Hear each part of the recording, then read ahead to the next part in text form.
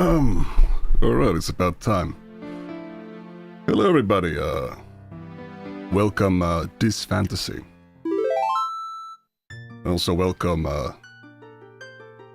Turtle and, DJ Souls.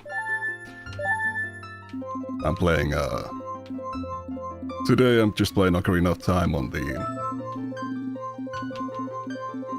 What is it called again? The recompilation? The decompilation, excuse me.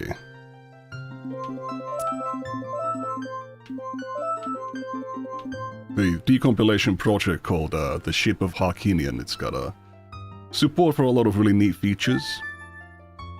And a special reason for why I'm playing Ocarina of Time this time is that I got this this 8-bit 64 controller, which is like a modernized version of the Nintendo 64 controller. So typically if you emulate Nintendo 64 games like Ocarina of Time, you have to use, instead of, you know, actual buttons, you use like the right stick. Hello, Noxcellent. No, it doesn't. So, well, I mean, the only downside of this is that it's only got one joystick, but it's meant for, like, Nintendo 64 games. Hello, this guy.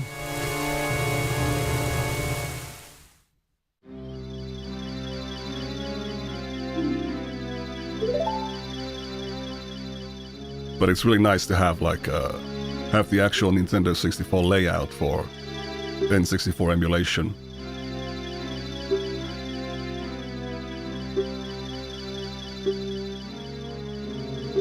I'm typically very like, when people play games like this and they read the dialogue, it's kind of like, come on, man.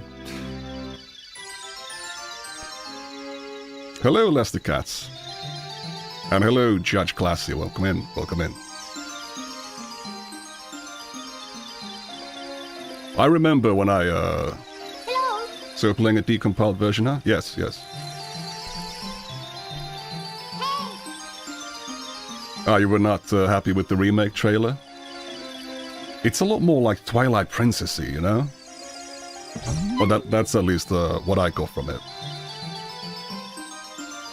Not quite like this. Not so whimsical. But perhaps that's maybe the scene where Link is sleeping and having nightmare is Hello. especially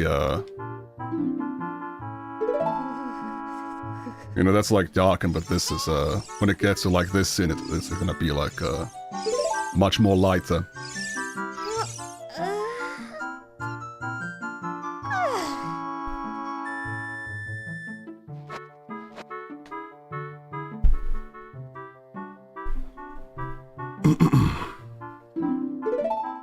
The thing that I really like about what's interesting about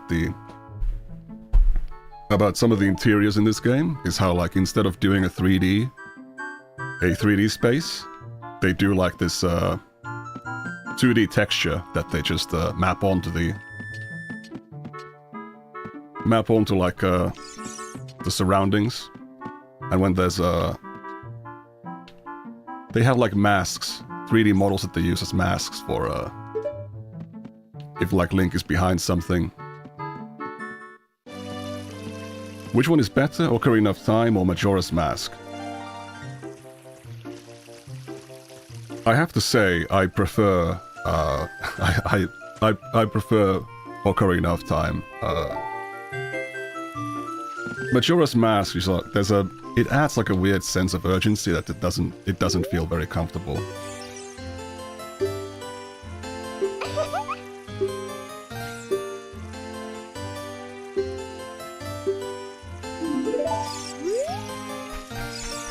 I like this drawing of a little dinosaur, and I guess that's Link with a sword and a shield.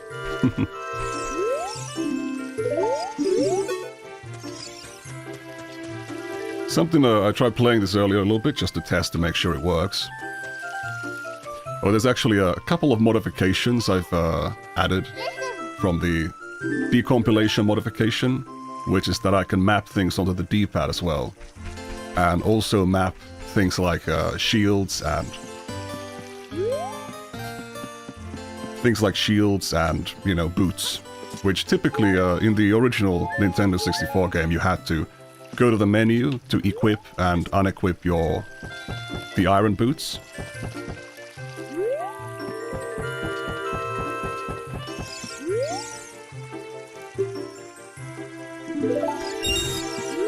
So, like, the first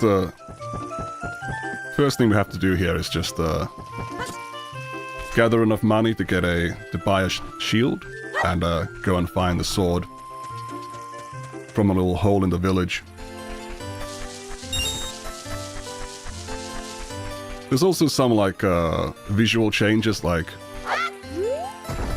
when I, you know, instead of being like billboards or very like low resolution, like low quality models, it uses like the highest poly versions of the dropped items. How many frames per second? This is 60. There's gonna be some visual... some visual glitches because of that. That should be fine. Have I ever played Ocarina of Time Randomizer? Maybe I might someday, but it definitely seems interesting.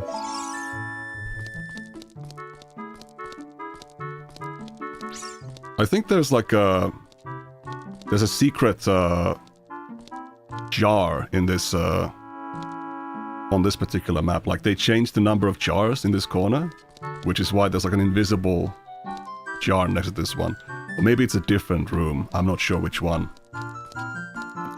But I believe one of the houses in the Kokiri village, they have an extra jar in the geometry that functions as like a mask for the background. Since the background environment is not real. It's not actual 3D. It's just a picture.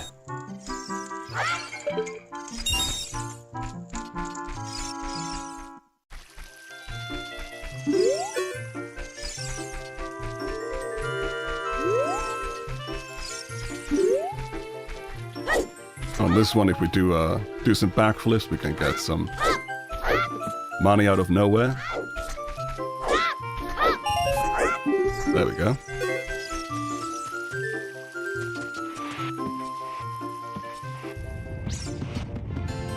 Why is Nicandros? What do you mean by that? Which way's the ball going? Ah, over here.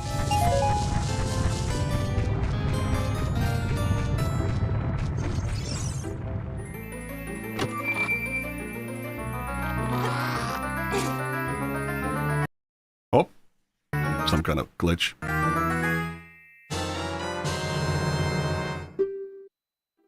Wow! It's the Kokiri sword. This is a really cool feature of the, Was Nicandros pro-Israel? I don't recall saying that I was. Don't really know much about, what goes on in the Middle East, to be honest. The ability to, like, slice up signs is pretty cool in this game. It's a neat detail.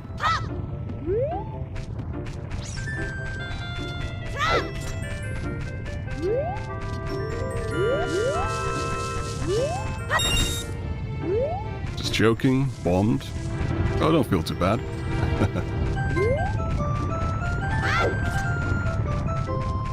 You can fix them if you play the Song of Time, I think. Yeah, I believe there's something like that.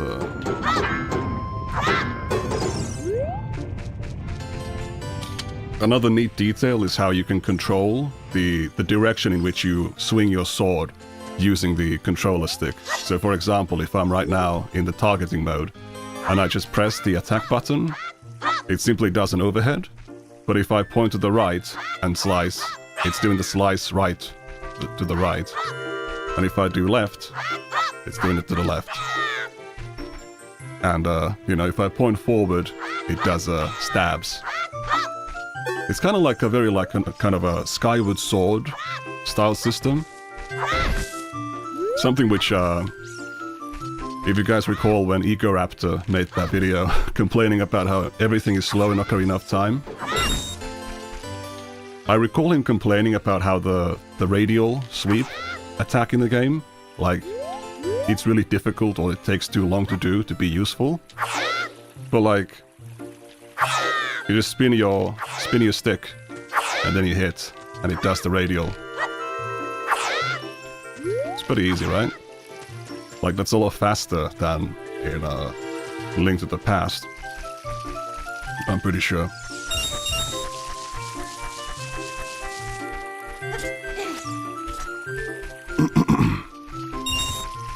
I think he actually apologized for, or said something about that video, like,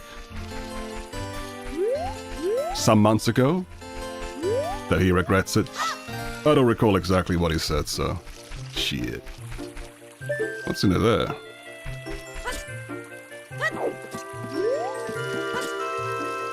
Ah, it's a beanstalk situation. Did I get the money from this already? You jump over some platforms and you get magic coins. What do you think about Twilight Princess? I haven't beaten it. I did buy, like, the VU remake, but I never finished it. I think I stopped playing around the... I think it was the Water Temple where I paused. I do like it. I think it's pretty good. Of course, but... yeah, I never finished it now.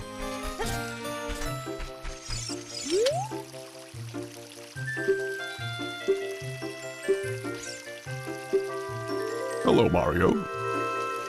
Welcome, Super Player X.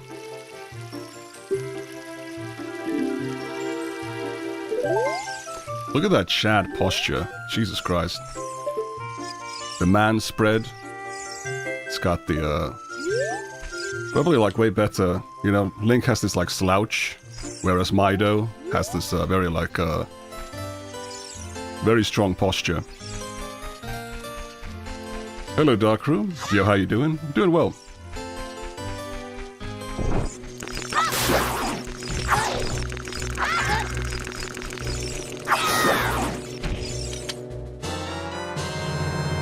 I'm assuming this is the Fan D compilation. You would be correct. It's quite easy to tell from the interface. It is a very good project, I must say.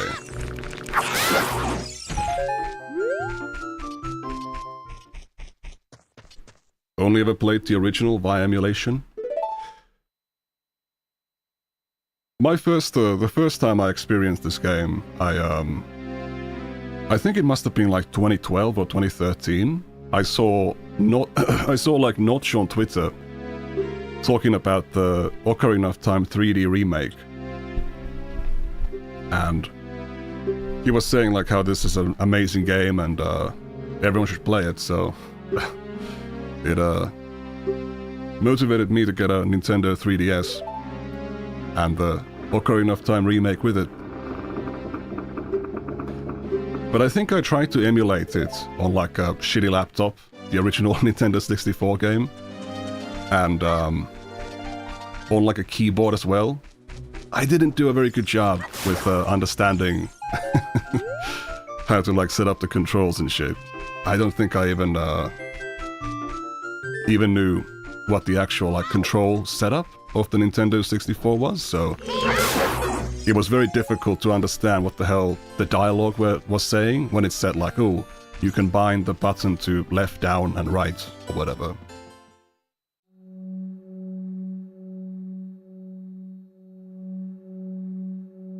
You've only beaten Ocarina of Time once a few years back?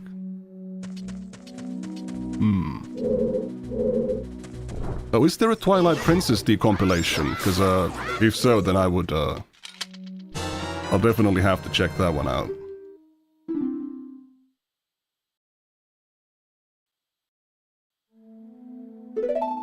I always gave up after doing the first 3 dungeons and getting the Master Sword. The game always lost my interest after that point. Oh, I see. I mean, to me it's like, it's a pretty... It's pretty fast.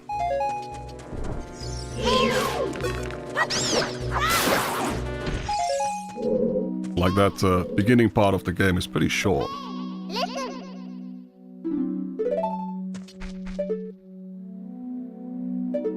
Yeah, it's called Dusklight, the Twilight Princess Recomp. Yeah, I'm gonna have to check that out. Because I really do need to beat that game someday.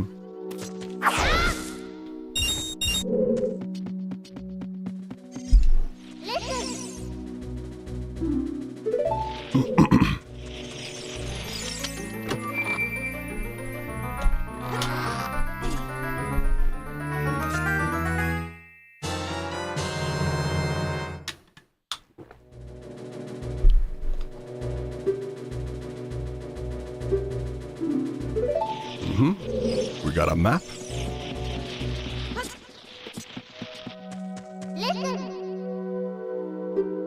Well, thank you, Navi. That's very helpful.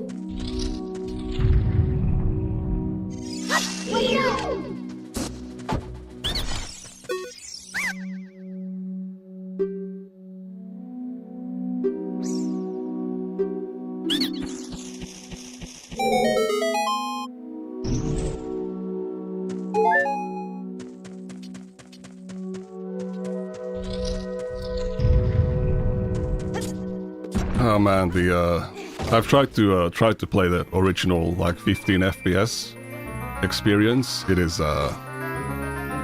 very hard on the eyes, I gotta say.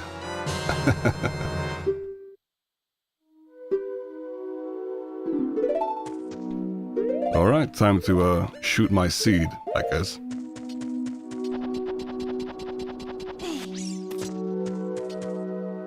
I've seen reviews of Ocarina of Time and the game comes across as insanely overrated. I mean, like, the thing is, like, if a media property is like The Matrix, in that it's being copied and parodied everywhere, it kind of loses, like, if you weren't there for it, for when it was,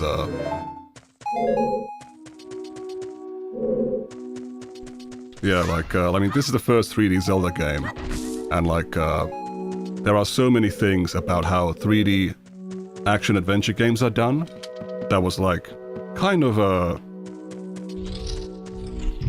it was kind of, like, perfected on the first try here, almost. Especially if you compare, like, how other series handled their transition into 3D. Ocarina of Time did it wonderfully.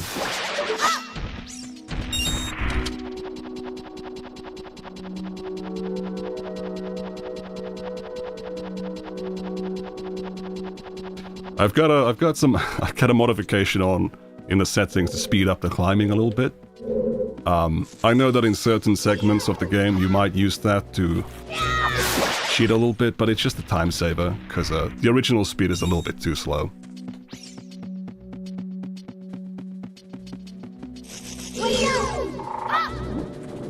The thing I could never get into about Majora's Mask is that I just don't like the clock.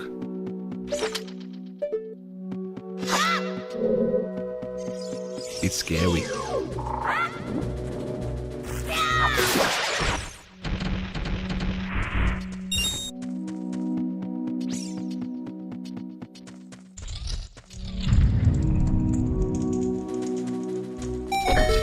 This game reminds me of the early PC game. I remember playing it at the time when the live-action movie Early Ametsanegi came into theaters.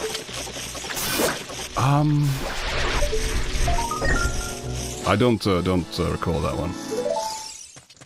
Nicandros doesn't do well with time management, as we all know. That is true. I mean, even if the game gives you, like, more than enough time, having the knowledge that there is a time limit, you know, introduces kind of a sense of urgency, or a kind of a sort of slow pressure and anxiety that it's difficult to... It's rather difficult to get over.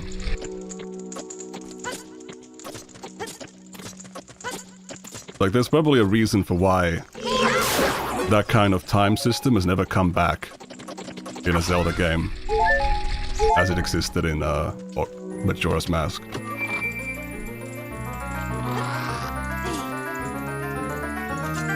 Like, Majora's Mask is certainly an expansion and, like, improvement over Ocarina of Time in many ways. But that,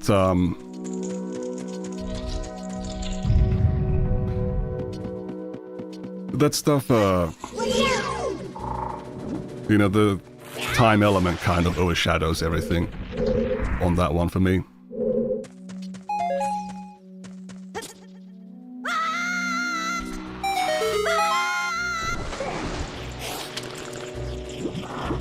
Hey friends and not yet friends, hope you all are well. Hello Vetchcom, welcome to the stream.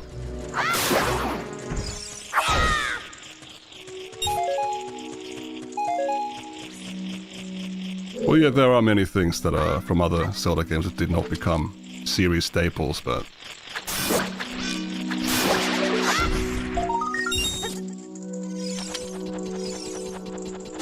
The complaint about the time, or the Majora's Mask time system, like introducing a feeling of anxiety, is a pretty universal complaint, I feel.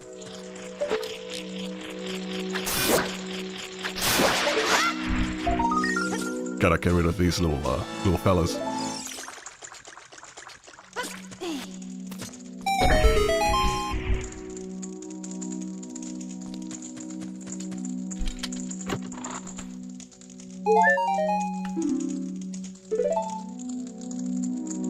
Could you guys imagine, like, imagine an ASMR drama channel? I mean, that probably would be very silly concept, given that you need to have both. The audience needs to also, you know, be interested in drama content and also ASMR, but that's basically my channel. Well, not really.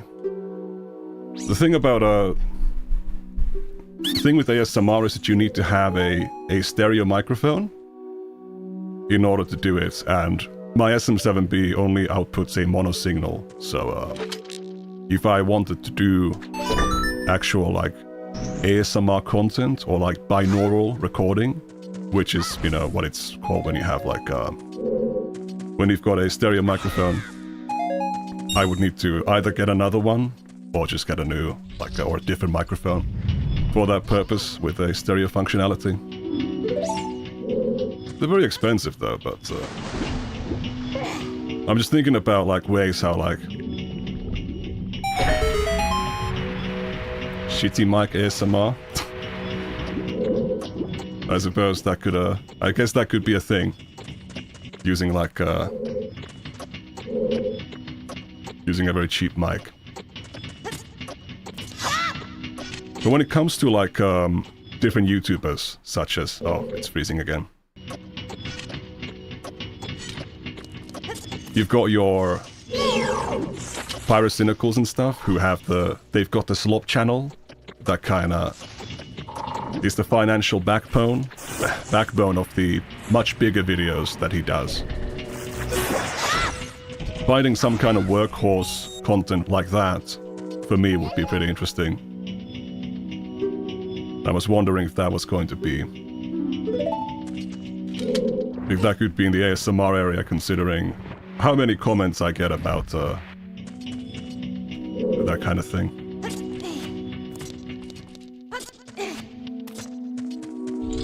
Get on with the time, Zunk. We now have LARP channels. What is that? Please, no ASMR content. It wouldn't be on this channel. It wouldn't be on this channel. I would make a different channel for that kind of stuff. But, you know, the idea is like, you know, if that kind of content was very easy to make, and therefore, you know, easy to make and popular, easy way to make money, it could support the more serious or more like higher effort documentary style content that I do on this channel.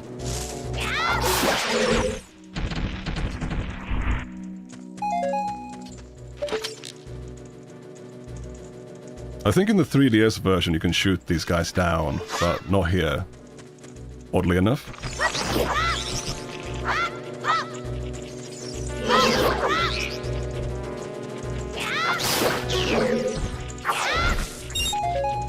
Channels that do impressions of other channels, calling themselves some portmanteau of the OG channel's name and the word LARP. Okay.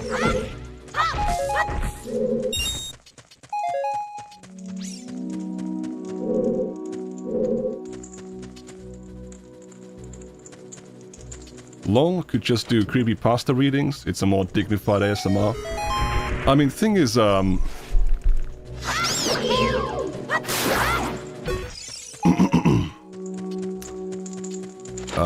I mean, I saw like Harmful Opinions try to do like a reading channel, and you know,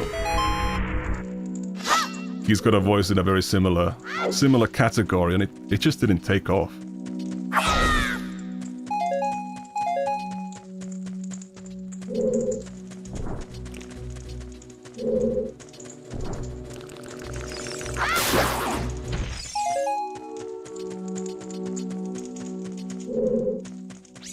And yes, while it is true that Pyrocynical does waste a lot of resources in those main channel videos, it's still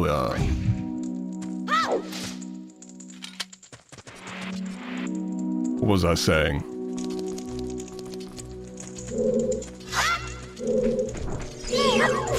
Well, whatever. Perhaps if you read Reddit posts with Family Guy and Subway Surfer clips, it'll take off. Well, the problem with that is that that wouldn't be authentic content by YouTube's policies. You cannot make a channel that is just reading, like, Reddit posts anymore. That will be classified as inauthentic content. You can't do, like, you can't read books, there's copyright infringement stuff there. And, if you're reading, like, Reddit comments, like, YouTube no longer is okay with those kinds of channels where they just, like, recycle someone else's content with an AI voice and stuff like that.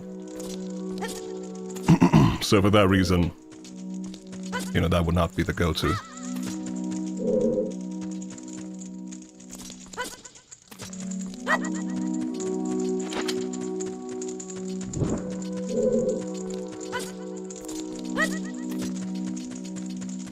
What about free domain books? Or public domain books? Yeah, but again, like, as I said earlier, I saw Harmful Opinions attempt a reading channel, and I don't believe he even managed to get it monetized, so... yeah. I don't think that's gonna be an option.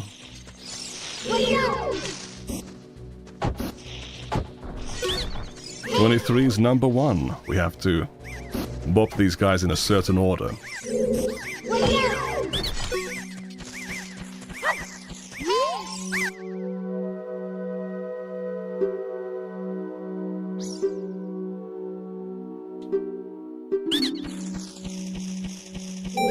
Gosh, what a traitor. Considering the amount of people who just, I mean...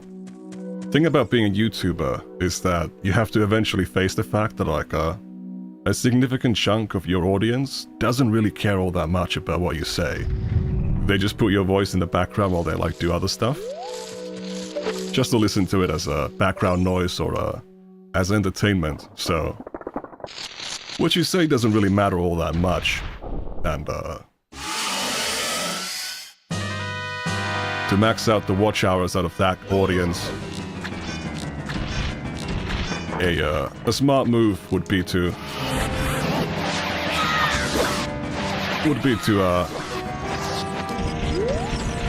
create some kind of like a slop channel type alternative channel for it.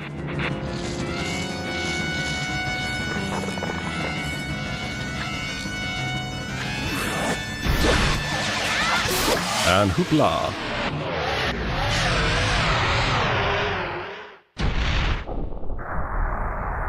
YouTubers who already who managed to carve out their niches have already cornered those spaces.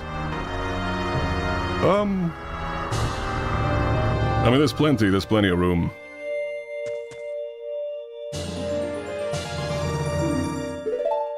Plenty of room for other creators in those areas, I guess.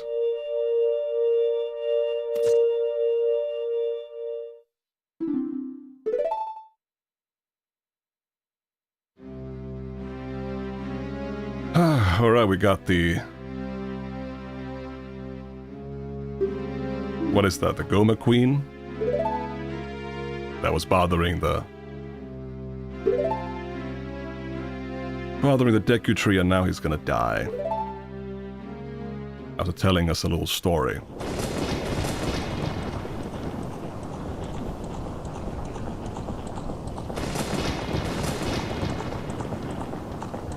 Look at that fire. Fire and war.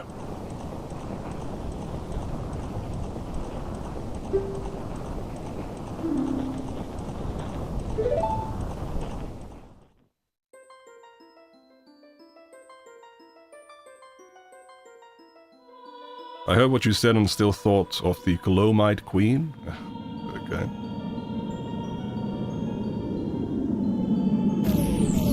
Can you see on the stream how how some of the blue dots, they like fly backwards really quickly to fall down, back down again? That's kind of the problem with when you have when you interpolate these old games, because they really were designed to be played at the frame rate that they were released as. So you're gonna see, if you play on a high enough frame rate, you're gonna see a lot of things like that. And by blue dots, I mean like the things that are raining down.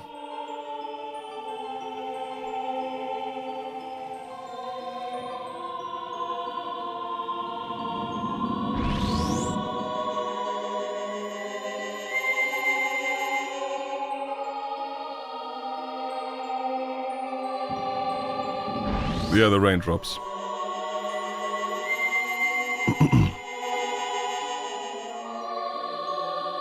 I think the raindrops are intended to slow down and go backwards in that scene. I mean, the point is that they come down and like in the gap between like the frames, they go back to the beginning to, you know, rain down again. It's like a loop.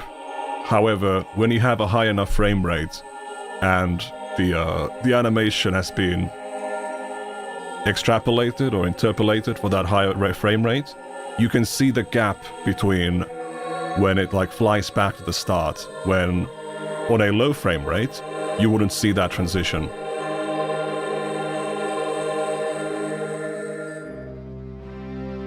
You can see similar stuff in like if you play old school RuneScape with the animation interpolation, like certain windmills, you can notice like they spin like around and then they snap backwards really quickly to the beginning. But if you play the game at the intended frame rate, or the animation at the intended frame rate,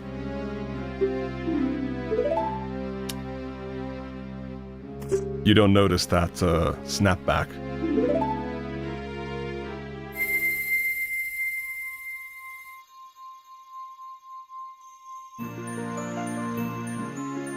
I sometimes see geometry that doesn't quite connect like 2 pieces of floor and I can see through the world. Well, because the original resolution obfuscated that. Yeah, I mean, this game is like supposed to be 4:3. We are playing this at a 16:9 aspect ratio, so there's gonna be some things here that are that are not meant to be seen.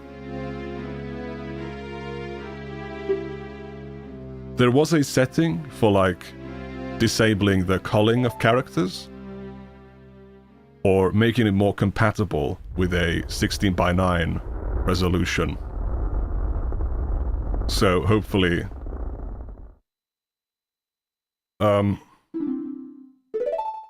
hopefully this that means we're not gonna see all that many weird glitches.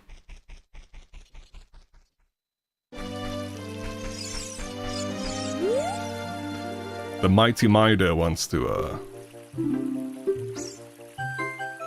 Okay. So he just accused us of killing the Deku Tree and he just like walks off.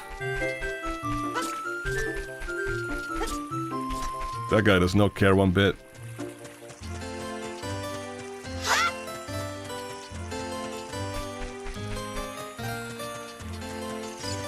Let's go and get the seed bag expansion.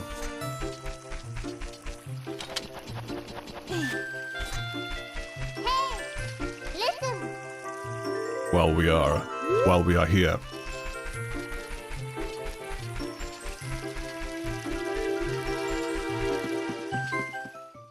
Make our sack grow. Expand the seed bag, indeed. It's right here. You just hit this thing for 100. Let's see. Shit. There we go. Gotta say though, Dusklight is beautiful all around because it actually supported widescreen on OG hardware. Oh, interesting. There we go. We got our sack expansion. I think there's also a heart piece container minigame here. You have to play the ocarina with the Skull Kid.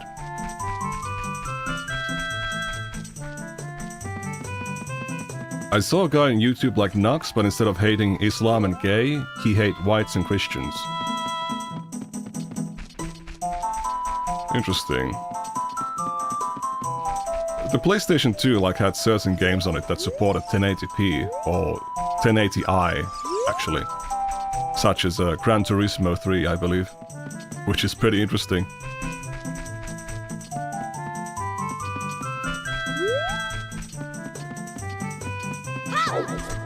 I don't know why I'm going over here. It's not really necessary.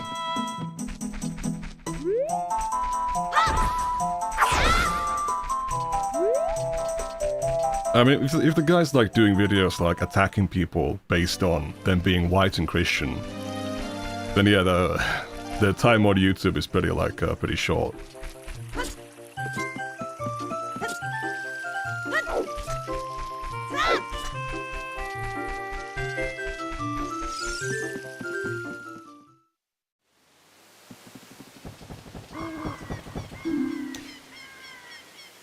Oh.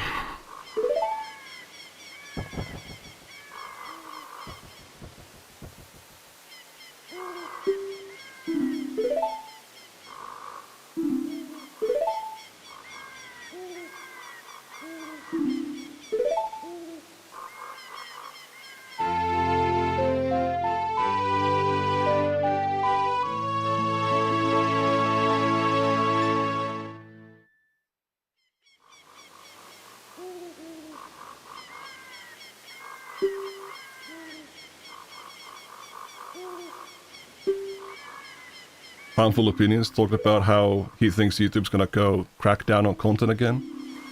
I mean, it already kind of is. There's like a lot of people getting demonetized and stuff.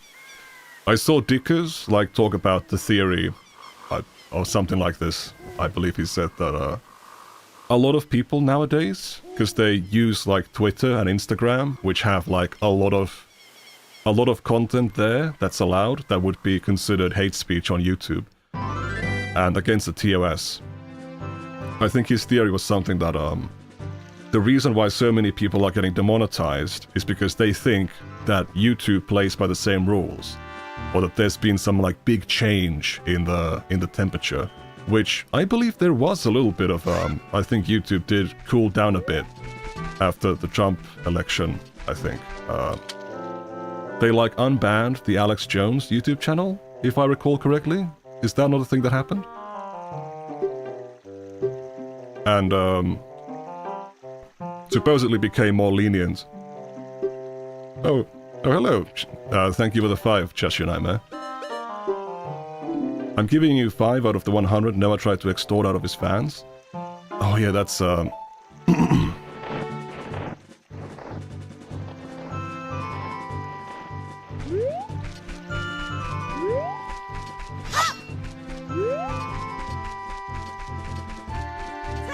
Man, there's a lot of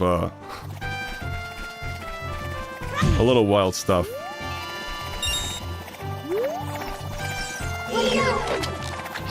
I was talking with Just Your Nightmare, I think yesterday, I believe, about the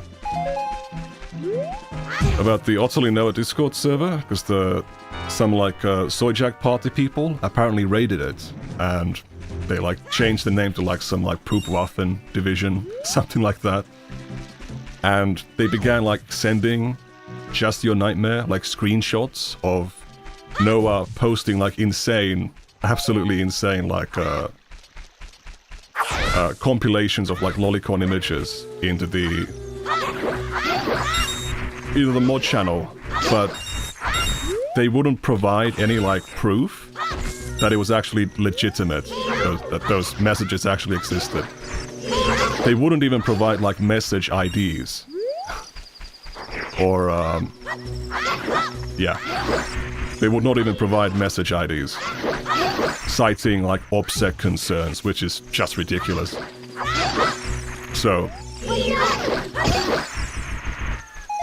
fortunately those screenshots were, as far as I can tell, fake.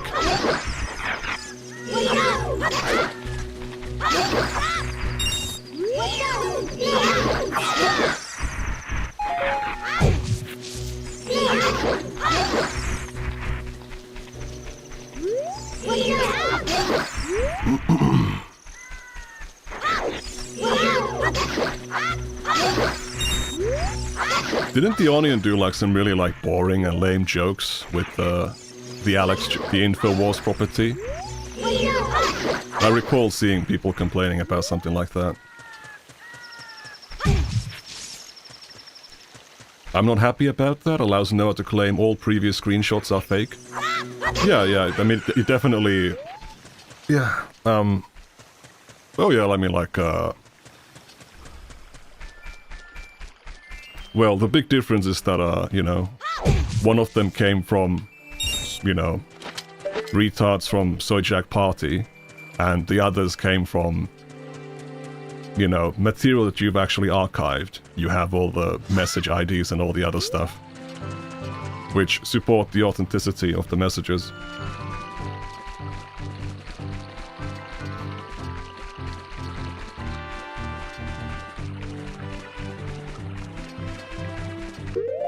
Let me just get the, equip the Ocarina. Oop. Now, because we have the D-pad, modification in the game, so we can, put in the D-pad instead of the C buttons. Very useful stuff.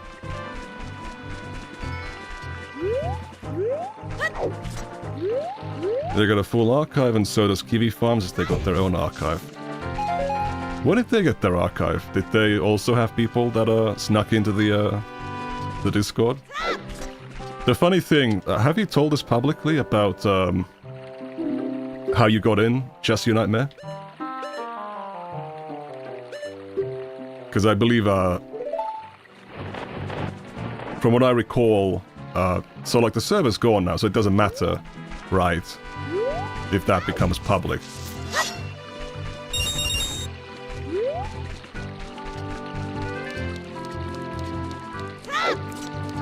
No, but you can say it. So basically what happened is that we were trying to find some way to get into Noah's Discord server when it went on lockdown, and Just Your Nightmare realized that, like, ooh, there's actually a Patreon. You can get access as a Patreon member. So he paid, like, I think €3 for the Patreon, so he could, like, join the Discord server. And when he joined in, I think he got eventually, like, I believe either kicked out or somehow restricted by Noah. And Just Your Nightmare said to Noah on his mole account that he's like an autistic loser who's got like anxiety and shit, so he doesn't want to talk much. And Noah's like, okay, whatever, and he let him back in.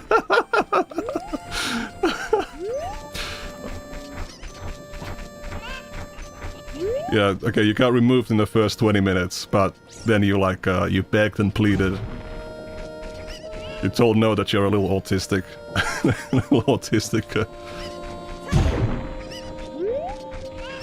Autistic fellow, and he let you back in. And then you archived the whole thing.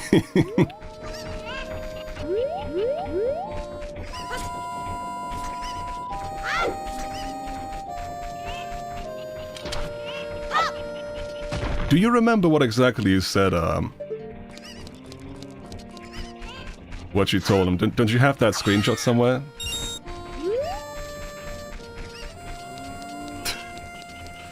I messaged him on Patreon, I just said that I'm an autistic little bean.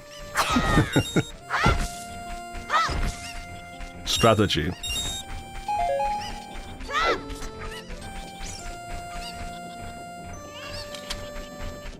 I can't believe you infiltrated a Discord server. That's some kind of like, doesn't that technically count as a gay-op or something? Naughty, naughty, you can't do that for a commentary video.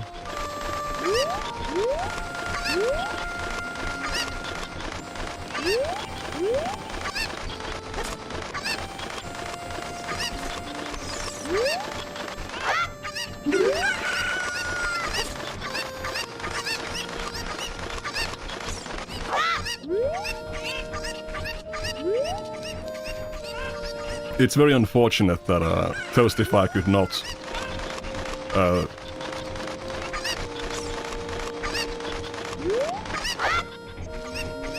it's unfortunate Toastify could not predict that the Discord server would be closed, so that he would know to include that piece of info in his coverage, because it's extremely funny.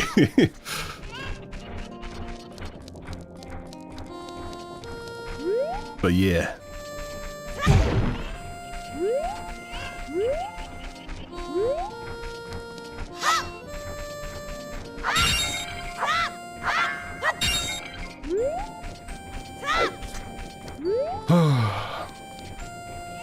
So did the so I'm kind of confused. Did the Soyjack party people, did they actually hack anything? Or did they simply, were they given like permissions that they were not supposed to have, and they then somehow transferred the ownership and then took over the server? Because that's not quite clear to me. But if they engaged in like illegal system access, then that would be, it would be hacking and illegal. Hello, K-Hawk. K-Hawk. Good morning to you too. Oh, it's one of your favorite games. Yeah, it's mine too. Mine too. I think on the Nintendo 3DS I've got like 100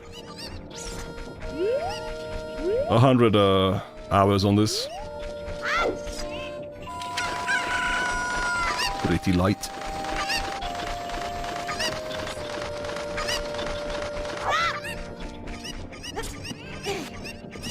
Hacking, as in lied about who they are to gain access to somewhere they shouldn't be in, it's possible. I mean, even if you give someone permissions or like access to something,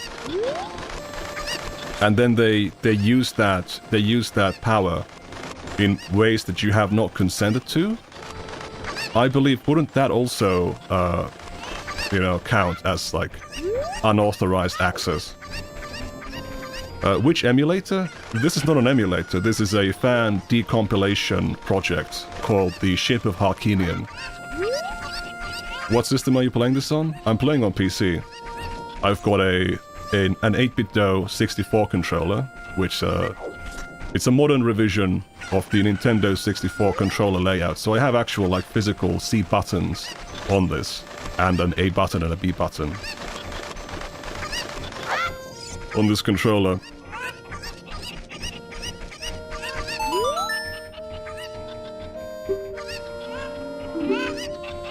Let's go, we got a bottle. Nice. I seriously don't know why I never gave Soyjack admin, thinking they'd clean up his server.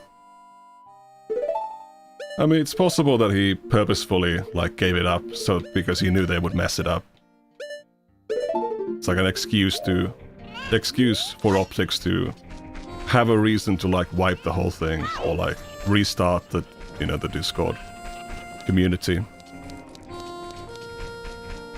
But considering the kind of material people post on Soyjack Party, and given the amount of, like, miners on the server, it's kind of, you know, weird to, like, very reckless, you know, let them take over.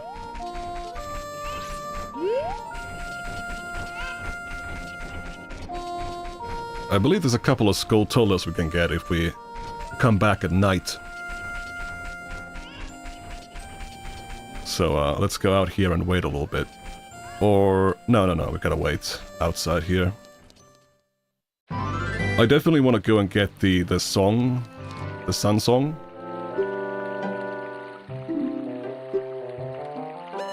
No, I do not want to hear that again.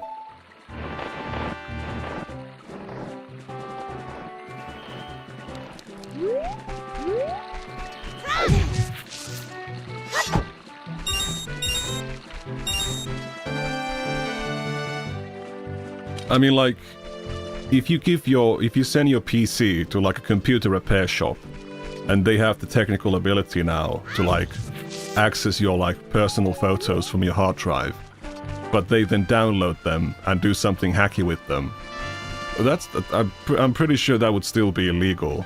They don't have the permission to do anything like that with your information, even though you did give them the physical ability to access that information.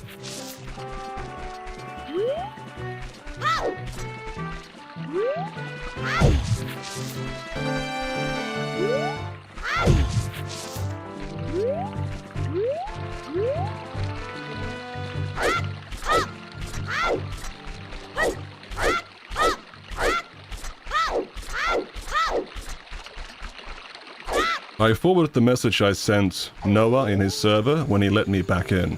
Alright, let's see this, Oop. Got a little crash. So,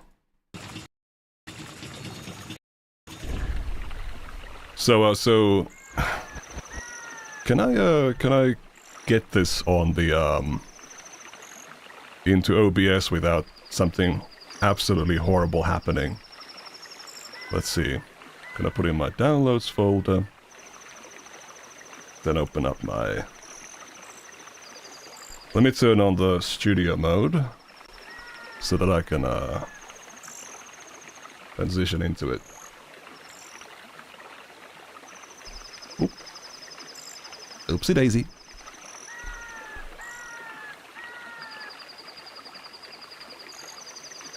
Alright, so there we go. So there is the, there's the message. Message where, Just Your Nightmare, how he got Noah to let him stay. Let me see here. So, Icy Troubles, Just Your Nightmare. Yeah, I'm just a very nervous person, and when I saw all the pings I got very shy. I'm sorry. I really appreciate the warm welcomes, though. Okay, thanks for explaining. How'd you find the server? I subscribe to your Patreon. I really like your movie reviews, and since I'm also autistic, I wanted to support you and your work. Thank you. That makes me happy. Bro got a...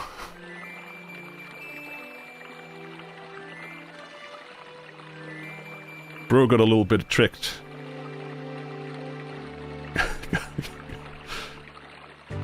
Got a little bit outplayed. Oh dear. Wait, oh my god, I missed the night, I think. Didn't I? Hey, I'm a special retard just like you, let's be friends. Sure.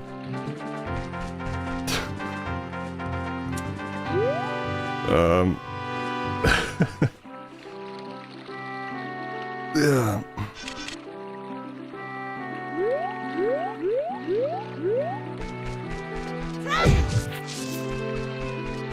Okay, green juice guy, talking about long COVID in combination with like the gut health stuff, you know, like, sorry, but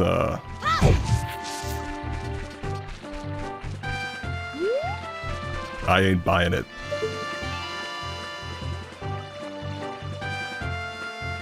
So, I mean, unless you're the same guy, you're not the first person to bring up the, that doctor who claims everything that's, everything bad happens because of a leaky gut.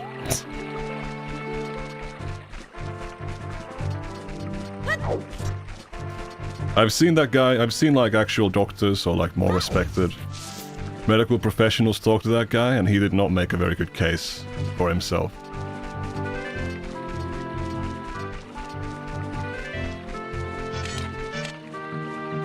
Oh, I wish it became nighttime faster.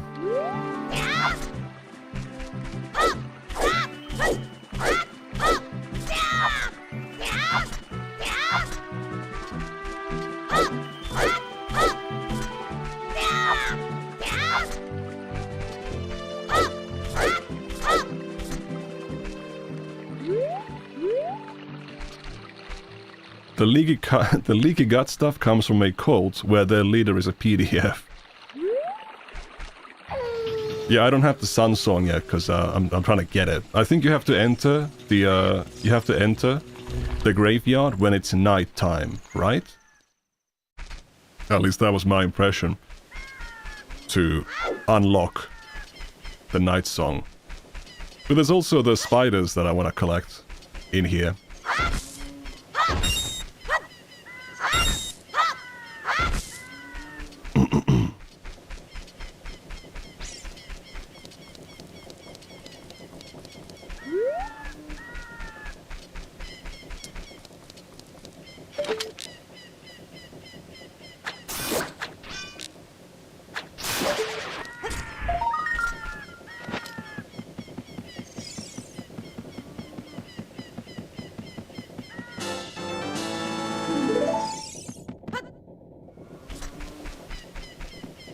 There we go. I think, we only got 4.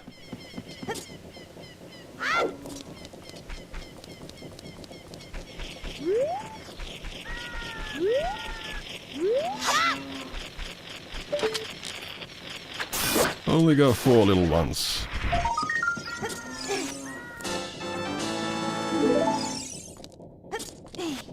But now we got 5.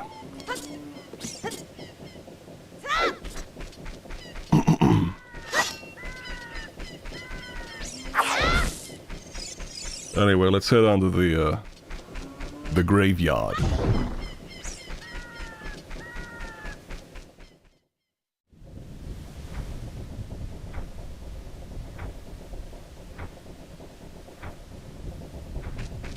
It doesn't seem to be raining at the moment.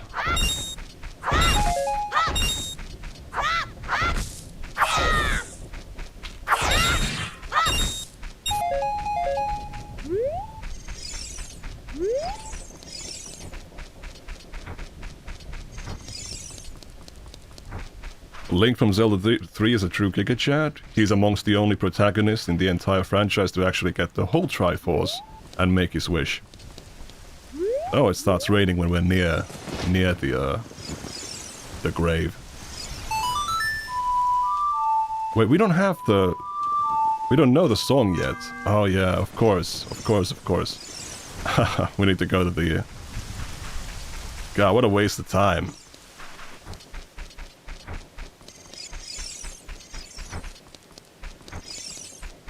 Hey! Listen!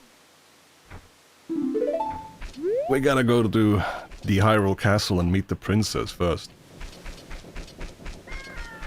Before we can enjoy any of the conveniences of the Sun Song.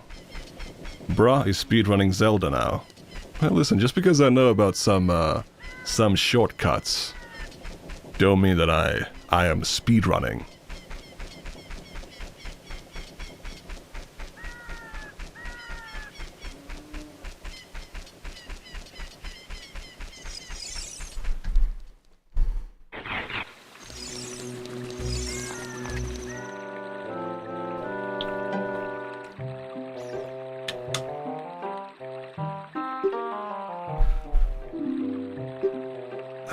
Yes, I'll go to the castle. Oh. Another hitch. God, this owl should leave me alone.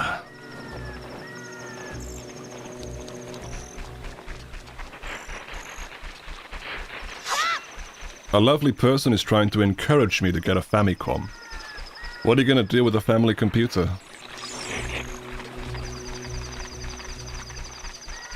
I saw like some kind of knockoff Famicom device at a flea market once.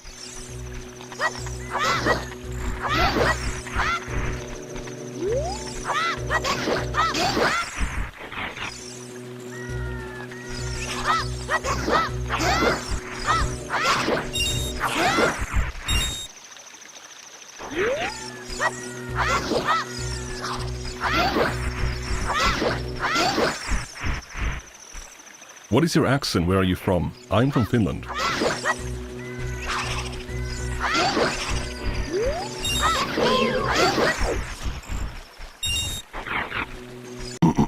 Oop.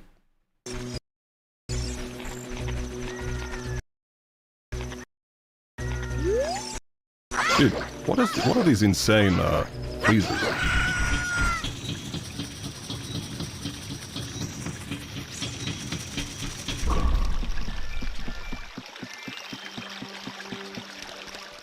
Do I speak any Swedish? Very, very, very limited amounts. I barely count it as a...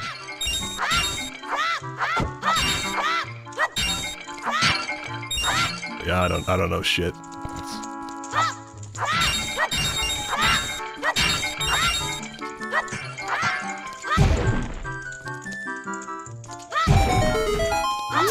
Hey! Another one of them skulltulas. But your English is perfect. Well, thank you very much. It's a very kind thing to say.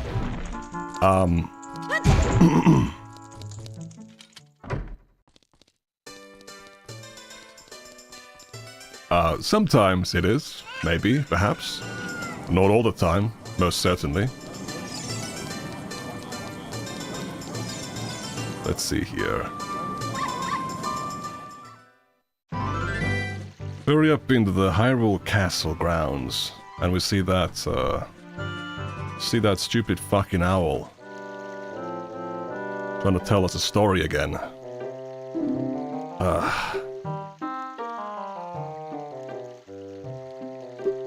You have to learn Swedish in school in Finland? Honestly, Finnish is so hard I might just learn Swedish for my permanent residence. Yeah, I mean, for like, for like expats, it's probably a good option. Better option. Let's call it easier option. If you want to stay in the country.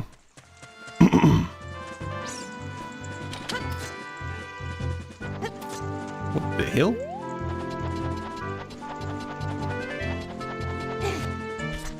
There we go.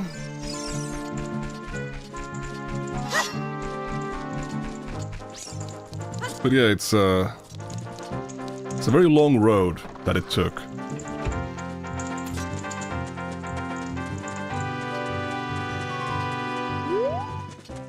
Thank you for getting Nux to actually have to face accountability. I mean, I guess I helped a little bit, but I wouldn't say that as I said in my video, I would not say that demonetization is something I'm responsible for. But it's nice that he's finally getting hit hard for everything. Everything. Not gonna lie, I might be mega stupid for thinking this, but I just thought you learn English as your first language and Finnish as your second. I mean, it's not out of the question that that could have happened, but no, I just learned to speak it with a much less, or like a much more subtle accent than most.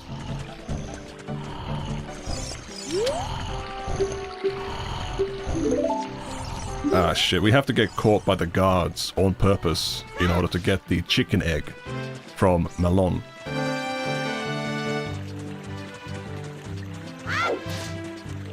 But how big is getting demonetized if you have such a big channel and that many views?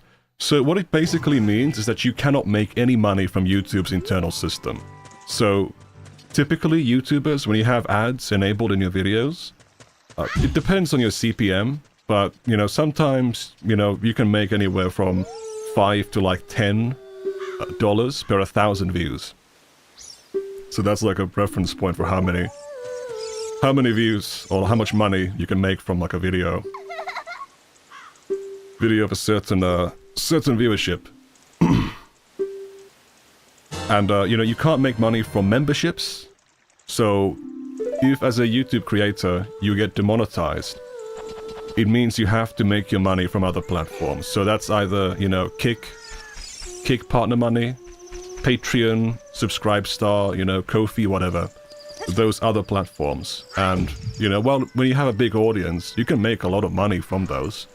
But it is a significant hit to your finances if you've lived with the expectation that you'll have that revenue.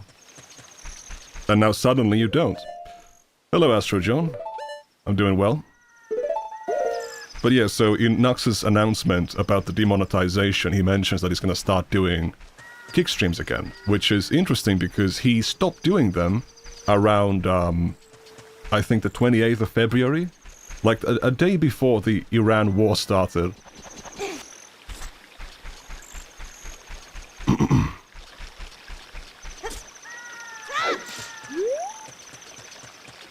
For some reason, the time when he stopped streaming on Kick correlated with that. I've heard some things because I don't like have some like bot set up to spy on like everything that Nuxtaku says.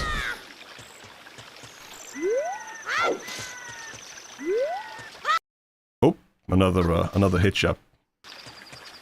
Apparently, like people were saying something about how Nux was getting like bullied in the chat or like pressured into talking about the allegations or something, which may have motivated him to stop doing the live streams, which is very funny.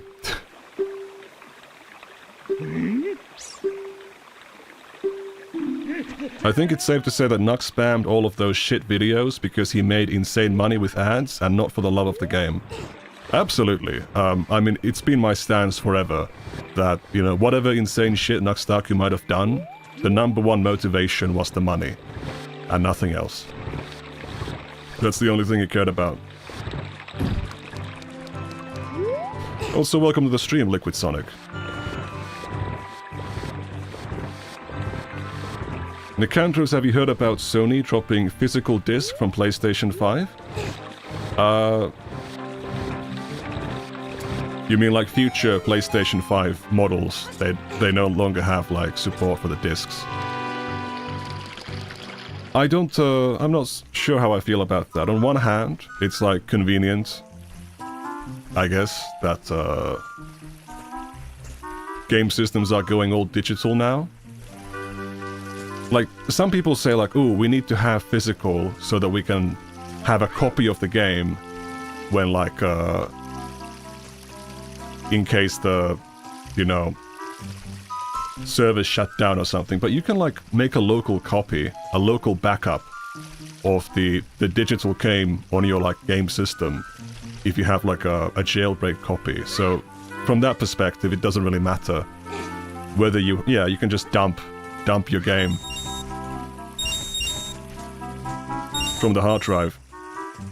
However, like the thing that like is an actual problem is if video games become completely computated in like the cloud, so like you know streamed, so that none of the game data is actually on your system. In that situation, there is an actual threat of games disappearing forever and becoming completely unplayable, because there's nothing you can do if the official servers or the official service shuts down. And it just kind of sucks. Kind of sucks you don't have the option anymore of oh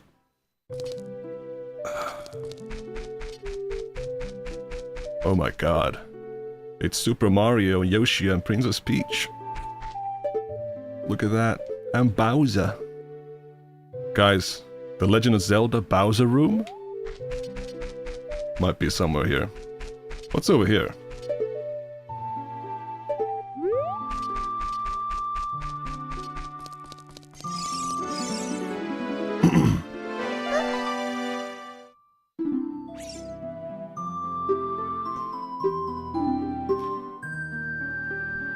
Elder Scrolls Blades got shut down? Isn't that like a mobile game?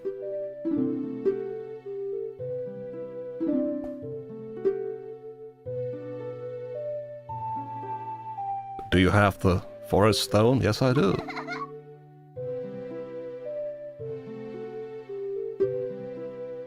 That's how I know you're a sweat at this game. Only a sweat would know about those Easter eggs. You ain't fooling anyone here.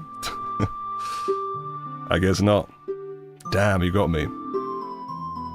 I think Banglis sent me like something, like he noticed that people were they were theorizing that my my gender transition has begun because my fucking because of my announcement of doing live streams.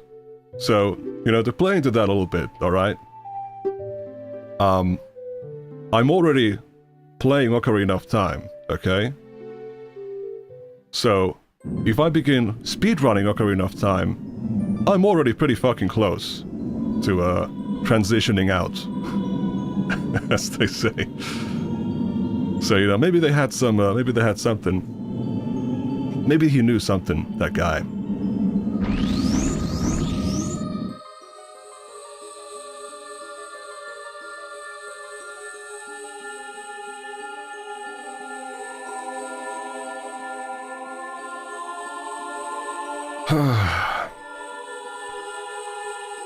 People have been saying, like, they've been predicting that the technology connections guy is gonna transition for, like, years, but it still hasn't happened. It's like, you know, sometimes they just don't have it right. Do you understand well the story? Did you understand well the story I just told you? Is that a correct word order? Let's just say yes. I don't listen to women. I was spying through this window right now.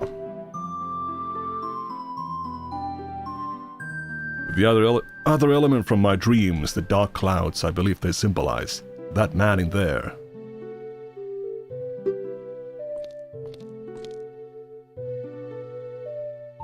Are you going to be the next Narcissa? I mean, that was that was my reference when I talked about Ocarina of Time speedrunning being connected to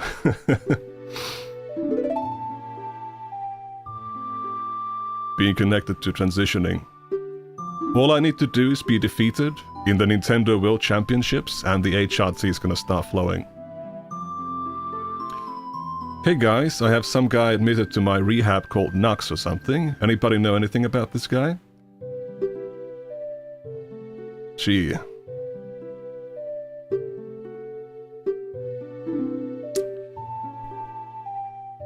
Alright, Kit Kats, that dude is 100% a bathhouse, a bathhouse patron. Alright, whatever. It's not lost on me that the villain of Ocarina of Time is a foreigner with darker skin. I mean, have you seen the symbol that's in the... what do they call it? It's not the fire... No, I mean, it's the... Is it not the symbol of the... friggin', God, what are they called?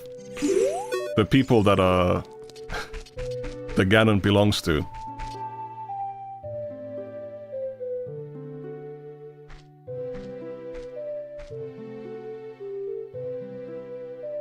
Uh-huh. The Gerudo people, yes.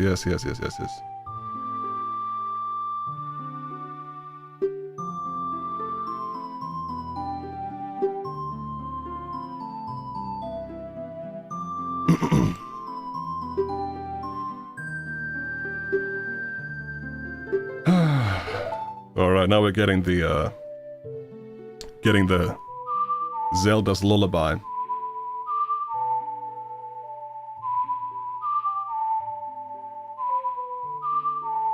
You gotta give it to, the thing they pulled with Skyward Sword, where they had the, they did like the main theme of Skyward Sword, when you play it backwards, it sounds like Zelda's lullaby in certain parts of it. That is so cool. Such a neat design, like the song works backwards and forwards. I think they did something similar in Majora's Mask, where like the song in like one of the temples, the music is like palindromic, I guess.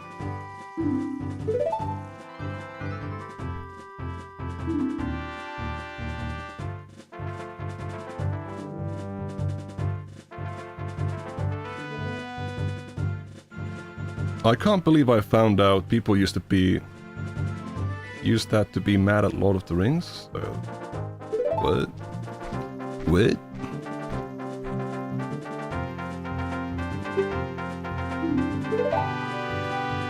I mean, the, shit. The thing with, like, the Gerudo, right? They only have one male born every 100 years. So, they're like desert people.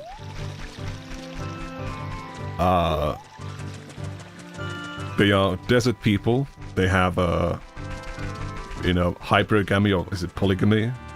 I believe it's polygamy, right? As a fundamental structure of the society.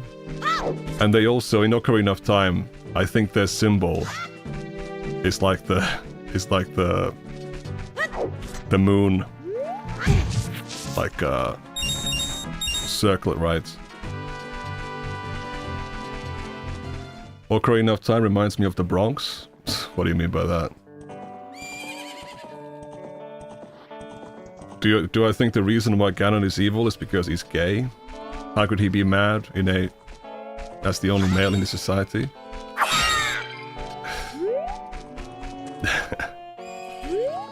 Alright. Since when does headbutting trees give you coins? What?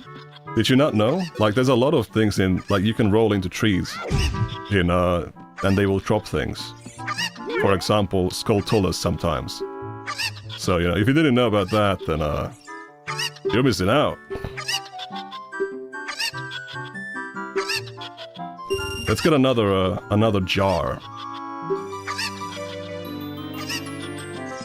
Okay, this one's easy.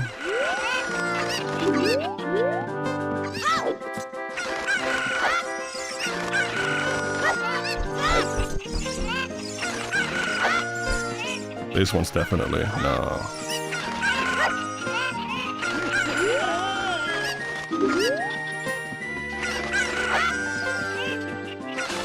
Let's go.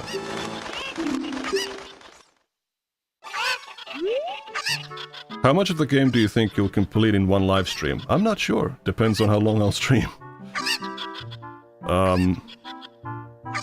Oh wow, I've got a talent to be one of the world's best cowboys. How'd you like to marry Malone, huh? Well, you know, I'm gonna say no, because it's a kid. Ha ha ha. There's a very big theme in this game. A common theme of characters trying to marry you off to someone.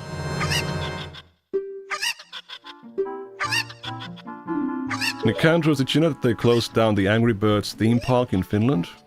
I didn't know that there was such a thing.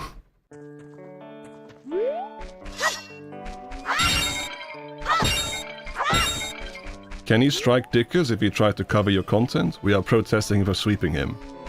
For sweeping who? I'm pretty sure that I could easily, like, get to Adult Link. Sweeping for Cope and Seath. I mean, I like Cope and Seath myself. I'm not super familiar with what exactly happened with the Aiden stuff, but I saw him acting kinda on that stream, acting a little bit silly. And boldly admitting that how do I... Sorry. How do I get the song? There we go. No?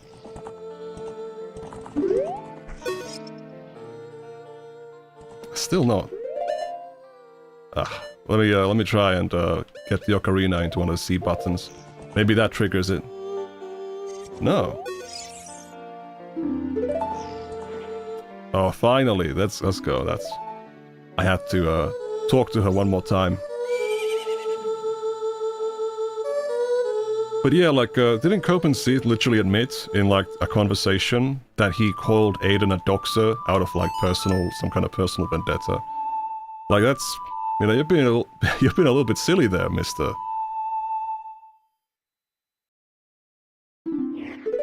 Like, I do very much appreciate his feedback and everything with other stuff, but... Hi, Nick. Is this Master Quest? No, it is not. I do appreciate Cope and Seath's, Oh, he admitted it to you. Okay. You know, I do appreciate Cope and Seath's, feedback on a lot of stuff. Oh, it was an iNot stream. I thought it was an Aiden stream. I guess Aiden just watched it, or I saw it through Aiden.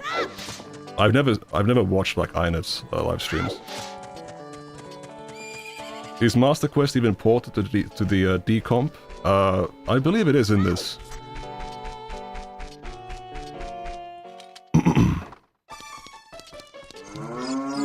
Look at these cows.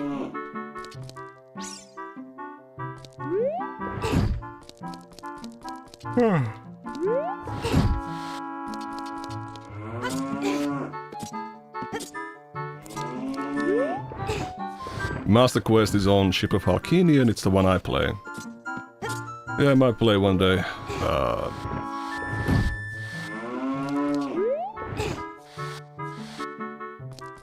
Let me just see.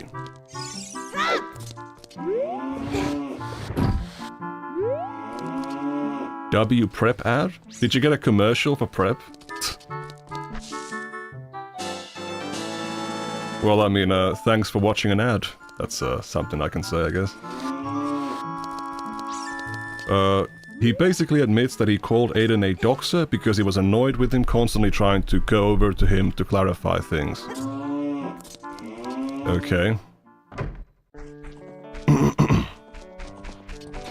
Yeah, so like very much, it's very much criticizable behavior, very silly behavior. But,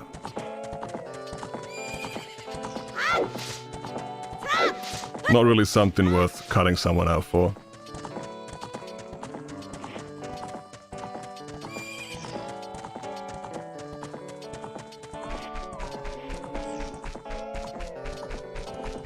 Not using an ad blocker on YouTube is pretty cringe, not gonna lie. I mean, you can feel free to use whatever to improve your viewing experience. I would appreciate the I would appreciate the AdSense from people watching my content, but if you want to still support the stream, you can or support me, you can easily do so by liking the stream, for example, or watching with YouTube Premium. I mean, the thing is, right, that how many hours in a day do you watch content on YouTube? You know? Like, yeah, just by YouTube Premium, you're on this shit all day anyways. Yeah, I mean, that's kind of like my attitude. I've had a YouTube Premium subscription for like a really long time because I use YouTube fucking every day. You know, like I listen to ASMR videos when I go to fucking sleep. It's like, I use this service all the time, so it makes a lot of sense to get YouTube Premium. Like, what does Google have to do in terms of a service to you in order to justify the price of Premium? What type of ASMR? Not anything weird, okay.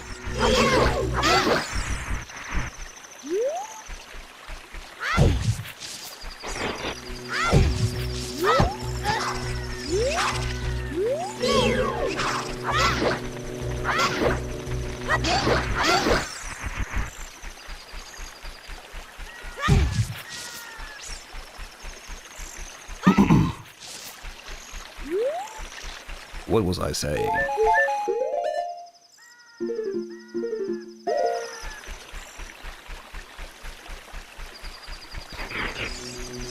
My ASMR is listening to documentaries on YouTube. Oki's documentaries are top notch. I mean, to me personally, I need the binaural. I need the binaural audio. Not anything weird, doesn't elaborate. I mean, I mean, there's like weird ASMR, then there's like normal ASMR, okay? There's the people who do like weird whispering or like mouth noise bullshit. And like the fucking ear licking like ASMR videos and shit. That's like weird, that's bizarre. And the like the erotic kind of types, you know, that's what I would call weird. Mommy ASMR, that's one genre of that kind of stuff. My favorite ASMR is middle-aged men who forge blades and knives. I love that shit. The sound of a metal shop. I like wood carving videos, or like any kind of like carving videos. I don't know why, but for some reason I also like barbershop ASMR videos. I haven't gone to a barber in many years since I don't have hair, but from like a very young age I remember the sounds of the sounds of having your haircut, or having my haircut being extremely relaxing. So that's an experience I unfortunately don't get in reality anymore.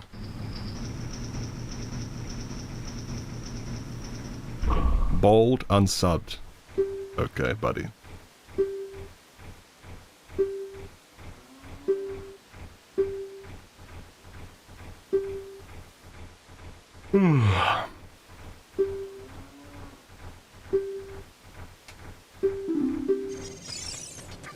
We need more Harmoids.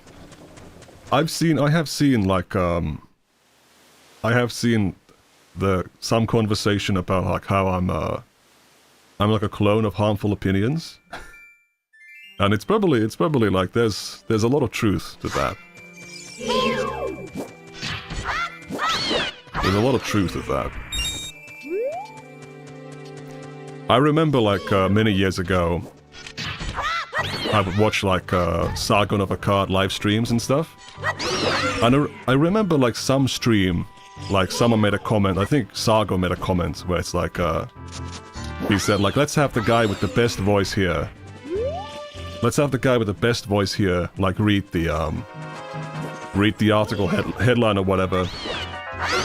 You know, he was like motioning at harmful opinions. And at the time when I like, I remember watching that stream and thinking like, wow, imagine if I had a voice like that, that would be so cool. But nowadays I like see years later, like there's some like unhinged like haters of like me who believe that I am harmful opinions. They believe that I am an alternative channel of harmful opinions.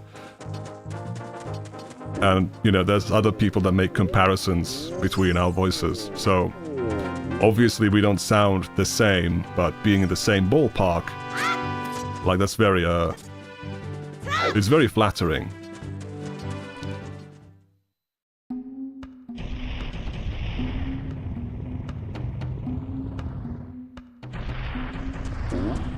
Listen, Remnants, it's it is a real thing. There's some black guy who really hates me.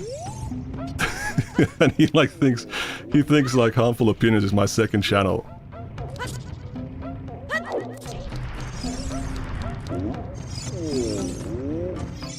What's with the bear? You into furry gay stuff? No, I'm not into furry gay stuff.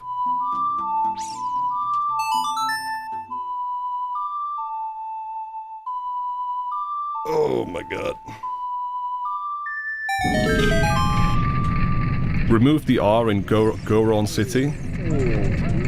Oh my god.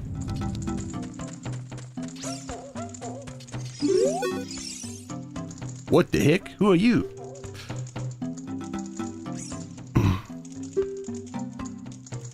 He's asking because he's interested. Well, I'm sorry to disappoint, but we don't do gay furry stuff here. You're kinda not welcome here.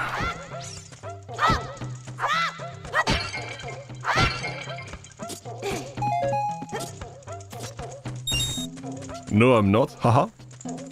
Okay, I can see the... I can see in your typing I can see your cheeks turning red, okay?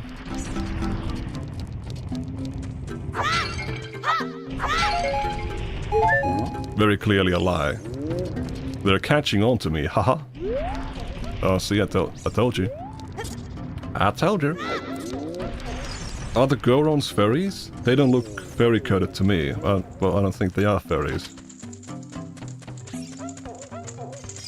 I mean, what do you call like a stone furry? Would that just be a stoner? I think that might be something else.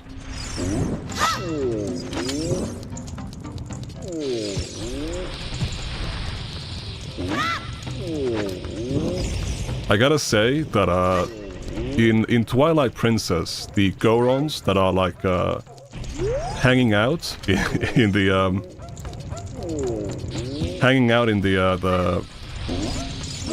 they're like they have like fucking saunas in there, right? They're like a hot spring.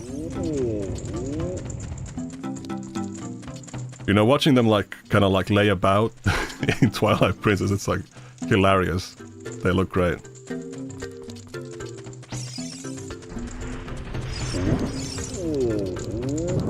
Shards are the indigenous people of video games. Don't let sweet baby settle our lands. I mean, like, something interesting is that... something interesting,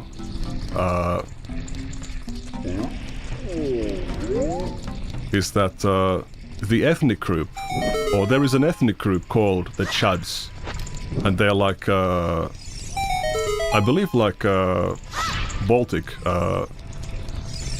it's a type of like Baltic Finn, I believe, that lived in modern day Estonia. So that tribe.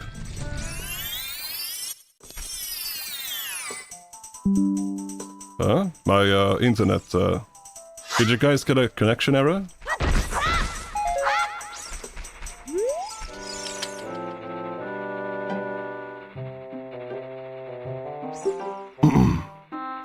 I got a notification that my OBS disconnected. Yeah.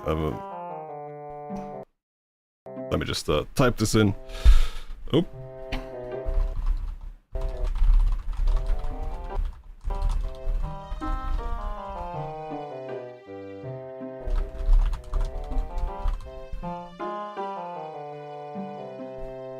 All right, are you guys back? Are we back? All right, we're back. Great. Great. All right. No, I do not want to read that again.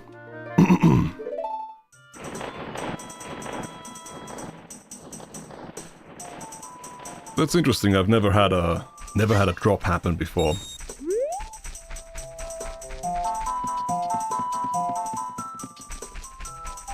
Let me see. I don't have my VPN turned on, do I? No. Very, very fortunate.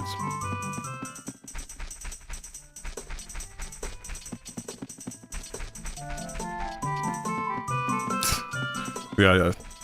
I begin talking about the chuds, and instantly I start explaining chud lore, and then YouTube drops my connection. Coincidence? I think not.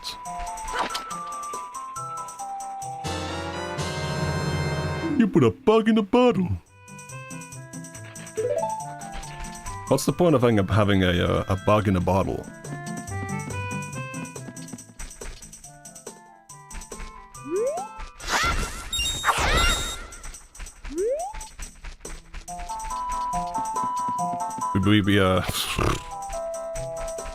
We became a bug chaser in this stream. There we go. Takes care of that werewolf.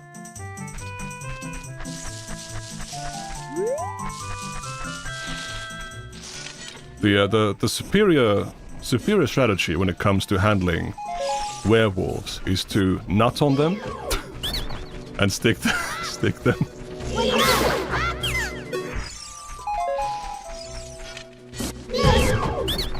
That's the closest thing you're gonna get on about the closest you get to a gay furry fantasy in this live stream.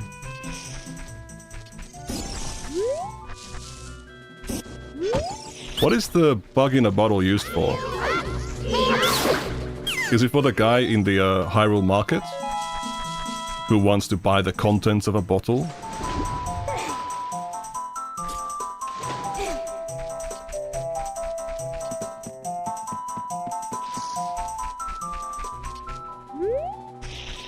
Bug stuff?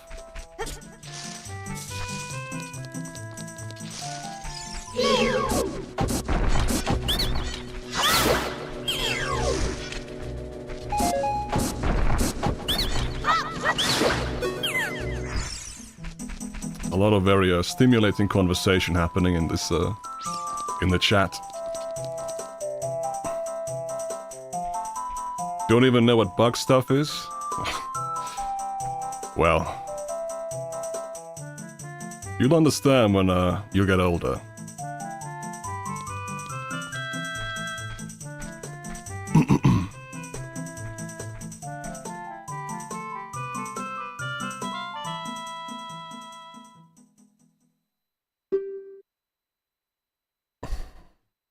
Sacred Forest Meadow is my secret place.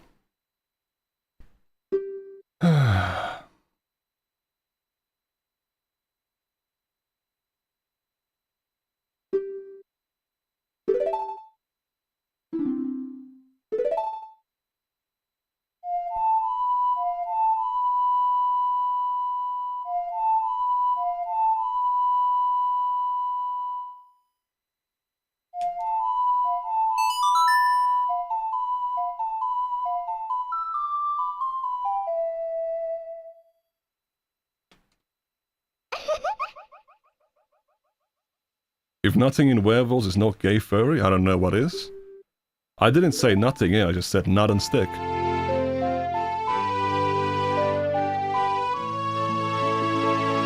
You know, just throw your nut on them. You know, like this.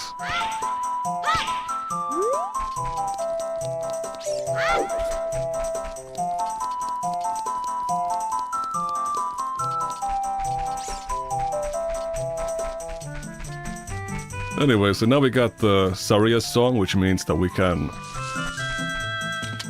make the Darunia Boogie.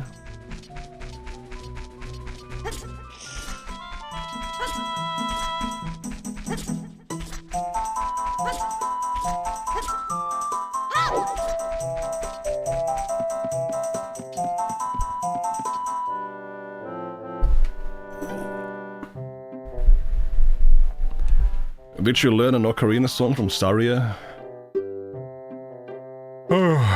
Mysterious songs. Blah, blah, blah, blah. Shut up. I'm assuming. Oh, for fuck's sake, I missed it. I'm assuming the echo in this game is circular. I don't know what that means. I mean, the panning is from like the music. Right.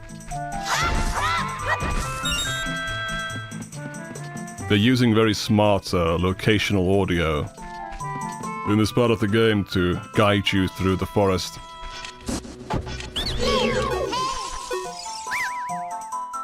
I ain't buying Deku nuts from this guy.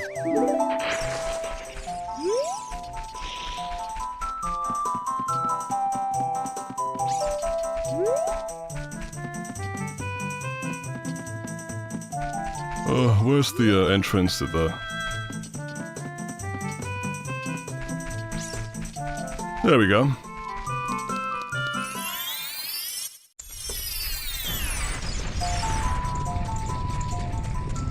How long have I been live? Jesus Christ. Oh. Another freeze. We've been online for about... hour 44? Man, 2 hours already. I barely noticed. Gee whiz. Gee whiz.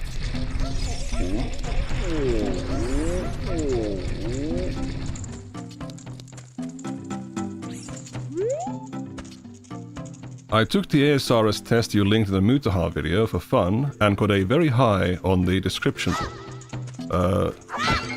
part. If you get 4 out of 5, I believe, on the first part of the test, the A part, then that is that's considered like diagnostic criteria. So you know, if you look into ADHD symptoms and you feel like, hey, this kind of sounds like something I deal with, you might wanna take a look at you might want to consider, you know, contacting professionals about that kind of stuff. Listen. Now, of course, you should not take any kind of medical advice from random people on the internet.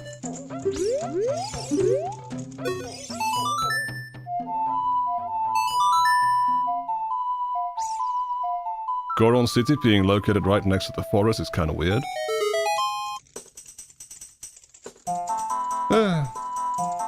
I've seen weirder stuff. I never thought I could have it, to be fair. I don't know a lot about ADHD. I mean...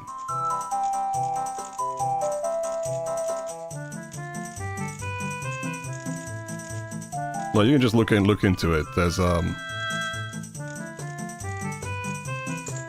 there's a lot of good questions coming in. What was I saying?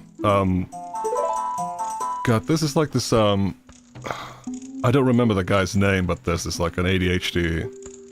a retired ADHD professor... ADHD doctor who was like there, involved with like the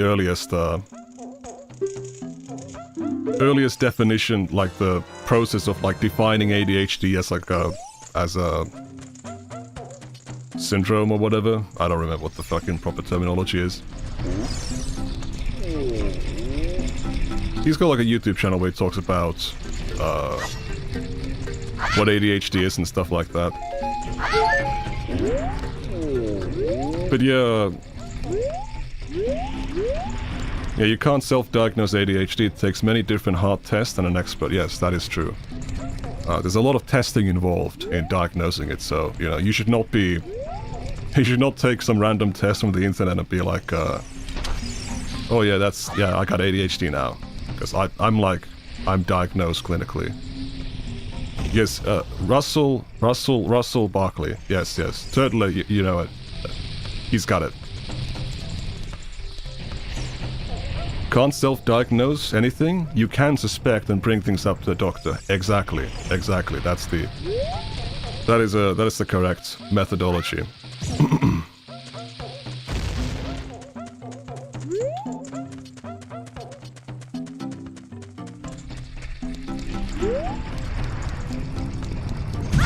So anyway, there's a question earlier. Hey Nick, what do you do? What do you think if Nuxtaku deleted his YouTube channel and other accounts? I think that would be great. That's all I have to say on that.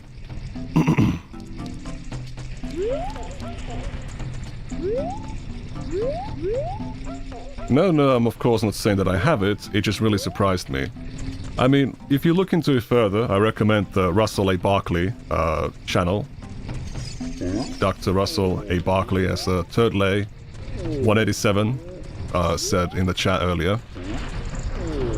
You might want to watch some of their videos on like what ADHD is, and if it sounds familiar, you might want to look into it like further, because there might be,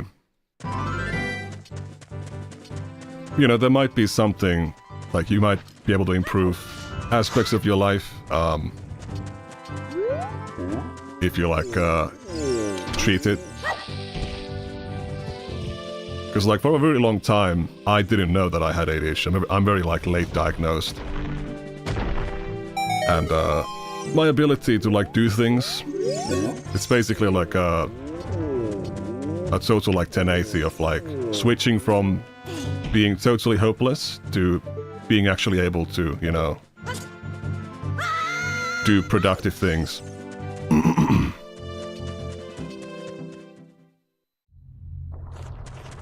Barkley doesn't have ADHD, he just researched it very well, pioneer in the 90s. Every doctor cites his research, I've read his books, he really knows his shit. Yeah, so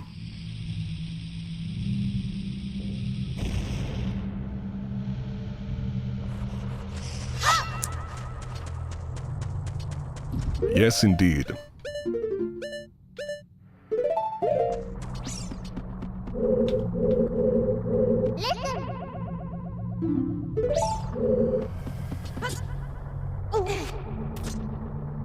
God, I forgot what I was saying again. Oh. What is going on with this little feller? This little game. It is just, it's glitching up crazy.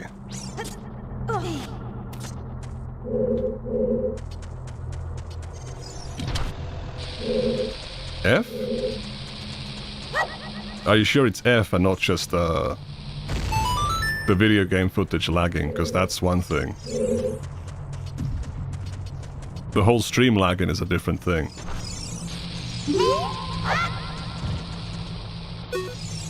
Not gonna lie, I looked at the symptoms. I really don't think I got it like you suspect.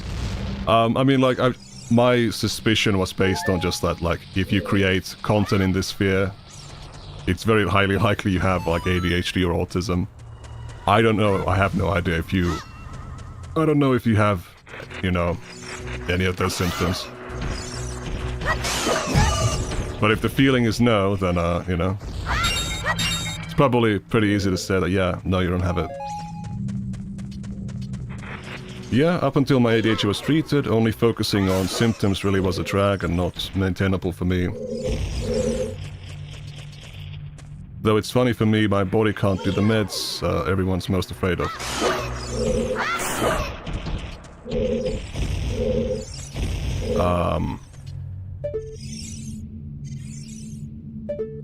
Why did I move the friggin... slingshot over there.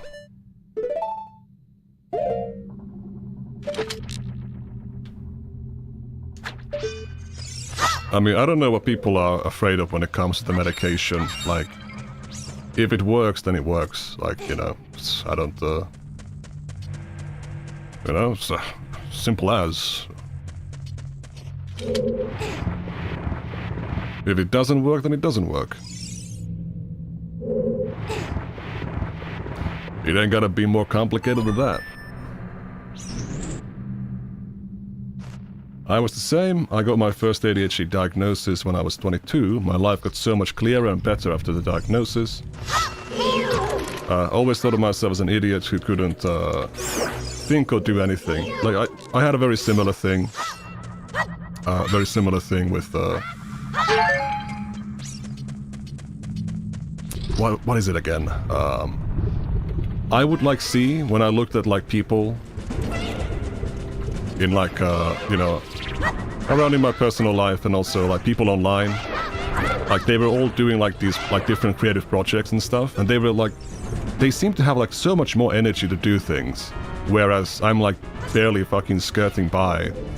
And even though I had not just like the same resources, but even better resources to do something that they were like doing, I just didn't have the will to do anything. I couldn't get myself to focus on learning, you know, doing creative projects or learning, you know, being motivated to do anything like that.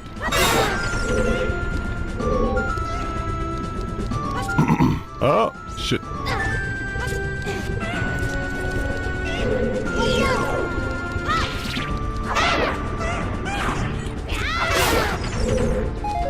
But yeah, when I got on medication finally, that kind of changed very significantly.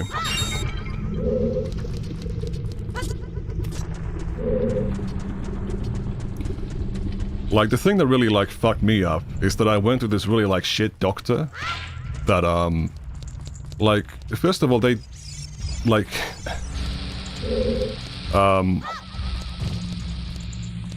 like, I went to them because I wanted to get, like, you know, I wanted to check if I have ADHD. But in their, like, final report, they claimed that I sought treatment because I wanted to see if I had autism. And it's just like, what the fuck are you saying? This was like 6 years ago or something. And it's like, that's not the reason I came here at all. And when I went later on, I think in 2024, to, you know, an actual, like, I went to an actual, like, ADHD specialist doctor. You know, I rolled the dice because it cost a lot of money to go to one of those. So I rolled the dice on that one. And the guy, like, the guy asked me, I showed him, like, some of, like, my papers. My, like, early childhood notes on things. And he just asked me, like, hey, listen, did you, like, the previous doctor that said, you know, diagnosed you negatively for ADHD, did they read any of these notes? And they just began reading out, like, things. They began reading things out from it that painted a very clear picture that I clearly had some kind of ADHD symptoms or symptoms of hyperactivity as a kid. Whereas the other doctor from, like, 2020 had claimed that there were absolutely no, you know, symptoms of ADHD when I was younger. And it's like, what the fuck? Like, the new doctor, the actual ADHD specialist, like, they literally, like, they exclaimed out loud, like, what? While reading out the notes.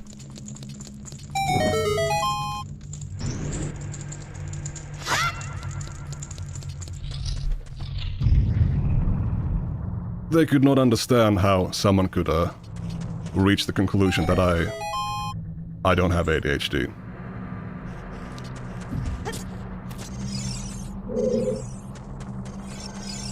first doctor just wanted all the ADHD meds for themselves? Well, I heavily doubt that's the case.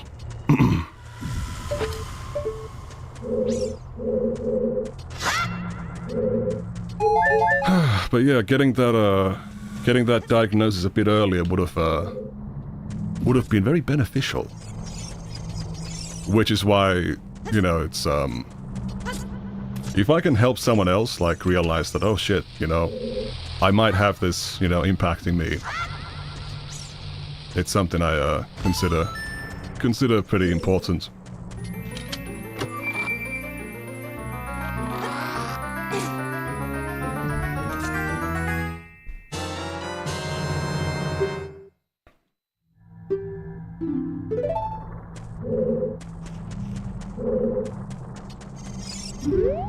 There was an ADHD medicine shortage a while back.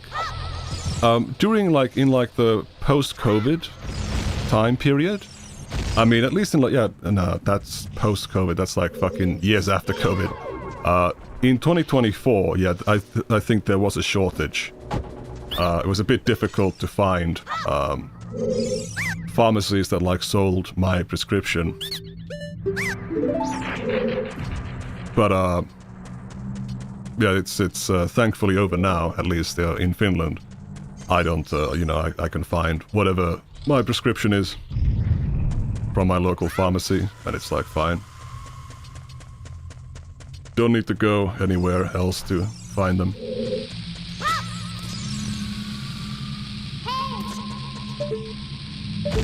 Nicandros, what's your favorite 3D Zelda? Excluding Breath of the Wild and, God, I forgot what the newer one's name was. But yeah, it's a difficult choice. All of them have like, all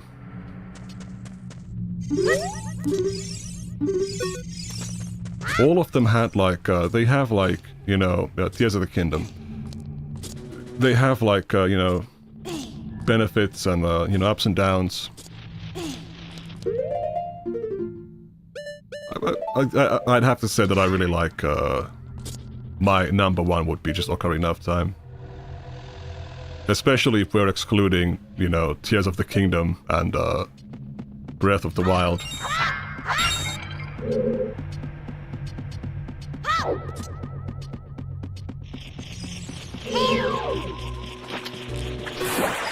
I had to go without my bipolar meds for a month due to a shortage last year. That sounds awful. Did you have to start eating like start eating batteries to get your lithium? Okay,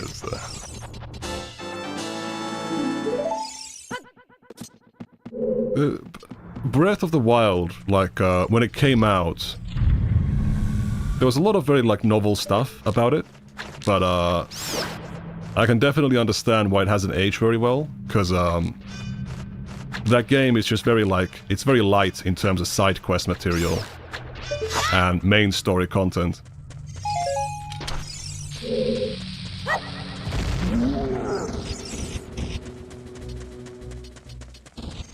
Twilight Prince is the best.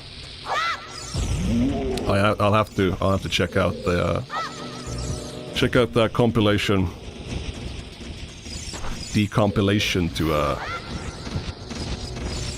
see it for myself. The open world is way too big and empty. Yeah.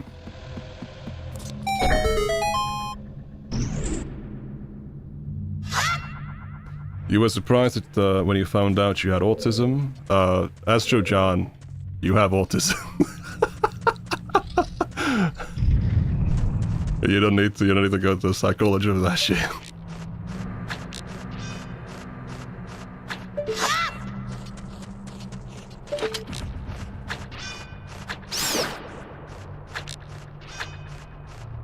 I mean, I probably have it as well.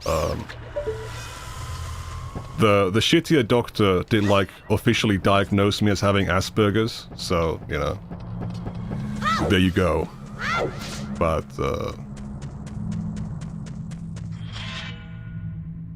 Beckett claimed you had autism and you were disgusted. There's a lot of people who are like, oh, how dare you use autism as an insult? It's like, I don't give a fuck. I think it's funny. Like, the kind of autist people are thinking about or talking about when they say that is not the kind of autist that, like,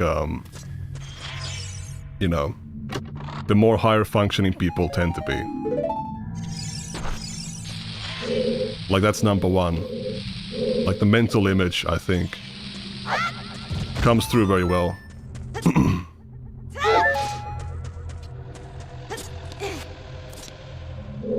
When I was a kid, I got diagnosed that, I got a diagnosis that told that I might have ADHD. Apparently the main reason I got my ADHD diagnosis as an adult was because of the lack of data of ADHD in women.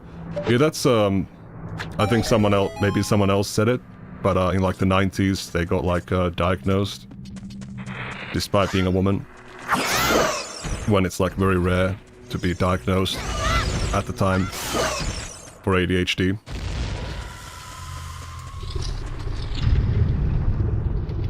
But yeah,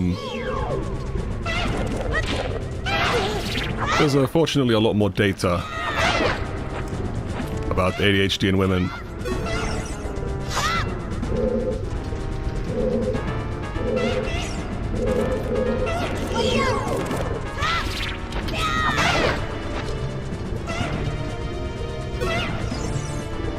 When I was a kid, I was diagnosed with being a kid. Holy shit.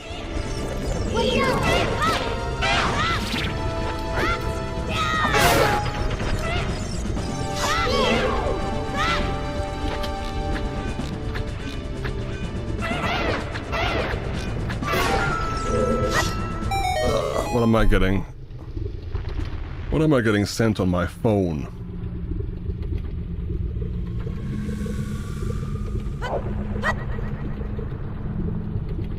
Alright. Someone going live? No matter.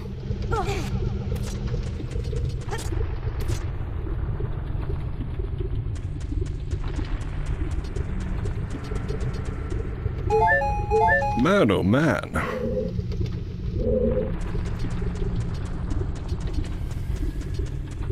I hope I get the bomb bag soon. Get that bomb bag.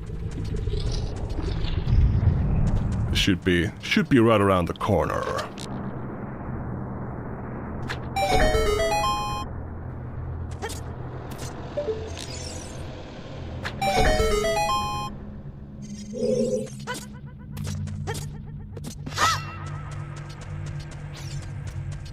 Imagine being diagnosed, you know, being a kid and being diagnosed as a human shield. Stupid fucking jokes. You've got max rupees, gotta find a way to spend them. I gotta get the adult wallet. One of the problems in Ocarina of Time is that it throws so much money at you, but you already have, like, you know, you already got all the money. Like, your fucking wallet is full, so, like, what's the point? What's the point in any of it?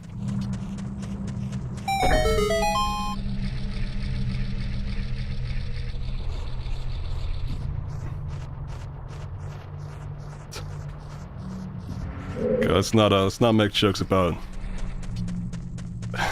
Ethan Klein's kids, okay? There's enough accusations.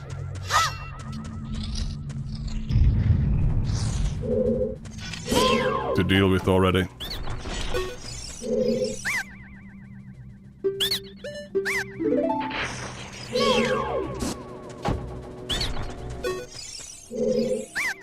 I feel like that's a joke that the IRGC makes a lot, Nick. Smiley face.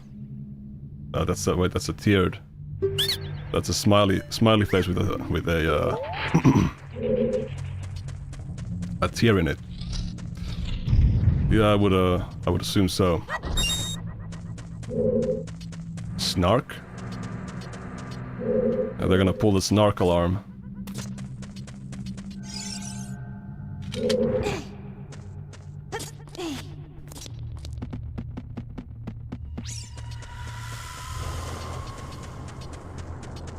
Oh god. I need that slingshot.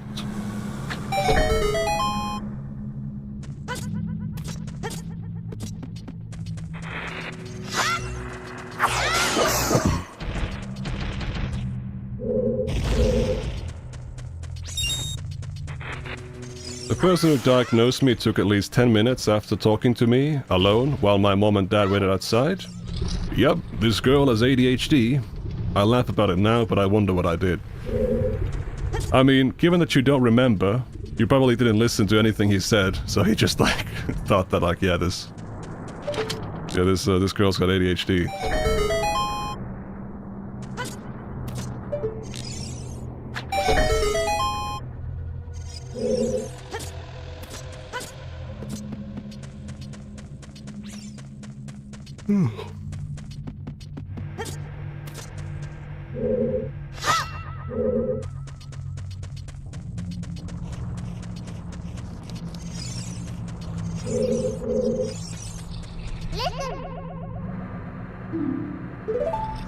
Well, thank you, Navi. Thanks for explaining us that very simple concept.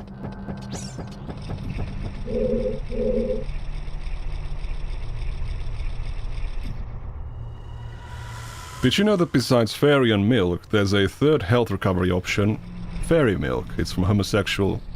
Okay. Okay, buddy.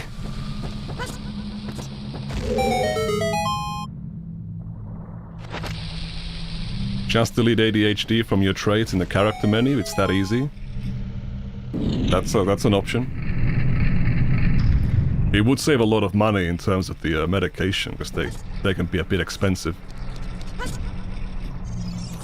$70 a month, Jesus.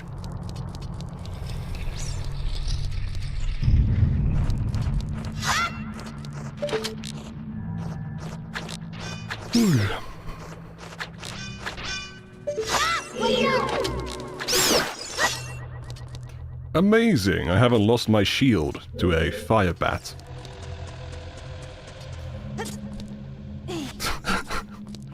Apparently, like, I haven't seen, like, the stats, but, like, one of the most snarked people in the snark Discord server was someone called Trans Firebat, so... You know, maybe they'll get a... Maybe we'll see a Trans Firebat somewhere in here.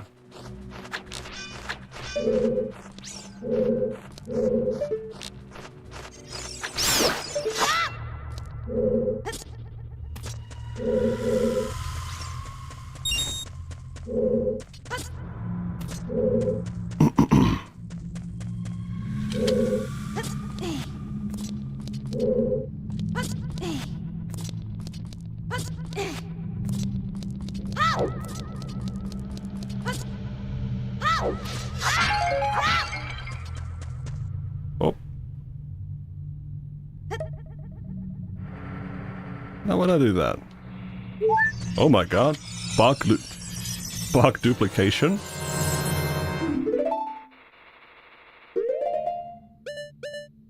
Transition from a firebat to a rupee? Possibly.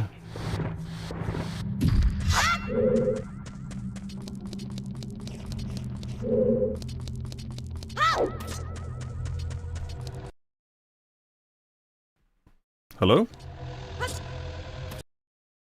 Oh my god. Game's bugging out.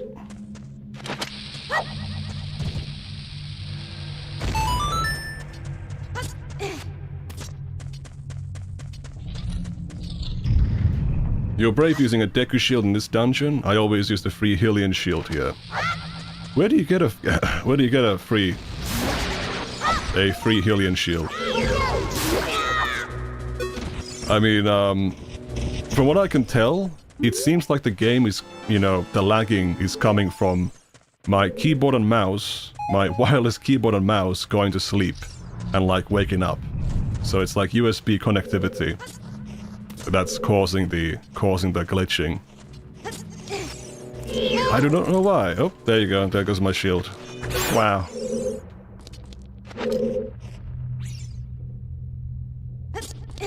According to my mom, apparently, the specialist said that I walked away when mid-conversation to play with the toys. Okay.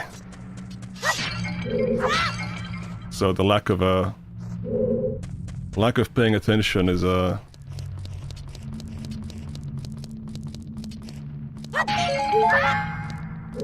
was indeed the correct guess. But then again, considering that considering the disorder being, you know, talked about, it's pretty it's a pretty easy bet.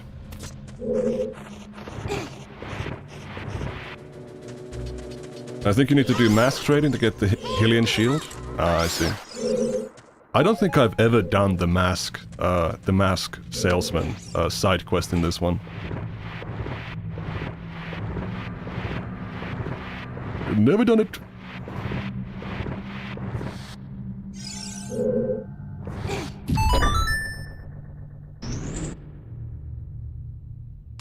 You can also speak to the bazaar owner to buy one discount. Yeah, maybe, probably. We're getting close to the Dodongo boss. I got some Deku sticks. That's gonna make this very quick. What do you do with the Mask of Truth? Doesn't it like doesn't it interact in some way with the Sheikah stones, right?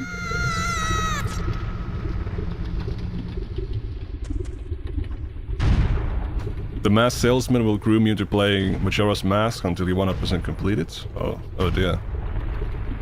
Then we best avoid it.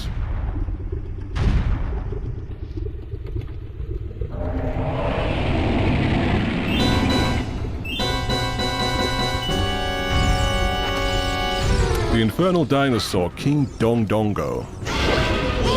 Look how fast he dies. Observe. My favorite boss in Ocarina of Time? I mean, if I want to say favorite enemy, I'd say the Dark Nuts are the most enjoyable. That's the one thing that Egoraptor got right. They are very fun to fight.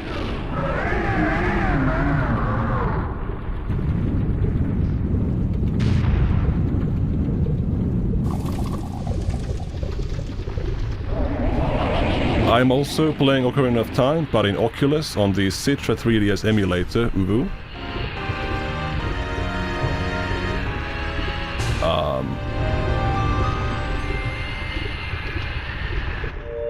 I hope you get motion sickness from that. Didn't even know you could beat him with a stick. The Deku stick does more damage than the Kokiri sword.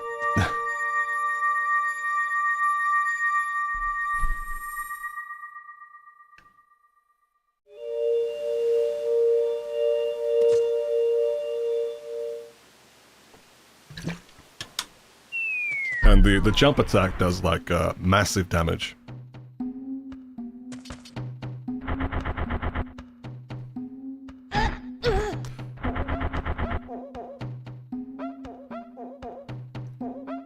I'm pretty sure the Deku stick does more damage than the Master Sword, doesn't it? Like, I mean, you can look it up on the wiki, right?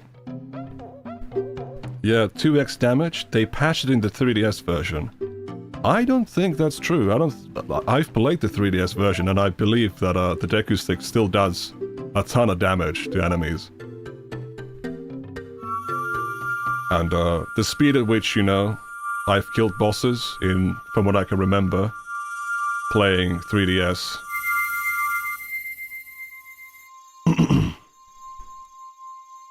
From playing the 3DS version compared to this, like, it seems the same.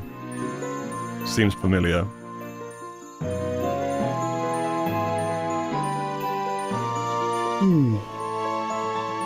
One Deku Stick jump attack equals one Master Sword regular attack. Do we have can anyone check the actual, like, wiki for the actual damage values?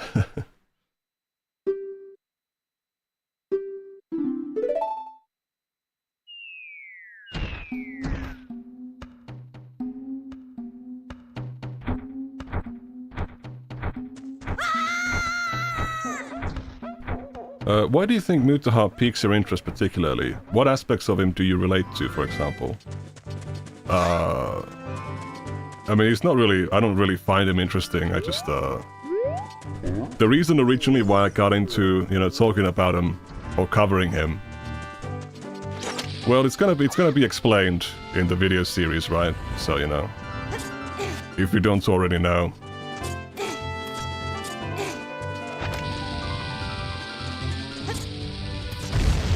But it's not because of any, like, particular interest in him, it's just,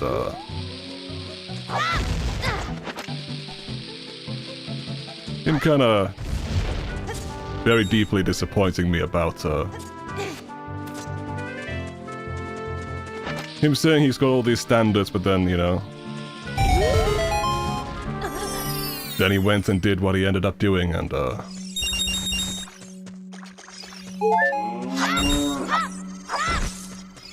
I mean, if anything, like, I feel really bad for Mutaha that,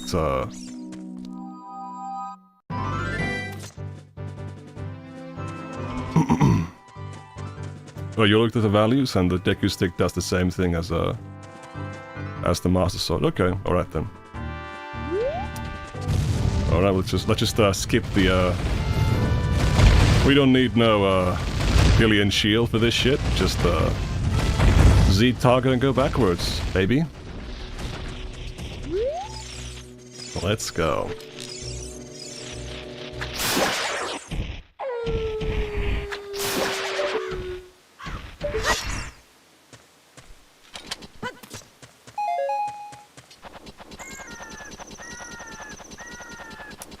But, like, regarding Mutaha, like, I feel really bad for him that he felt it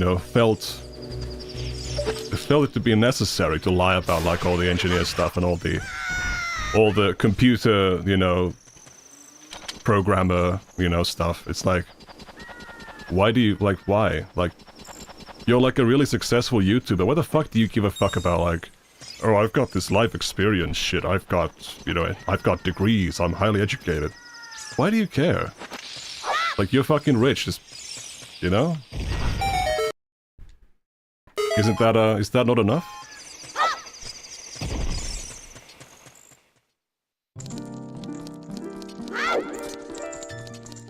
You can do whatever the fuck you want. Who cares?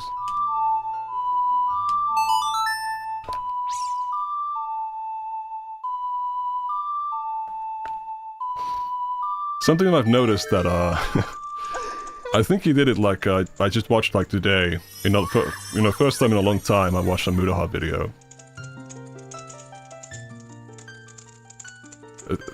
What came first, the YouTube career or the engineer lives? The engineer lives came after the career.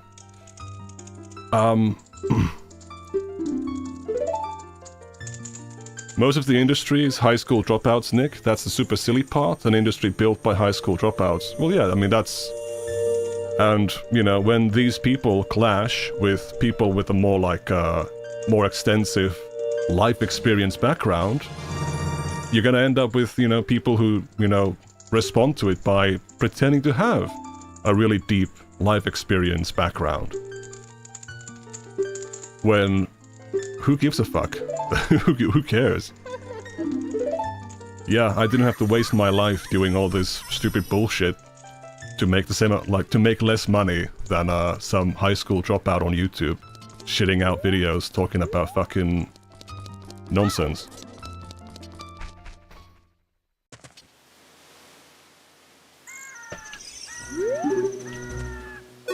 Like, if you luck out and you find a massive skip to, all this shit. Do you think he makes a lot of money outside of YouTube, too? Or is it all ego talk? I have no idea. I would assume that, like, Mutaha's A-logs would have dug up... Like, if he actually was the CEO of a bunch of companies, I would assume that that would have been dug up already. To, like, you know... Yeah, so he's talked about, like, oh, we do, like, construction and stuff. I'm starting a property development business, and, we're getting into construction in Toronto area. Yeah, like, he said shit like that. In, like, the unsubscribed podcast episode. I think I covered that in the engineer video. And, like, if there was something significant like that, I feel like that would have been like, that would have already been covered. But given the fact that like he lied about the fucking, well, he lied about the 7-Elevens, so he doesn't own a 7-Eleven, he like owns stock in like some holding thing that owns 7-Elevens. Or at least that's what he explained in one live stream. And also, I think the comments that he's made about like, ooh, I don't write off charitable donations for taxes. How the fuck do you know so little about like accounting that you don't know? Like, has this guy done anything? I mean, again, it's like, you know, Mutahar has a LinkedIn page, and the only thing he's got on his LinkedIn is a mention of his, like, him working at Maker Studios as a content creator. And that's, you know, he's got nothing else on there since 2013, or like 2012. So, like, if he had a real, like, some kind of real, like, business presence or, like, real-life job, 9 to 5, whatever, like, he should have a much more bigger, like, longer list of shit in his fucking CV, dude.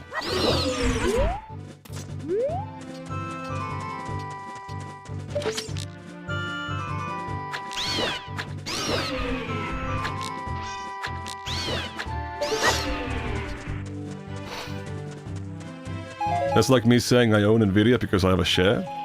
Pretty much, yeah.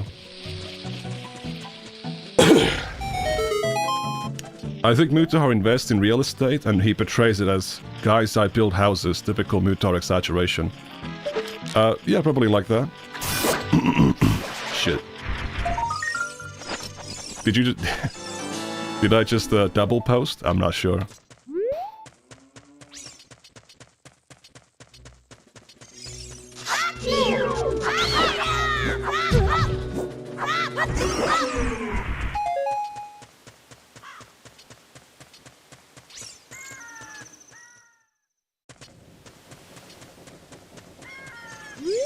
Oh, the chatter above you. Okay, okay. Sorry.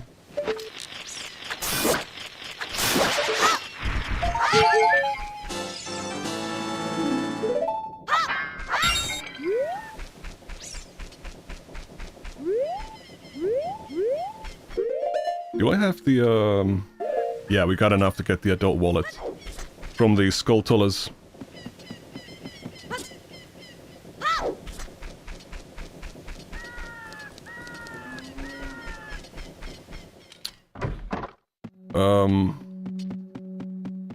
Do you think Mutahar's autistic? Parentheses, yes. I'd say that, yeah, it's pretty easily. You can climb that wall this whole time? I thought I needed the boomerang for that skull. Yeah, in the 3DS version they changed the texture to be a bit more indicative that you can climb that wall.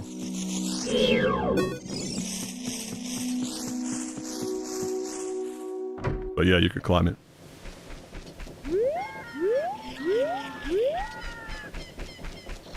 Look at these buggers, they're everywhere. And also we can now go and get the Sun Song from the graveyard. So that'll be great. What's your opinion on the Completionist and Carl Jobst? I don't know, has the Completionist posted any, like, anything about the delinquency status of the charity? Has that updated at all? I haven't, I should check out at some point the accounting and YouTube, like, response, because he made, like, a Google document, I believe. A Google document about the criticism from Carl Jobst. So that's something I need to check out at some point, but I keep forgetting. Did Kirsch ever make a response about Nuxvid? Sorry if answered. It hasn't been asked before. Don't worry about that. I haven't checked. It's possible that someone's mentioned it in like the chat and she like said something stupid about it. I wouldn't be surprised, but I'd have to do like a Philmod search to find that.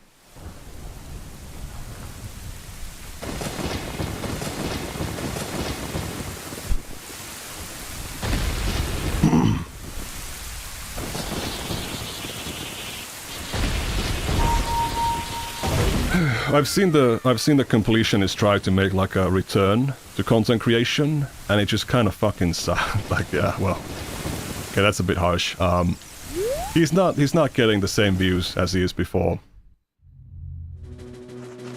Watching Kirsch content is quite difficult to bear. Yeah, it is. It is fucking incredible that like, how the fuck do these people consider themselves to be conservative? Like, what the fuck are you talking about, like, Futanari gooning 24/7 shit? And you try to, like, sell, you try to, like, seriously sell yourself as some kind of, like, Republican, traditional values type person. It's just so bizarre. It is so utterly bizarre. And then you have, like, the Revsis Desu people and Straub being like, oh, we believe in Jesus now. We don't like lolicon anymore. It's like, shut the fuck up, dude. Even you don't fucking believe that shit. No one fucking buys that shit. Come on, dude.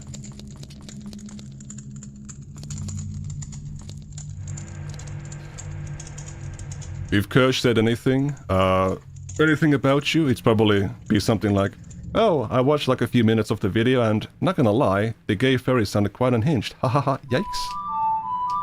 Probably, probably something like that. Did Rev swear off lolicon now too? I'm pretty sure that there was something like that, at least Straub. Like, I mean, Remnant is probably still listening. You know, he can give his side because he actually spoke to Straub about these things, but my understanding is that they've given up the Cunny and now they have turned to Christ. However, Rev in his content still constantly defends this shit, from what I understand. So it's like, huh? What? Rev and Straub see that Deme person for not wanting NSFW out of their model. These people always grift. I don't know what the fuck people are getting so upset about that.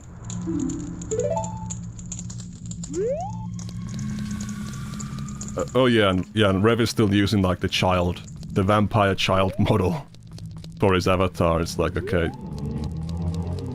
It's just so embarrassing. So embarrassing and so like laughable in so many ways. Everything about these people is just so embarrassing. Why the fuck is Nuxtaku doing politics videos with that fucking anime avatar thing? Like, can't you get a different fucking avatar, dude? Like, Jesus Christ. The soy right, indeed. That is the correct word for them.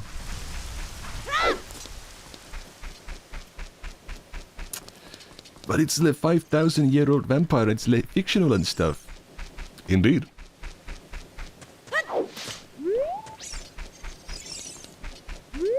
That's what they say. Did you guys see the Mizu Tamari tweet where he's like God, do I have this somewhere? Let me see. I think I sent it to Harmful Opinions. I sent like an archive link of this in my DMs. Let me read this out for you guys. People like Gator and Flamenco were far right and love all the sus VTuber stuff. I never got it. Yeah, it's just bizarre. Like, it's this evolution of people who wanna like they wanna jack off, they wanna watch porn and smoke weed. Like that type of libertarian becomes like a chud, you know, racist after they see Deborah Wilson in too many video games. Like that's the pipeline that these people came from. But so Misu Tamari, who's one of the Under the Tea podcast people, tweeted out on July 8th of 2023, I went to a family member's school play, elementary school age. Saw a hot teacher in it.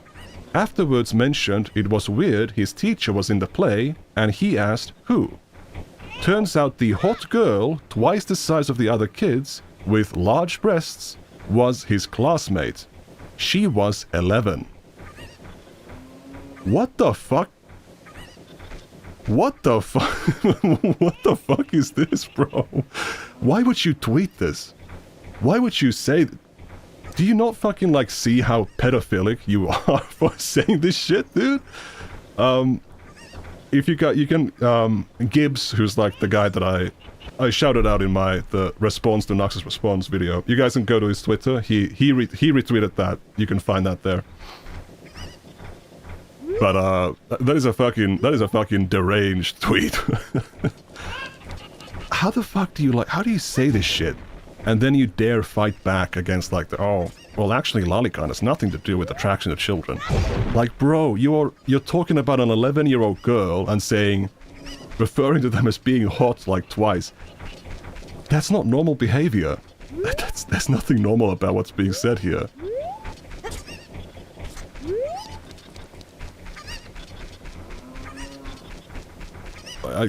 It beggars belief.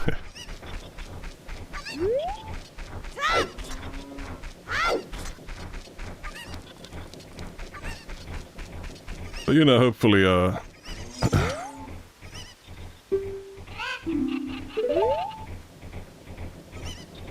that person's defense of the Mimi Yamagi person makes a lot of sense now.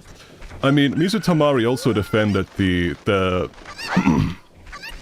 was a certain, you know, adult content, a certain author of adult material, okay? Let's just say it like that. Who, like, they had a Tumblr blog post they made, where they spoke about their desire to violate children. And they said that, you know, they have, like, a fantasy of doing this, and that they would R the child, I believe, something like that. And Mizu Tamari came out swinging for this person, saying that what happened is that the artist was so frequently accused of being a pedophile that they got mind-fucked into actually being attracted to children. So they are not really a pedophile, they were turned into a pedophile by false accusations. But still, they are not an actual pedophile. It's like, what the fuck? It's just like, how the fuck? How do these people function, dude?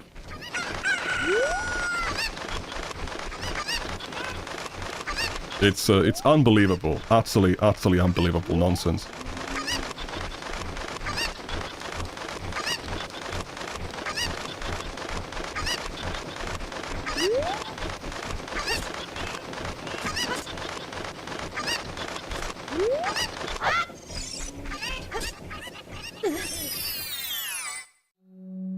Yes, I know about the gliding the cuckoos thing.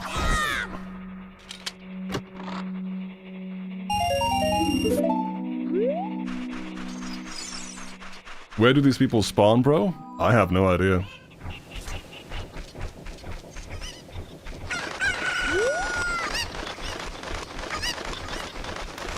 I got no clues, Jules.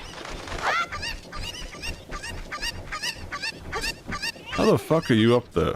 There we go.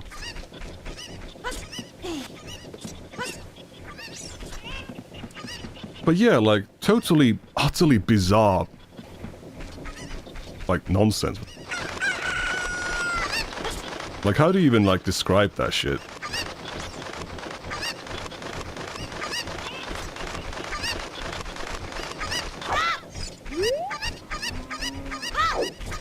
I wonder what these people have to say about Lakari having links to CSAM on his hard drive. I mean, did he have links to CSAM on his hard drive? Is that really like a thing? Because I opened up like the drive, the cloud drive, whatever link that he had, and I didn't click on any of the shit that's in there, but it was mostly like legal teens type stuff. There was some video titles that had the word Indian in them. There's like Indian woman getting plowed or something. I thought that was pretty funny. There was like the family nudism stuff. I don't know what the hell that was. I don't know what that was, but if that's probably the closest thing to like to some kind of like CSA material. But like, you know, even like legal teens, that's like pretty weird. Like there's clearly a focus on like, oh, this person is barely legal, you know?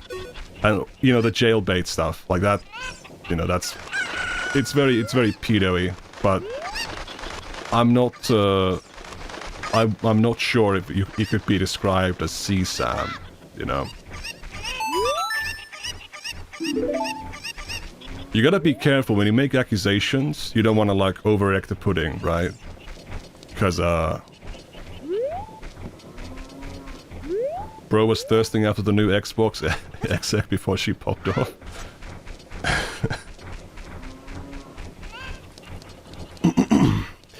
Did I see Shadman returning to Twitter? He's made a return to Twitter like numerous times.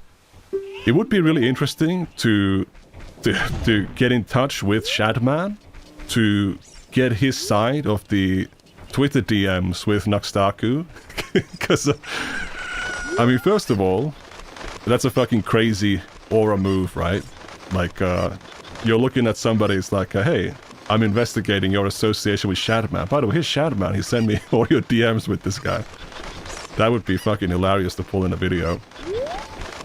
But, you know, just getting the full picture of what exactly they were talking about there would be very interesting.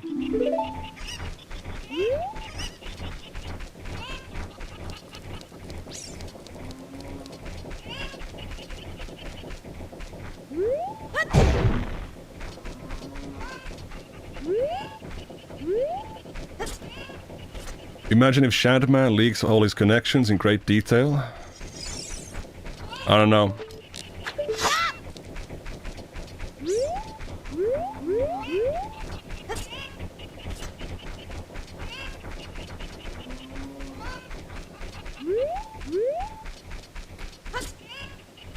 I wonder if he would be up to it. To publish the Nuxtaku logs, because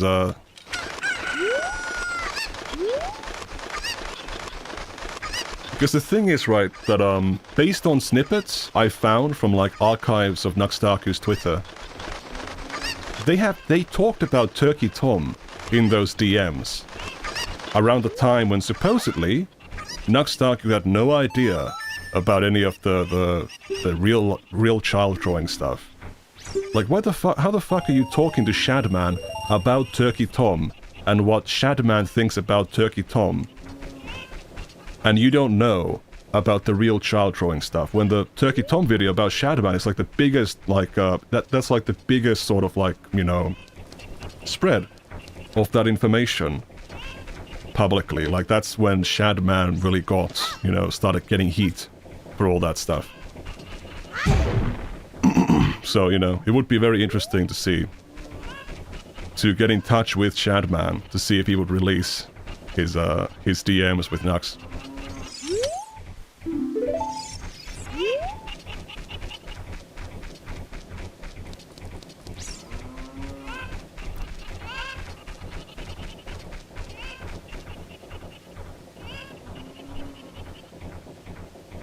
Let me see the,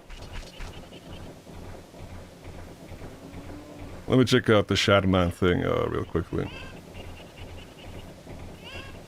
Probably can't see anything on his account, because, I don't have an age verified. Didn't Turkey Tom make that Nux defense video in regards to V Shoujo in 2021? Yeah,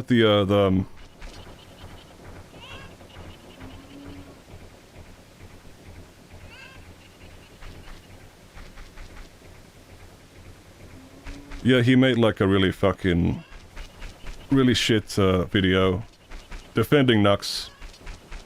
Oh, okay, so he's Shad's posted stuff 3 hours ago. One day, one day. Okay, that's very interesting. So based on the blur, this is probably like shaded animation stuff. I don't have age verification on Twitter, so I can't see any of this shit. But okay, I guess yeah,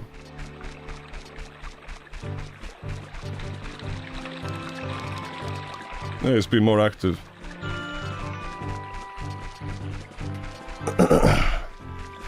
Does anyone have Shadowman's email address?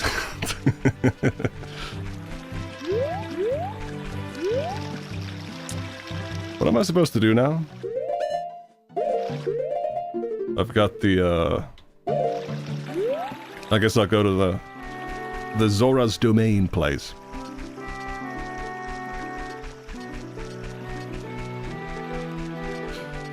I mean, regardless of what Tom did, if he chooses to like lie about or like significantly downplay all that stuff, it makes it look a lot more suspicious than if, you know, he just said like, yeah, this girl,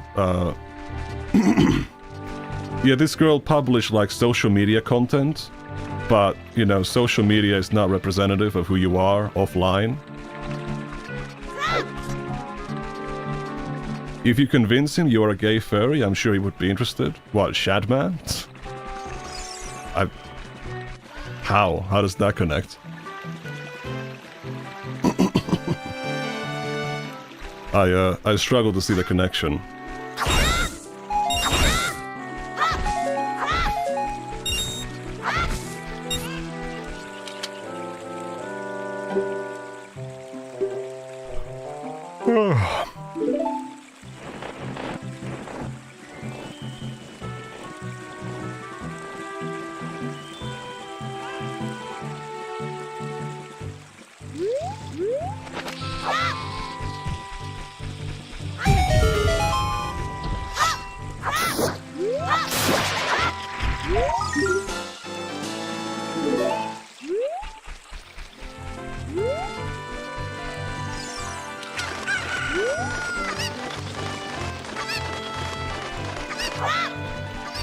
I mean, I've had to browse some of the contents of Shadman's website, or at least archives of it, for my Naxtaku research stuff. And he's into a lot of things. There's a lot of animal activism to be found over there, so not necessarily not necessarily opposed to the gay furry shit, but you know.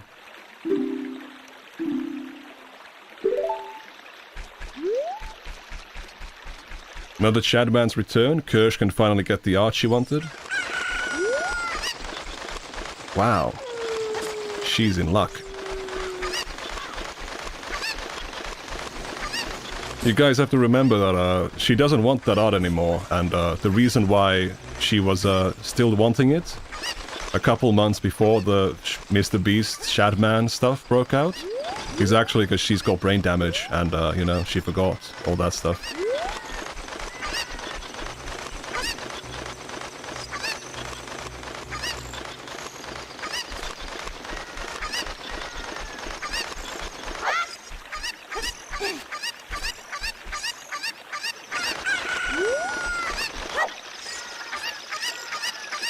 God, get this fucking...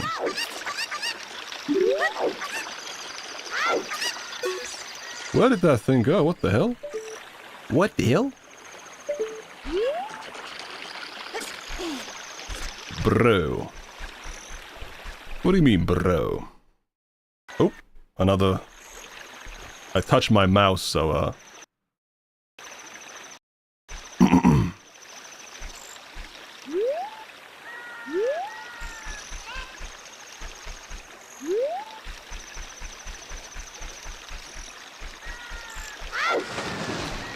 It will be funny if she still doesn't get the art, and 10 years from now she will reminisce about how much she wanted to get an image of her avatar from Shadman as like a once-in-a-lifetime thing that she missed.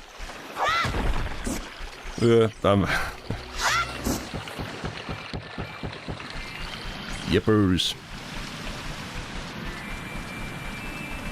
By the way, guys, remember that you can like the stream if you like to easily and freely support me and support this live streaming nonsense. You also have the option to, you know, do a super chat or buy a membership if you wish to monetarily support what I do. That would be very cool. What about hyping the stream? Is that allowed? That is also allowed. If you're on the YouTube mobile app, you can hype the stream, give hype points.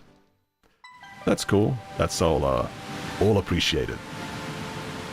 Order received, disliking the stream, boss? I mean, it's whatever. The liking, disliking, it's all engagement.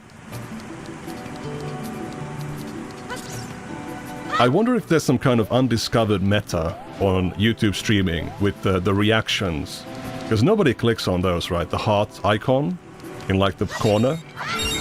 You can like click on different emojis. I do see stats. I see the numbers of like how many times those have been clicked. But since nobody does them, what if there's like some crazy thing where like there's some like crazy thing where it gives you like a massive algorithm boost because YouTube's kind of neglected it. That would be interesting. Remember to spam the hearts, okay?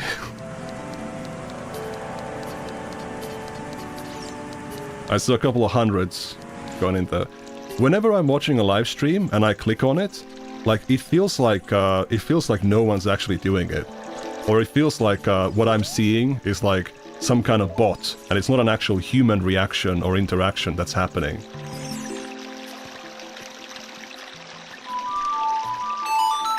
I'm seeing some of those reactions coming through. There's some smiley faces, some surprised faces, and some party pop things.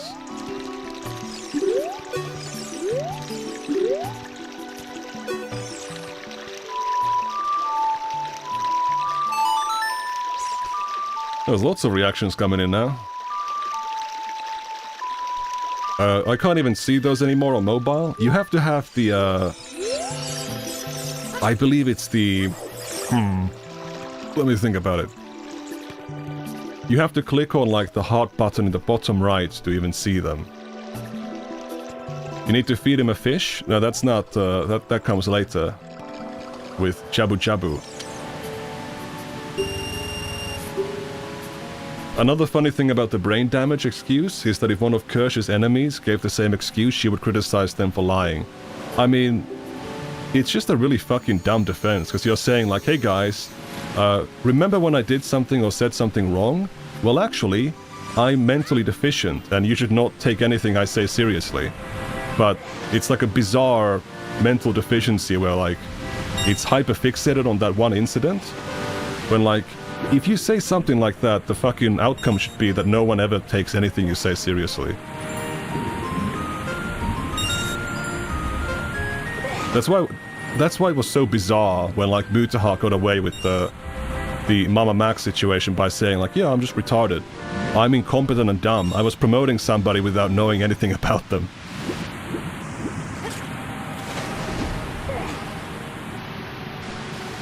Jake, it's just brain damage. The heart is gone and I just have the donate button. Ah, I see.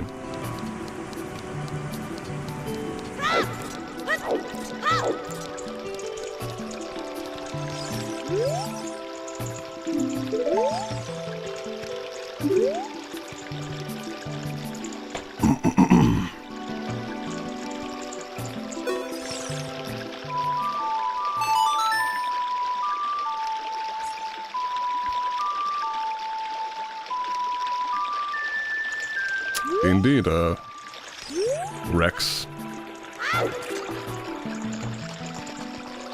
Indeed. Alright, so we need to get the Sora scale, then dive into Lake Hylia.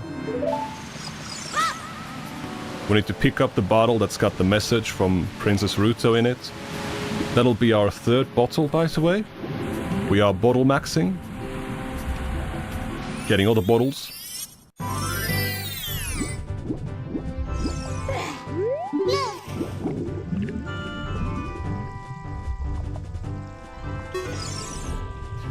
I never played this game, but I had an incredible amount of fun being as irritating as Navi at the expense of many people's sanity. Okay.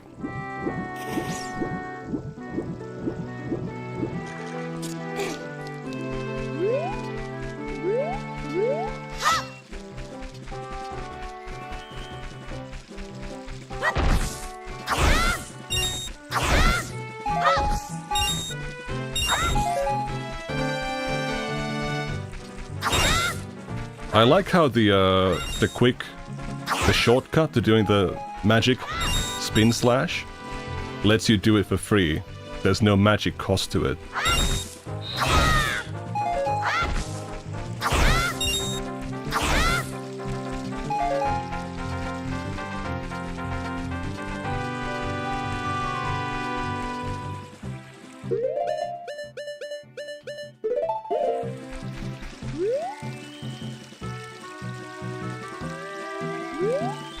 There we go.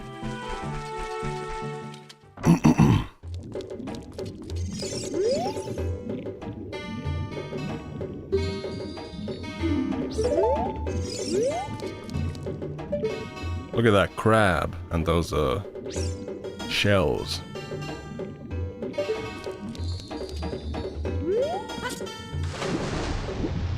There's a crazy shark at the bottom here.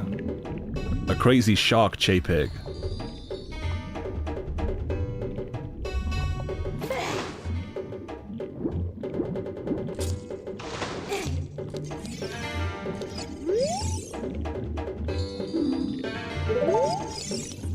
I should be able to dive deeper, huh?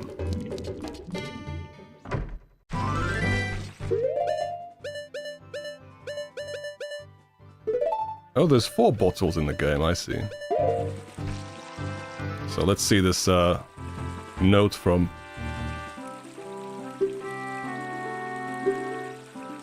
Note from Princess Ruto. We also need to get our hands on a fish. The fish.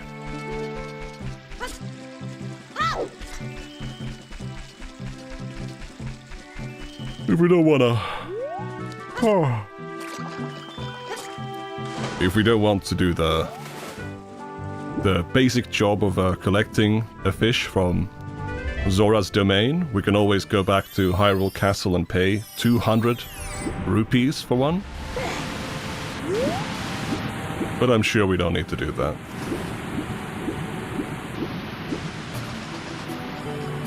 I think the funniest part about this game is that you can use the bottles to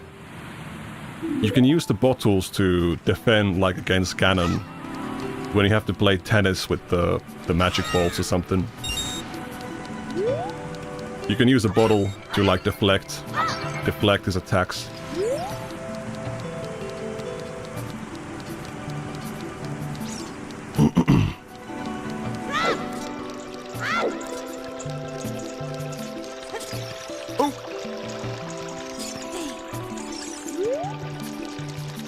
You didn't know that? It's a pretty common piece of lore. Hello, Jabba Jabba, Hershey, blah blah blah.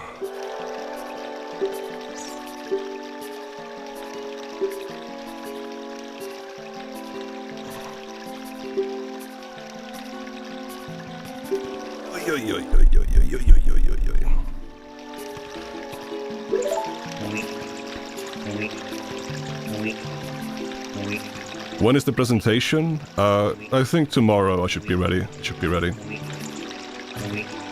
Dude, there's so many fucking screenshots in that shit. It's probably not worth it, it's probably really stupid. But, you know. Like, future presentations I'd like to do would be to go through why exactly I thought that Mutahar might have ADHD. That's an interesting one. Another one could be about, I'm sure there's they don't come to mind right now, but I had some other ideas as well. For very short and brief nuggets of slightly more prepared content than... I mean, like this one, this first one, it's all about looking at Discord logs. So, and I have to like censor a lot of things. So there's a lot of work to it, but the Mudahar thing, that's gonna involve a lot of video clips to watch. And the thing about the way how Google Slides works is that you can literally just link a YouTube video to it with a timestamp and just play it. And it's just like, it just plays. So, you know, that's, that'll be an interesting way to, like, deliver commentary content in a live stream environment. And there's also, like, the aspect of it that the audience is watching it already at the same time. So if there's any confusion about, like, hey, what's, you know, you could have explained this a bit more, you could have done this or that, you can actually rectify it live as it happens, and, you know, if you do, like, a supercut, you can, you know, edit around that.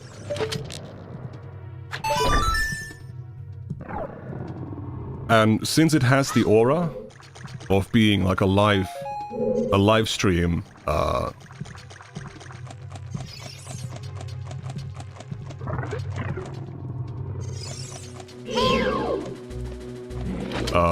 it has the sort of like the expectations of improvised content that comes with the kind of like, you know, if you do an edited video, you have to like, if you mess up or something, you say something wrong, you kind of feel like a massive pressure to like, oh, I have to re-record like this whole like paragraph of like text.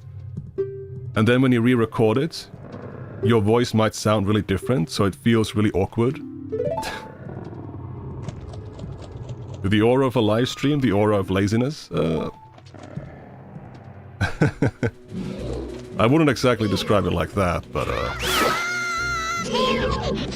I mean, listen, there is commentary content that is very lazy, or like live stream content that is very lazy, where it's just like watching a video and not saying anything about it.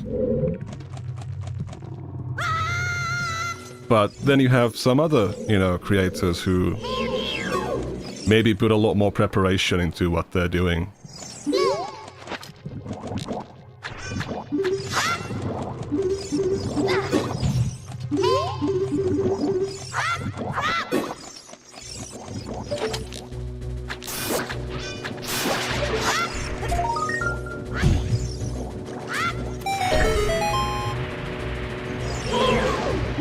Does Frogan do live stream presentations? Oh wait, no. You were responding to the lazy reactions aspect.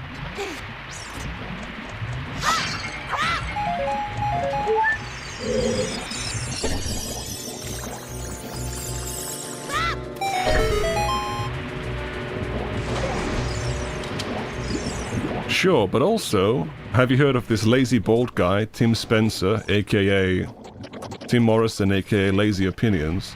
You better not H-Show Max. I mean, Harmful Opinions, like, hasn't uploaded videos in a while, and he, like, streams. He's got, like, an inverse, like, streaming schedule. I stream 2 times per week. He, you know, he spends 2 times per week not streaming. So it's the opposite. But, like, what I'm trying to figure out at the moment, I'm trying to find some way to create, trying to find some, like, way of doing, like, lower effort content so that I can, you know, get some dough for my, to support the more higher effort, you know, more prepared and scripted and polished commentary content. Like, that's the thing I'm digging at. I spoke earlier about, like, ooh, what if an ASMR channel was a thing to you know, start.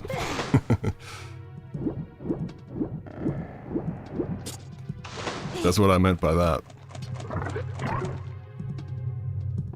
Because, you know, if I take like a month or 2 months to make a video, it might not necessarily like do well. So basically the pyrocynical strategy, yeah, that's that's what I mentioned earlier.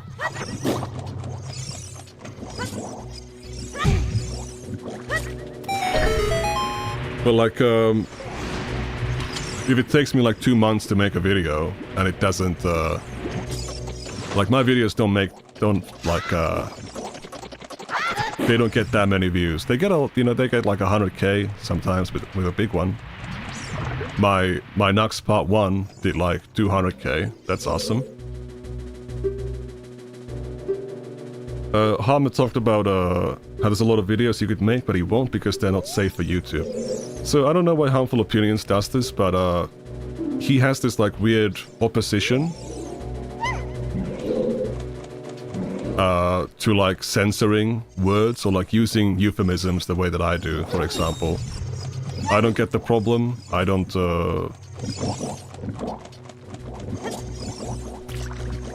like with certain topics you just have to like, you know, obfuscate things to a much greater extent because of people that abuse the YouTube like kid safety policy. Especially with lolicons. They like mass report that shit.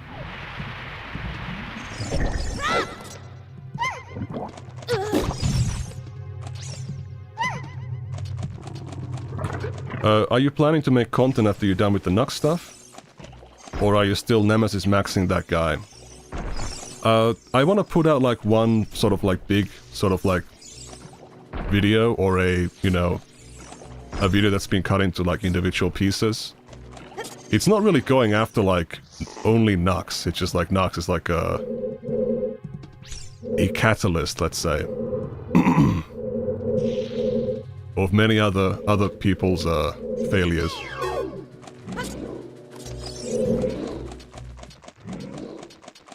If that makes any sense. The ringleader? Not like that. Just he's like a little chaos little thing that people make. You know, they make asses of themselves around him.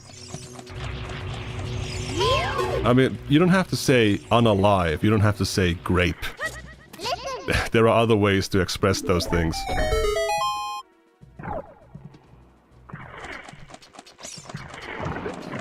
What other people will be mentioned aside Mutahar and Oompaville? Well, I don't actually mention Oompaville. Don't plan on talking about Oompaville all that much. But, well... to answer the overall question, if I told you the answer, it would not be a surprise, would it?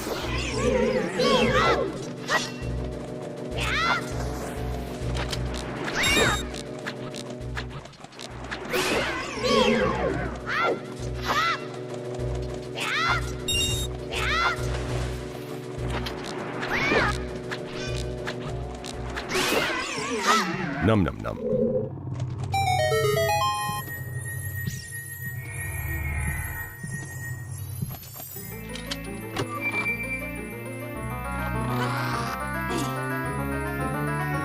Have I been live for 3 hours? Jesus Christ.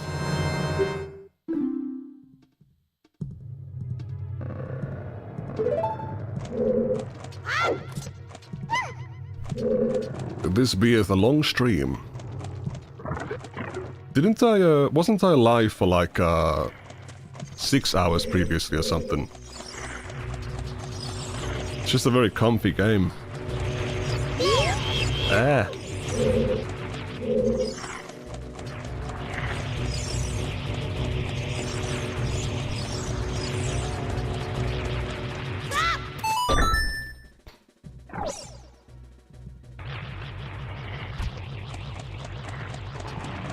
Five hours, maybe? Possibly.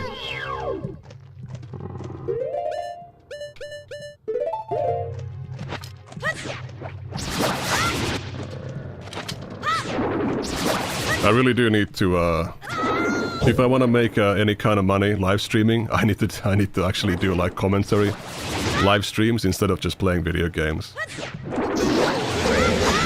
Even fucking, like, Papa Gat, like, he, like, has a video playing in the corner while, doing shit, and, you know, he commentates on shit.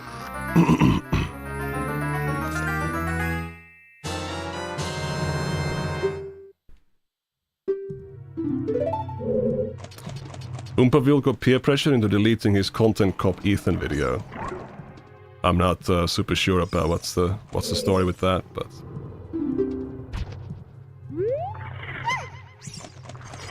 I thought one of the Dark Souls ones was like 5 hours. 4 hours and 44 minutes ago? Okay, I see. Well, hey, records are meant to be broken.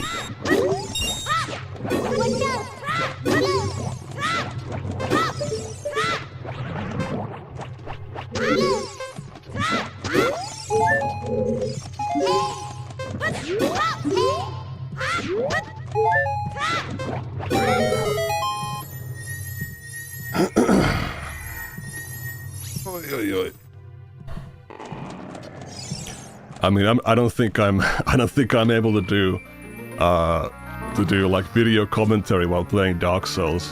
Most certainly not. It's gotta be a much more relaxing game than that. If you can call Baba Cat saying non sequiturs and vague statements reacting. Yeah, but he's still like, he does like pause the game and like talk about shit and stuff. Like that's closer to commentary than just playing a video game and talking about commentary topics. I don't even have like a stream, like, you know, a browser set up and shit. Which is something I should be doing.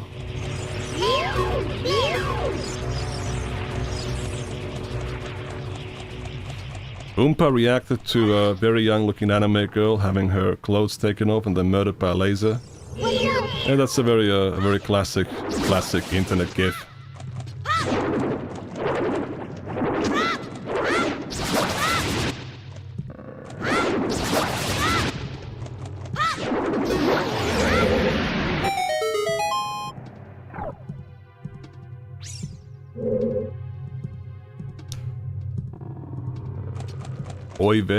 Oive Izmir. Did I get that right? Did I get the Jew pass? God, this is so disorientating, this hallway, bro. Very, very disorientating.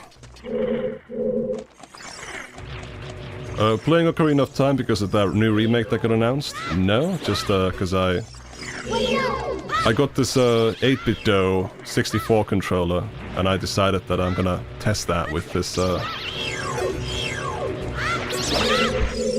I'm gonna test that by playing Ocarina of Time.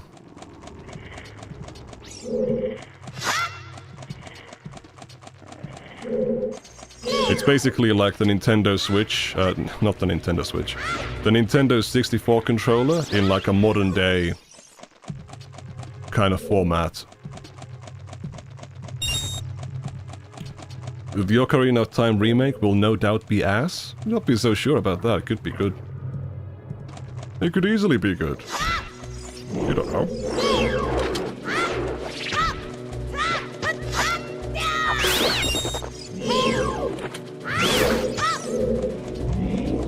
Anyway, let's get this,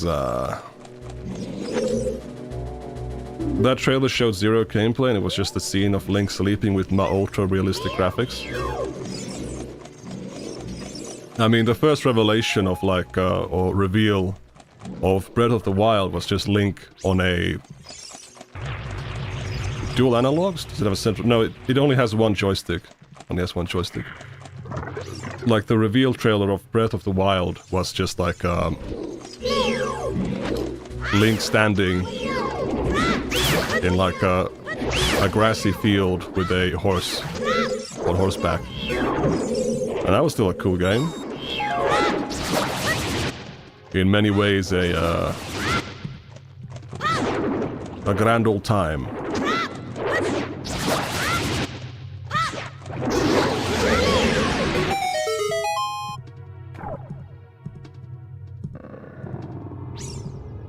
Imagine if you boot up the Ocarina of Time remake and it just starts out with like There's like a mission, or like a side quest, a new side quest where you have to beat up Aaron Hansen. They got the Nintendo Switch motion controllers, you have to like use them like fists.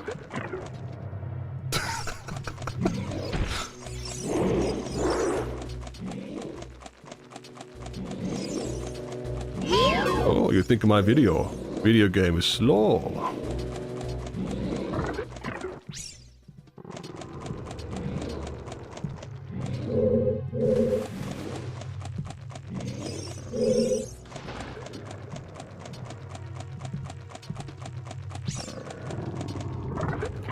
Don't hate Aaron like that. I'm just joking about the fact that he gets a lot of shit for the Ocarina of Time sequelitis video.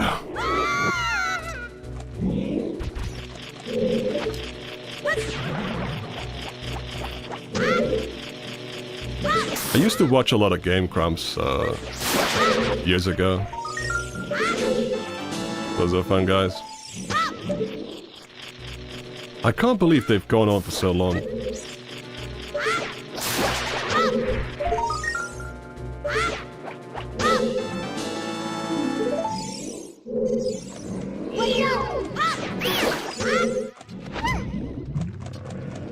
Link takes no fall damage, even while carrying a fish girl on his back. What an absolute Gigachad. He is. True.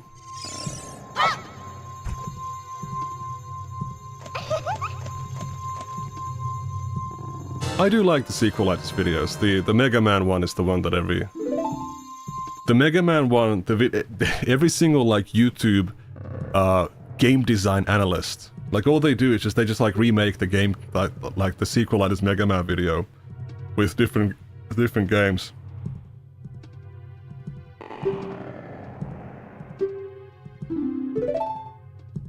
Oh, they have look how they hit the tutorial in the geometry. They introduce a mechanic in a safe environment. I don't know, what's this gonna be?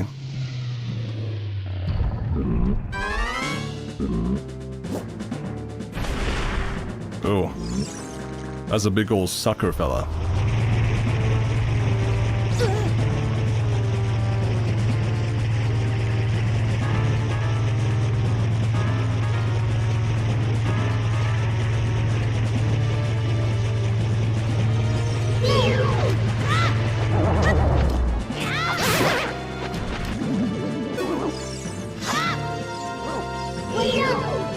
Jesus Christ, died in one hit.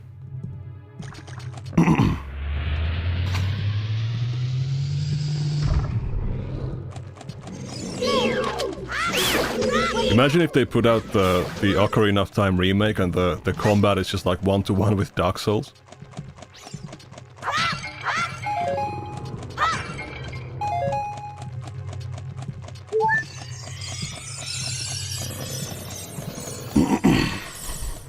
It's just like randomly, like incredibly berserk coded.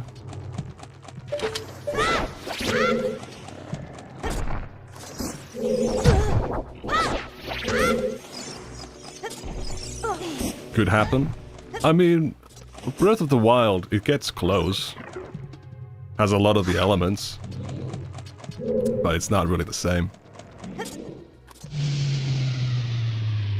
And when Link dies, there will just be big red letters on the screen saying you die. Isn't that kind of what it already has? I do believe it has like red letters.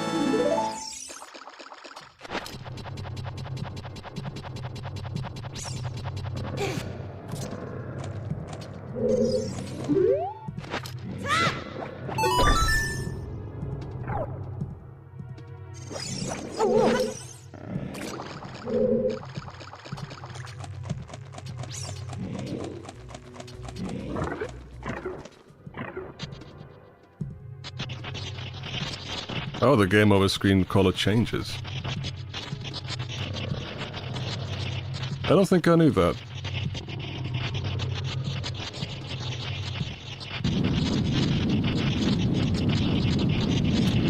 Look at this ugly thing. Jesus Christ.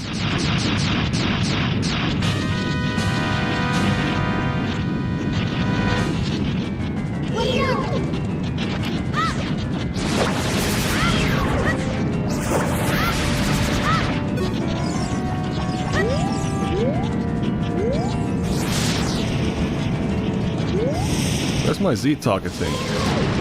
There we go.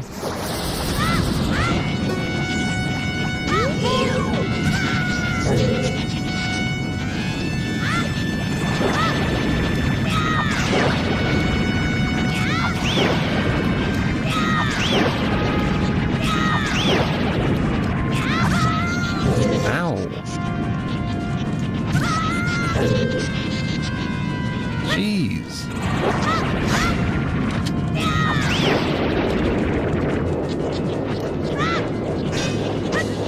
Now I'm out of Deku sticks.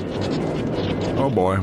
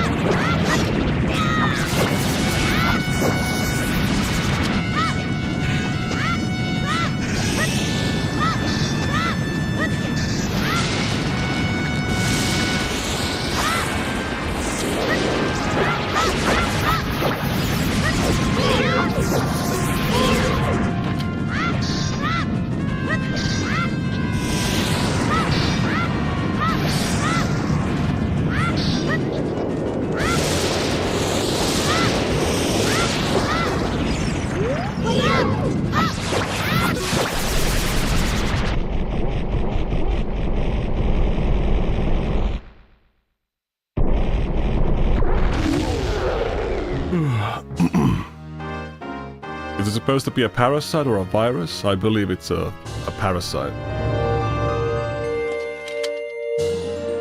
Yum yum yum, a nice hard container.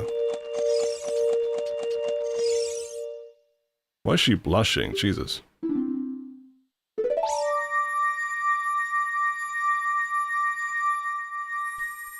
Every female character in this game wants to bang Link. It's crazy. At least if you, At least if you read the dialogue.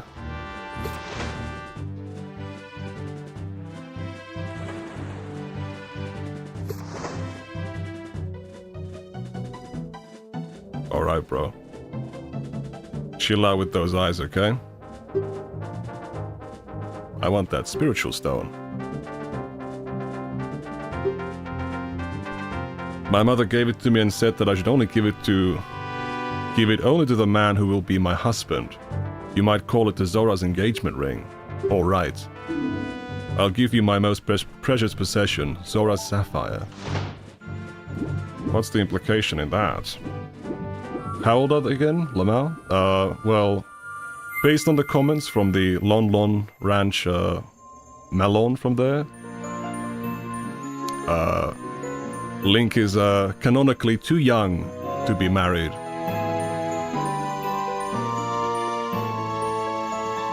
So, you know, we can go from there.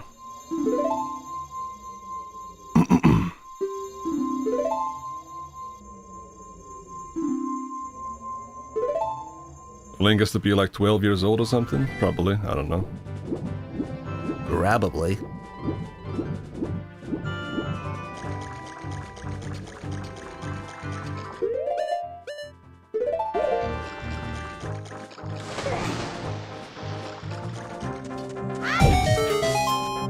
Let's go!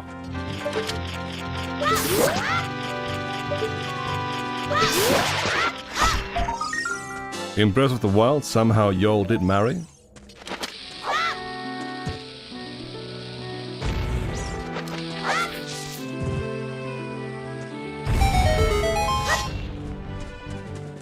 You vaguely remember 10 and 17.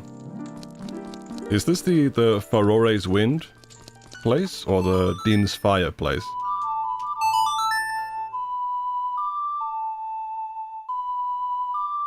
Don't push your European views on Hyrule natives, man. Like, don't be a colonialist, bro. The child marriage will stop, alright?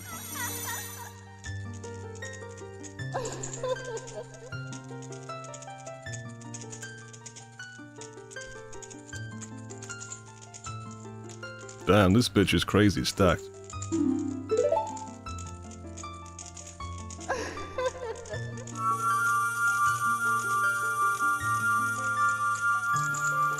Was this Farore's Wind or Din's Fire? I didn't read. Oh yeah. Where is Din's Fire? Where do you get that from? Is that in the... Oh yeah, I think that's on the... I think that's in the Hyrule Castle, right?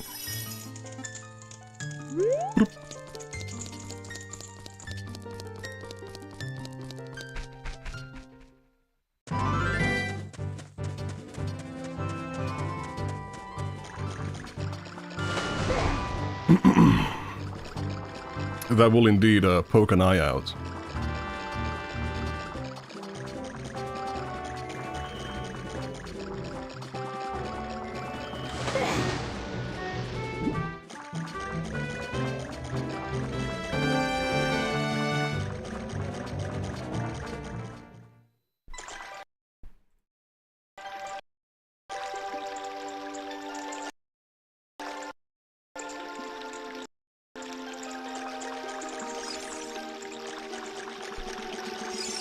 Oh boy.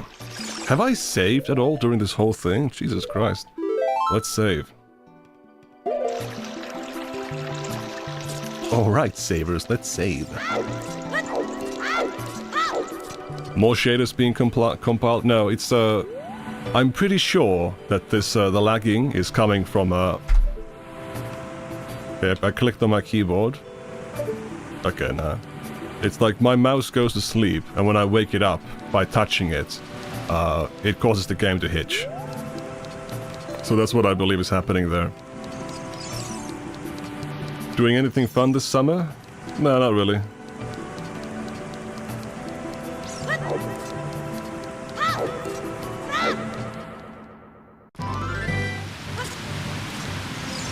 Pretty boring answer, but...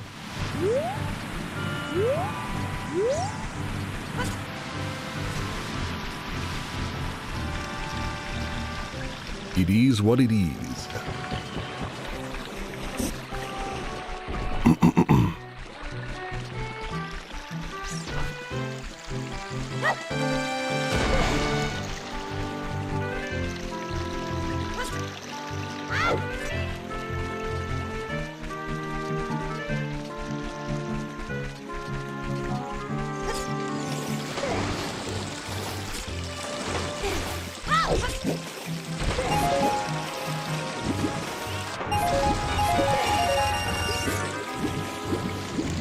Man, look at all this money.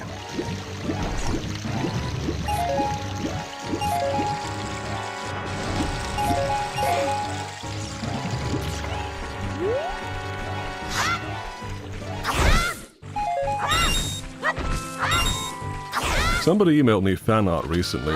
That was pretty fun.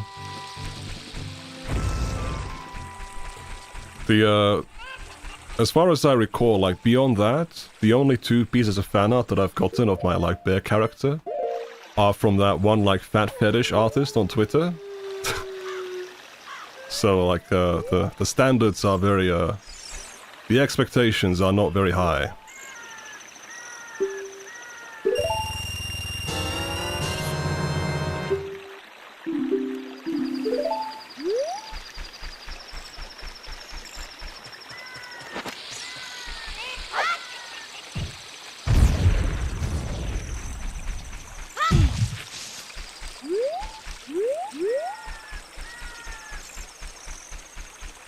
Lyrics fan level art? I'm not sure.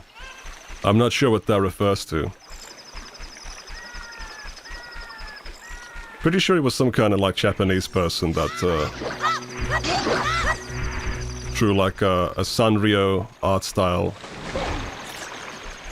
version of my bear character bodying Naxtaku. That's pretty cool. That's pretty hecking sweet, bruh.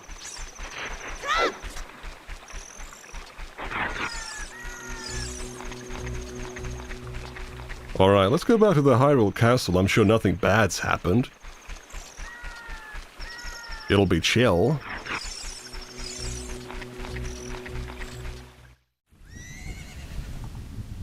Oh my god, something bad's happened.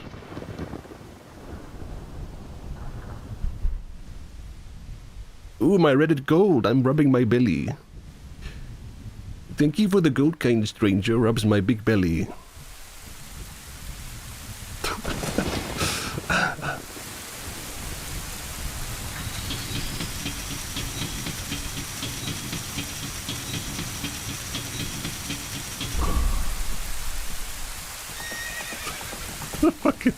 There's so many fucking quotes from Oni Plays that are just like playing in my head.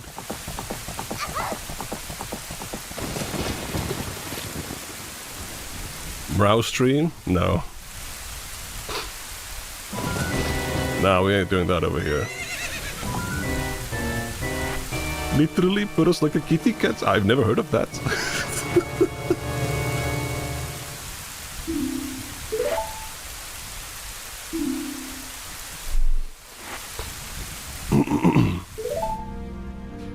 Hey, listen, I have 37 viewers. That's not, you know, it's not, you know, we're not beating Mrao just yet. But, you know. When I talked about the Naxtaku thing briefly on stream, or like reacted to his announcement of the demonetization, I think I went up to like 60 or 70 viewers, so, you know. If I did actual proper commentary content on my streams, I think it would, I think I might, get pretty good.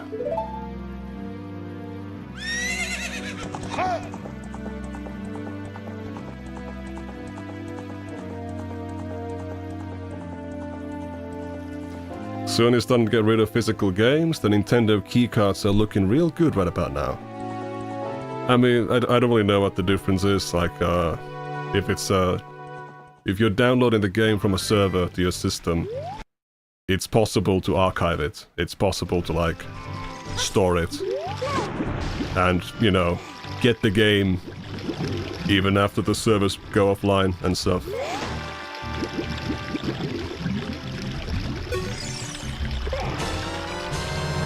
Bleh.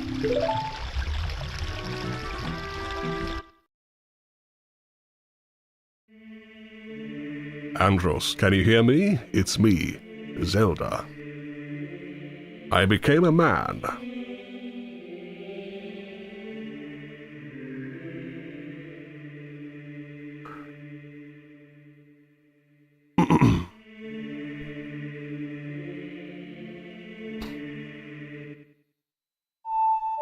It's pretty interesting how, like, was it 2 years ago when Destiny was debating, Ben Shapiro and Finkelstein, and now he's debating Mrao, and somehow has to play dirty.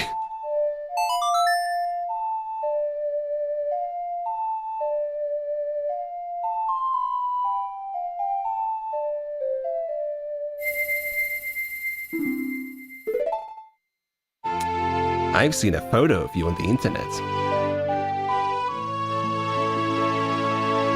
Nice, bro.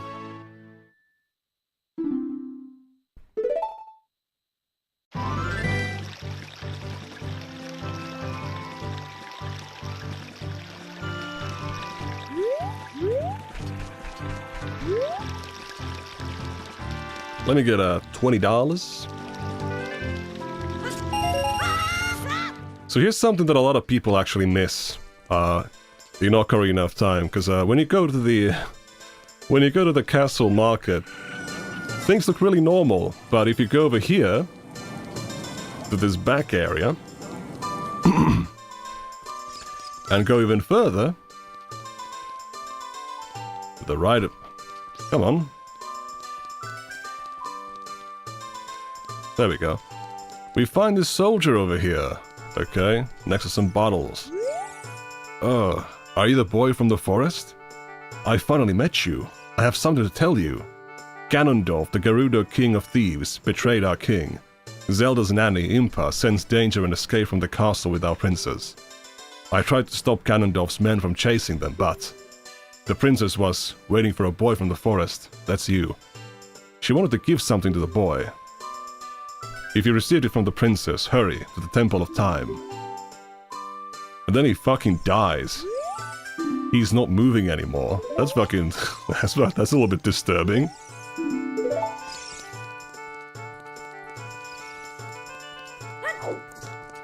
So that's shocking content in a video game. Let's go get that Din's Fire, which I believe is in here.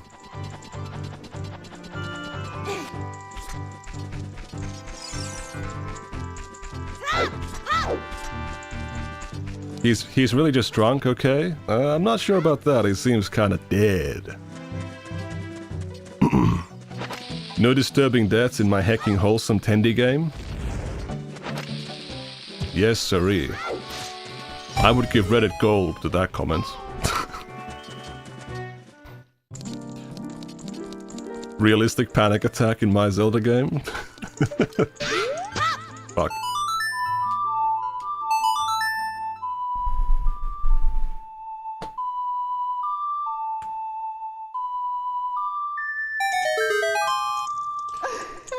He drank the third beer, unlike Bone Furniture reviews.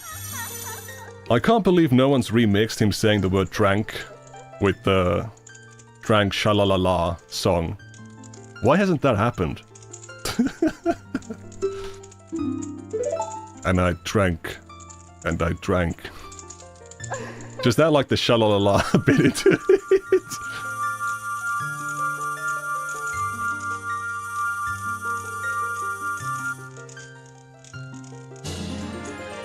That's not a bad idea. Well, that's why I'm here. I only got good ideas.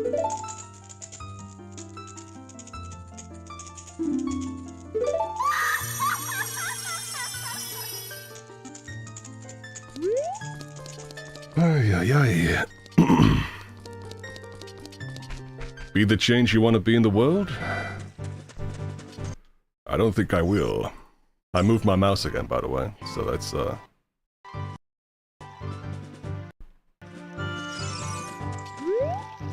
It's glitching up the storm.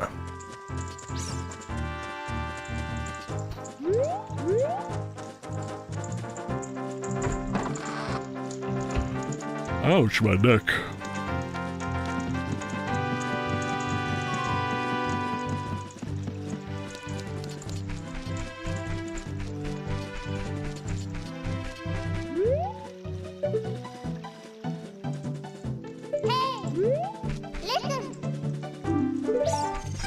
Yeah, let's go check out that Temple of Time.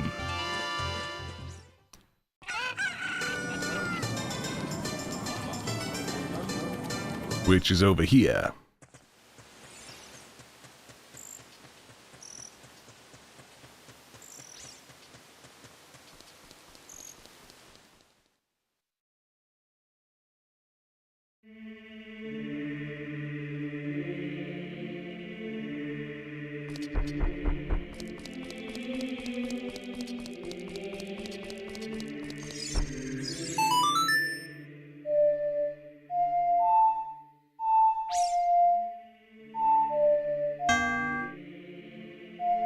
Shit.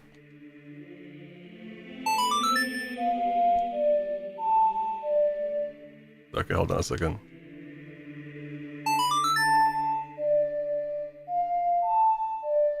Yeah, let's go. Fuck. I fucked it up.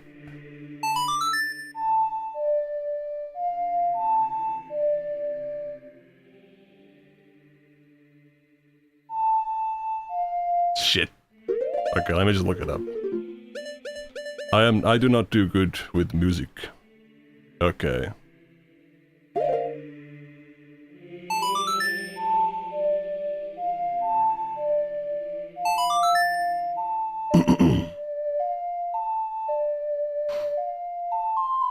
Performance anxiety? Possibly, possibly.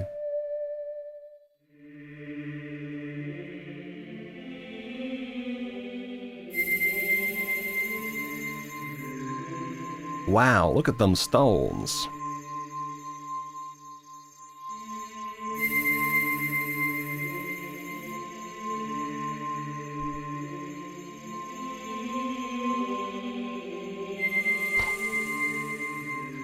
I have not seen the clip of which you speak of.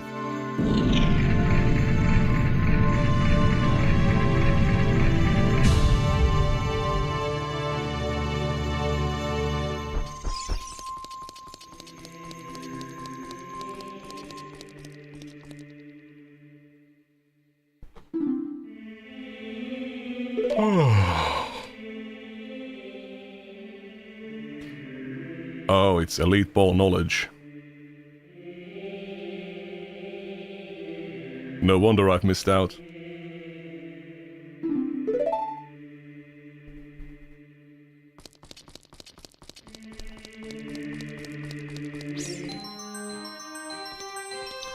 Let's go, we are taking out the Master Sword.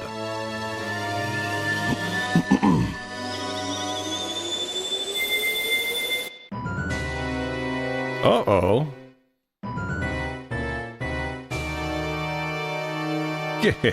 Excellent work.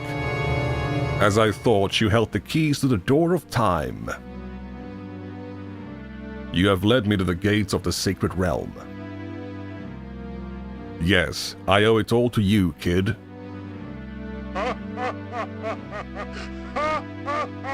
That's what my laughter sounds like, by the way. Andros, wake up. Andros, the chosen one.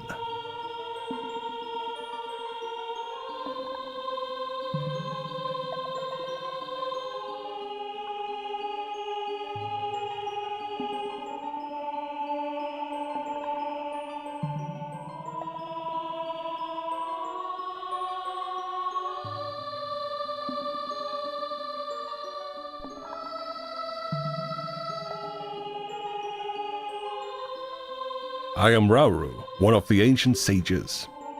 Ages ago, we ancient sages built a temple of time to protect the entrance to the sacred realm.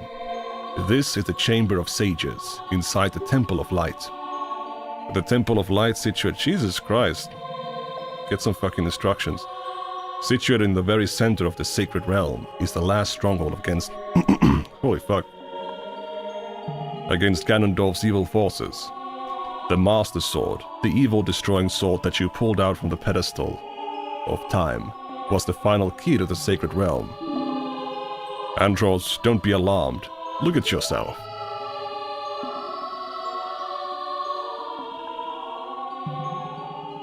We've transitioned into a woman.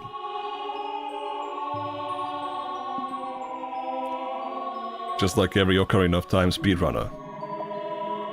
Look, Andros, you're big now. You've grown up. Blah, blah, blah. He was diagnosed with the dolt.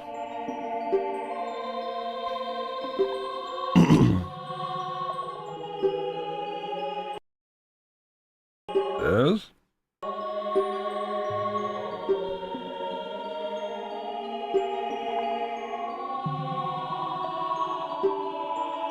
The King of Evil.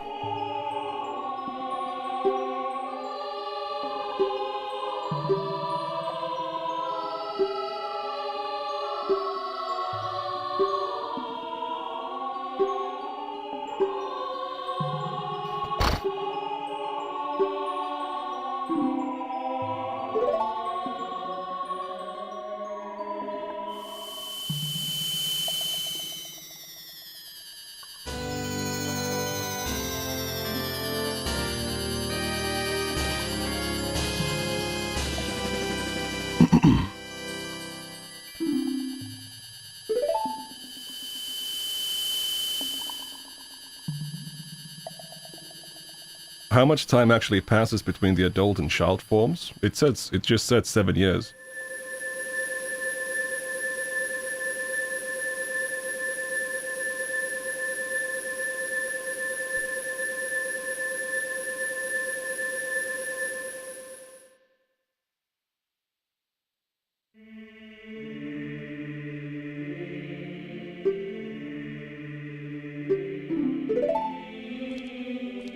Has it really been 7 years? Golly gee willikers. Oh, who is this then?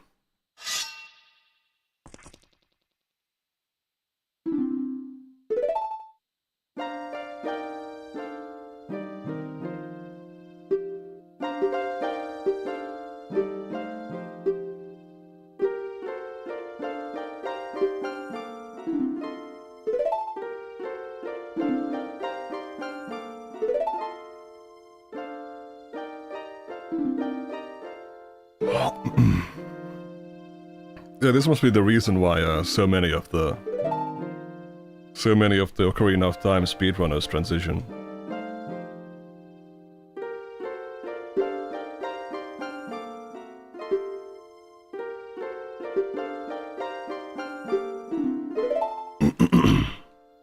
Yes, I understand.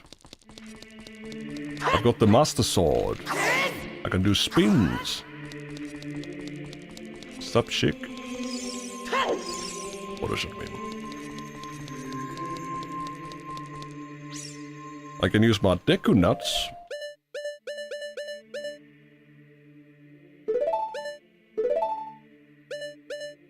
Still can use my bottles and bombs.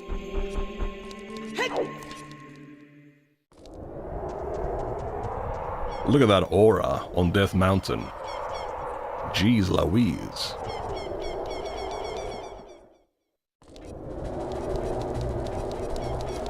Well, the market's looking nice and diversified.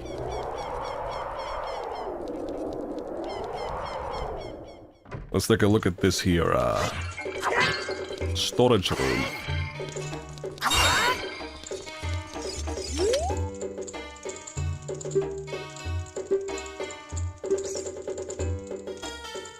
This guy's fucking creepy as fuck, Jesus Christ.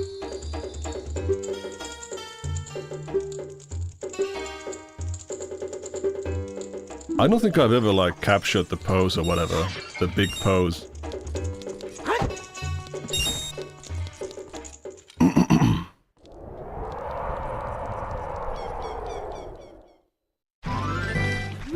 The bridge is just broken. Chill.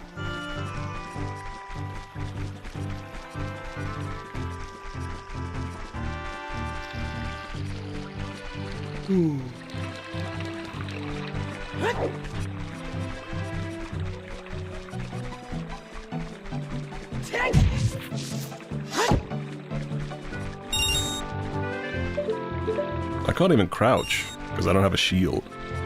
I've actually never seen adult Link without the Hylian shield. At least I don't recall. In all of my previous playthroughs, I always managed to buy it before becoming the adult Link.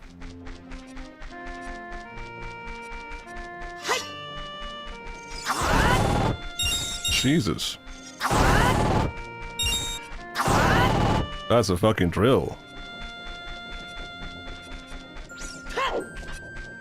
I like how the overworld immediately goes to normal as soon as you step outside of the vicinity of Hyrule Castle. I mean, it's the center of evil, man.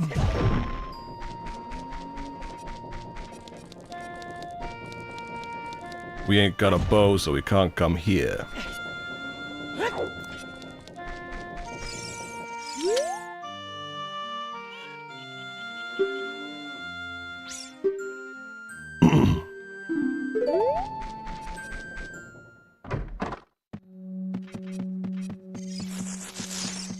Any other kids that I can, nope.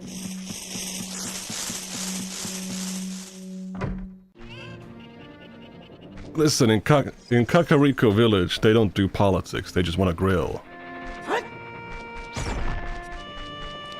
Just a bunch of guys gaily running around and building houses.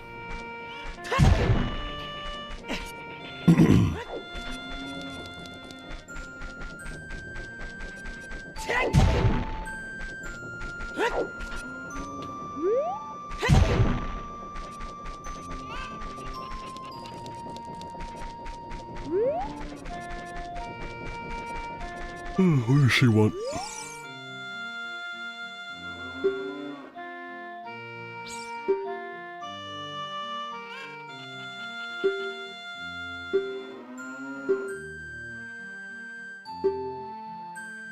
Alright. Oh, they loan you a bow if you get to the bow minigame? Okay, that's interesting.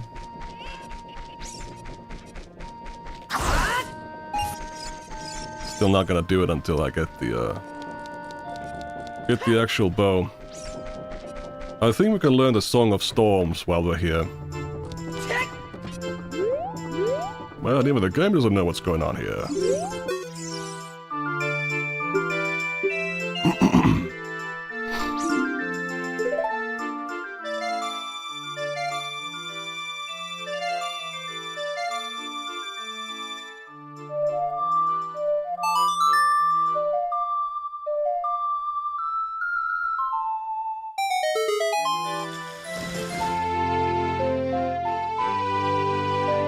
What the heck, man? This ain't my Reddit.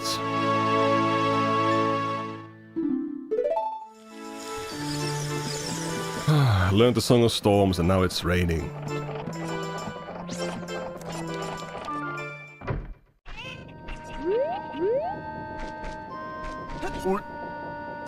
What's this fella? Who's this fella? Now the well's dried up though.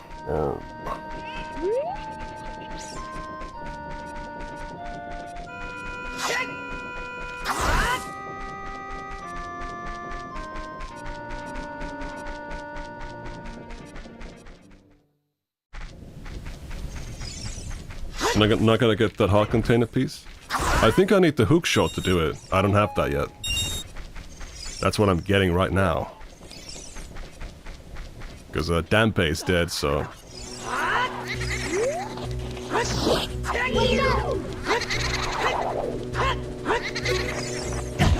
Ow. We need to find the grave that,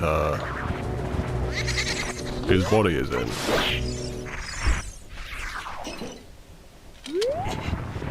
How are you collecting that pole? It's probably next to the flower bed. There it is.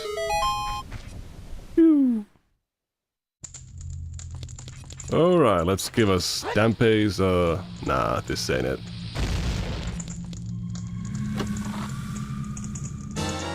Hey! We got our shield.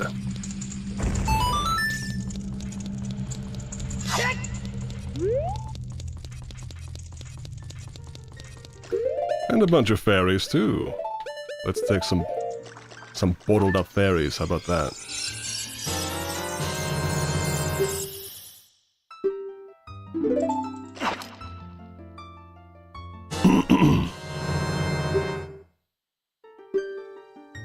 Shit.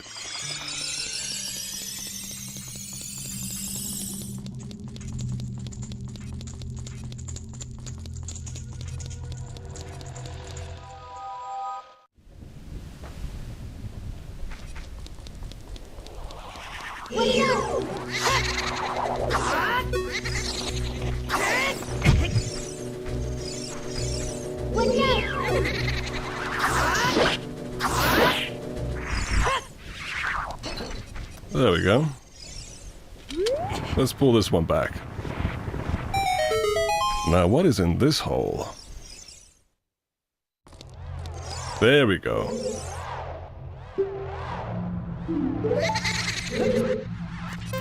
Dampe is turning into a bit of a troll.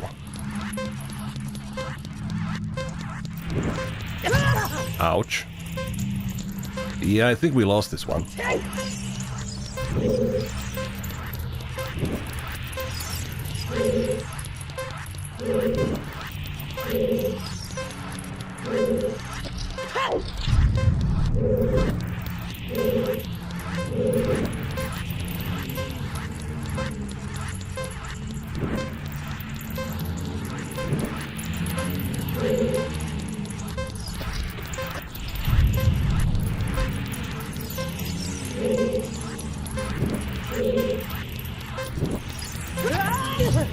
I like that he's just got like a fucking a halo on his head.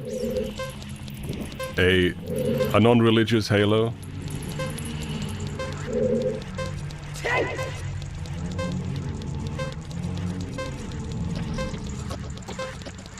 A religiously ambiguous head. Alright, did I get it?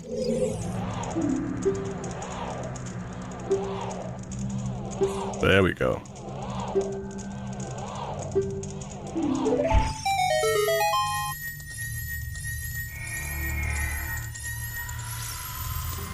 Alright, we're coming up in like 4 hours. I guess I'll go to the forest temple. We can call it a night there. How did this song go again?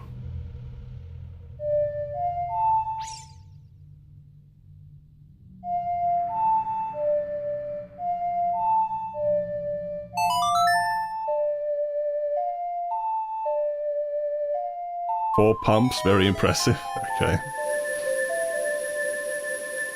You know, I really don't appreciate you using that terminology to refer to the,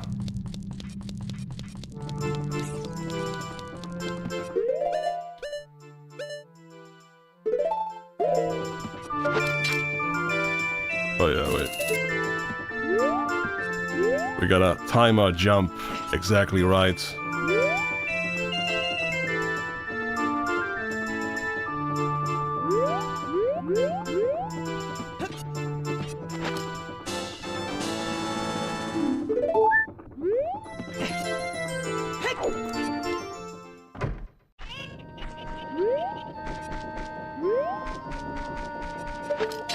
Oh boy, what can I do?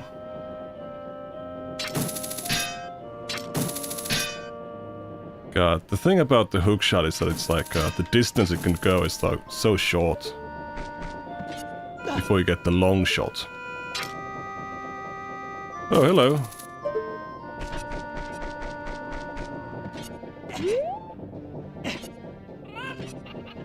Wasn't there one more heart container piece at the falls? Yeah, there was, but I haven't bothered to get that one.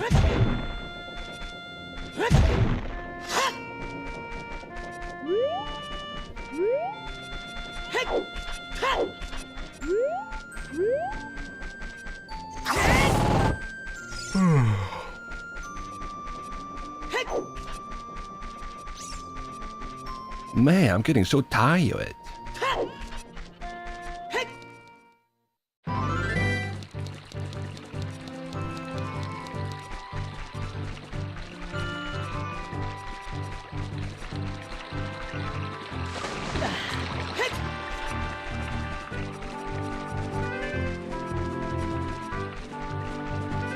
Let's go to that there, Kokiri village. Nicatrus is getting tired after a round of OSINT. Indeed, indeed.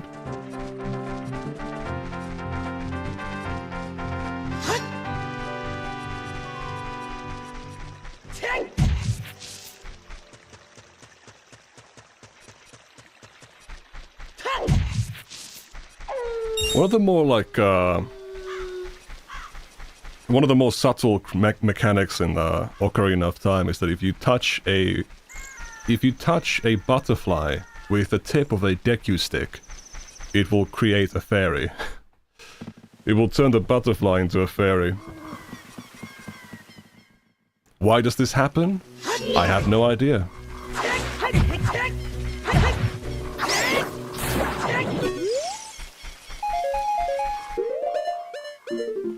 Let's equip our shield, how about it?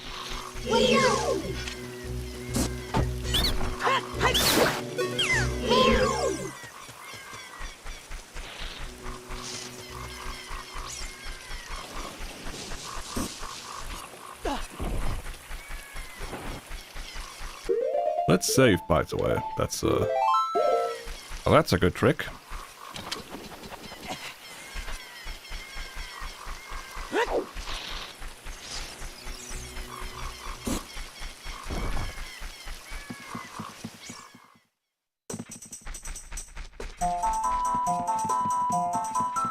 Oh yeah, Mido's somewhere here. It's gonna like bitch at us about some shit.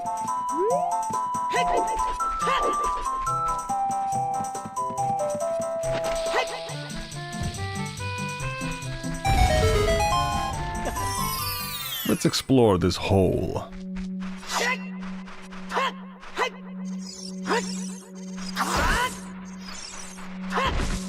What's the time over there? It's almost 2 p.m. It's 8 p.m. for me.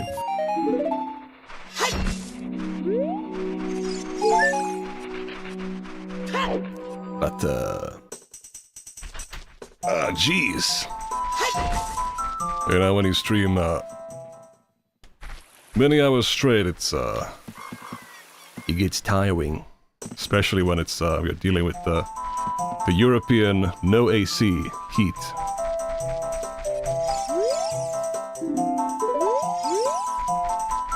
Well, this guy's sleeping. Time zone docks? Not likely. I doubt it.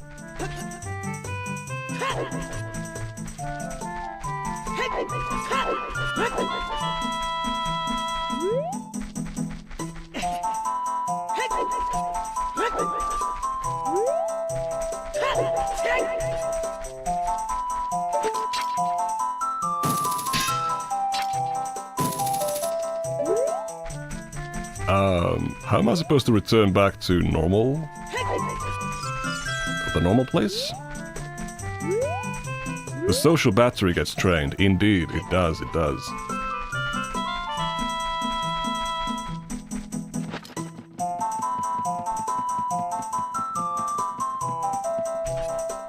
It gets drained and pained. Drained and sprained.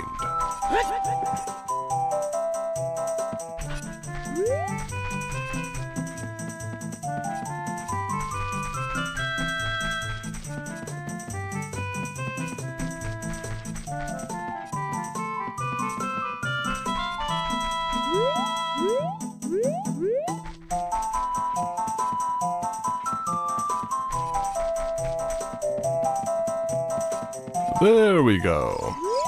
Hello, Mido. You wear cockerish clothing, you can't fool me. I promised Sari I would never let anyone go through here. Well, let me play you Saria's song. How about that?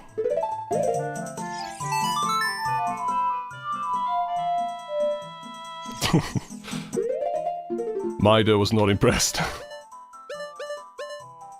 Down, right, left. Down, right, left.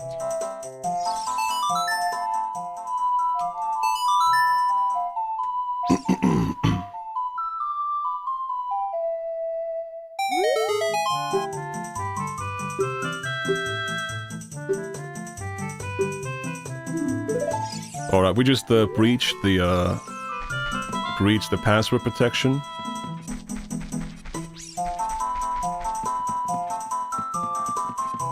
This ain't the right place. Ooh, did I hear a spider?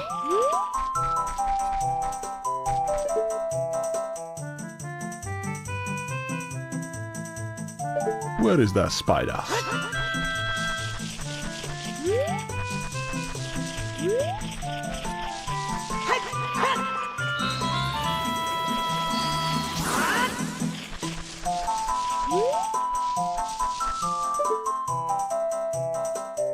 How do you even get up there, man?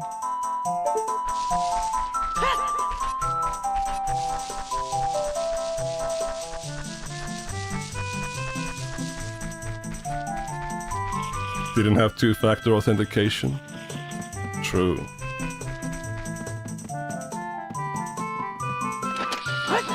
Another hole to explore down.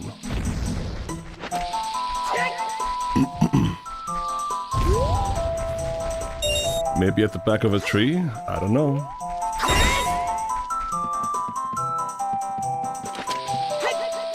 Based on my hearing, it was somewhere above. And my hearing is pretty sharp. Sharp.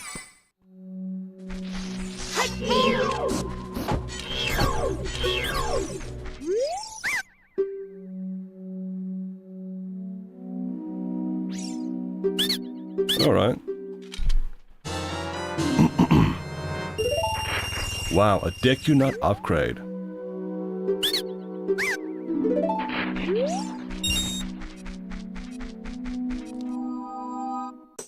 You've been the top of the tree? Whatever.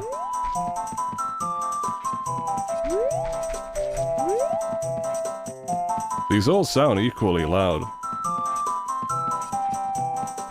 I think I'm going backwards. Yeah.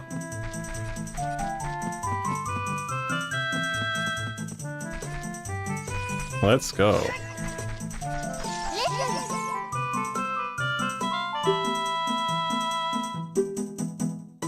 Alright, we got the...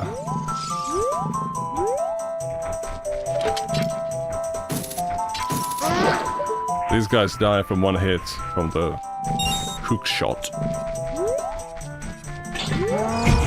Ow.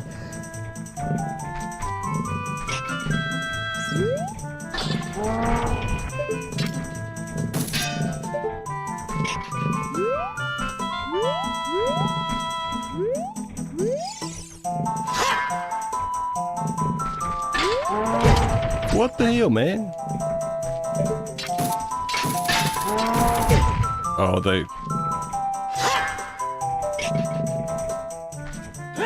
they're just blocking my ass, man.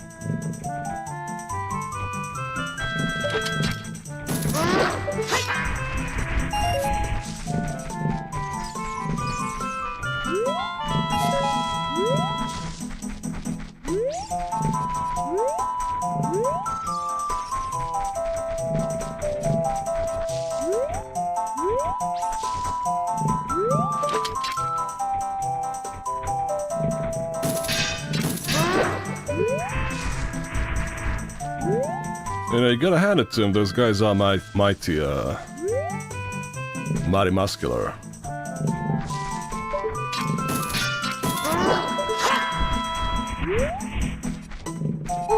These look like the Dark World enemies from Link to the Past. I mean, I'm guessing they are moblins, so...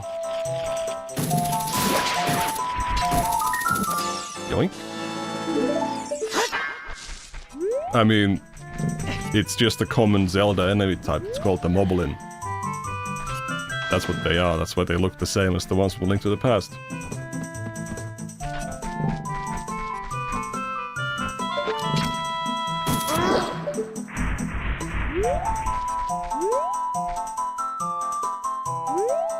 What's in this hole? Let's quickly explore that one.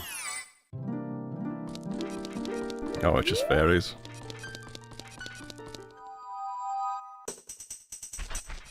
That was a really tall jump for no reason. I don't actually remember if these are moblins. Well, I say they are moblins, so...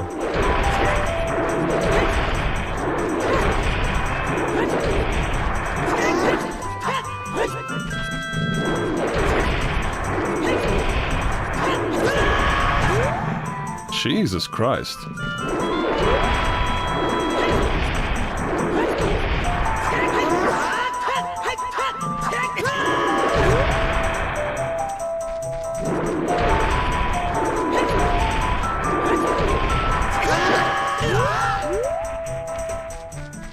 I don't recall these guys being this difficult. I think in the 3DS version you're able to Z-target this guy, and therefore use the hook shot to kill him really quickly.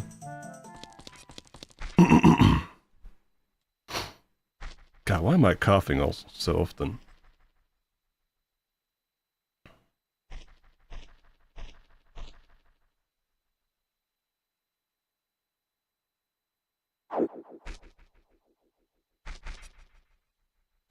Another song, I see.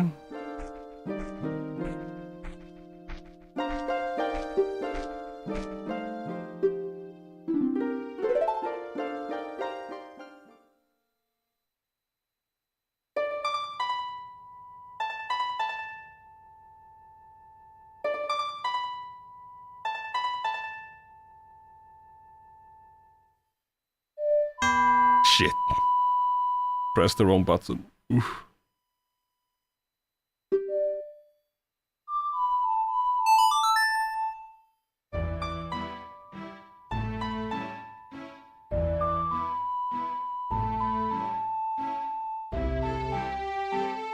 Is this boss a Naxtaku reference? I'm not fighting a boss, so you must be very late in the VOD, I guess.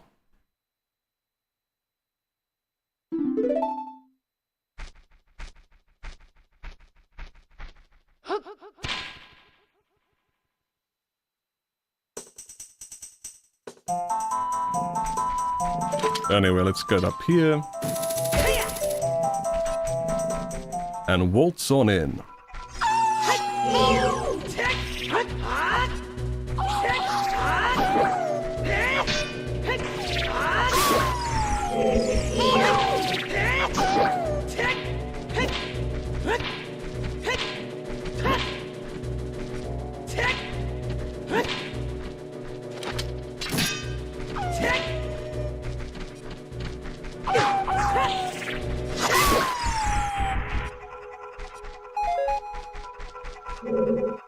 Very Kino indeed.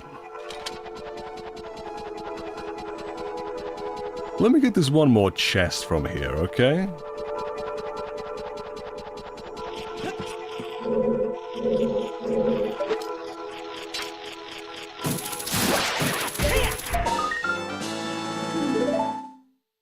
Oh?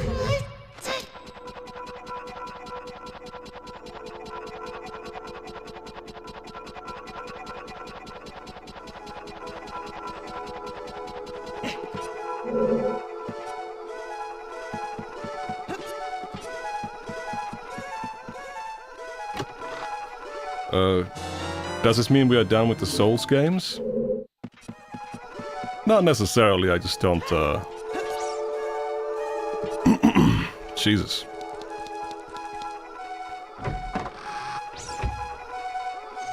I just decided to play a different game this time. I would honestly not want to continue playing Demon's Souls.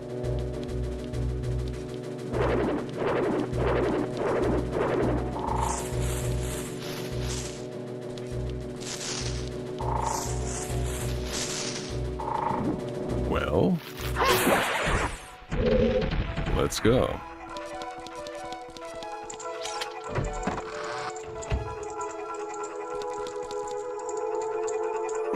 Alright, let's watch this cutscene and then we're done.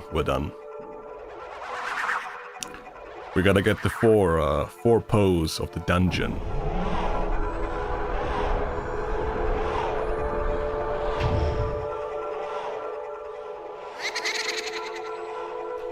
Alright. So let's save. Oh, it's been like 4 hours. You know, thanks everyone who showed up. All the commenters, the likers, the people who click on the little heart icons and stuff. And also, of course, super chats, also appreciate it. But yeah, this is the stream for today. I'm hoping that I'll get the presentation done for tomorrow. It should be like only little bits and pieces, oh, you only got here? That's too bad. Well, I will start around the same time tomorrow. I'm not sure if it's gonna be the presentation or just more gameplay of this, but hopefully I get the presentation. But yeah, yeah, this is the today's stream for now. See you tomorrow and then next Wednesday. Bye!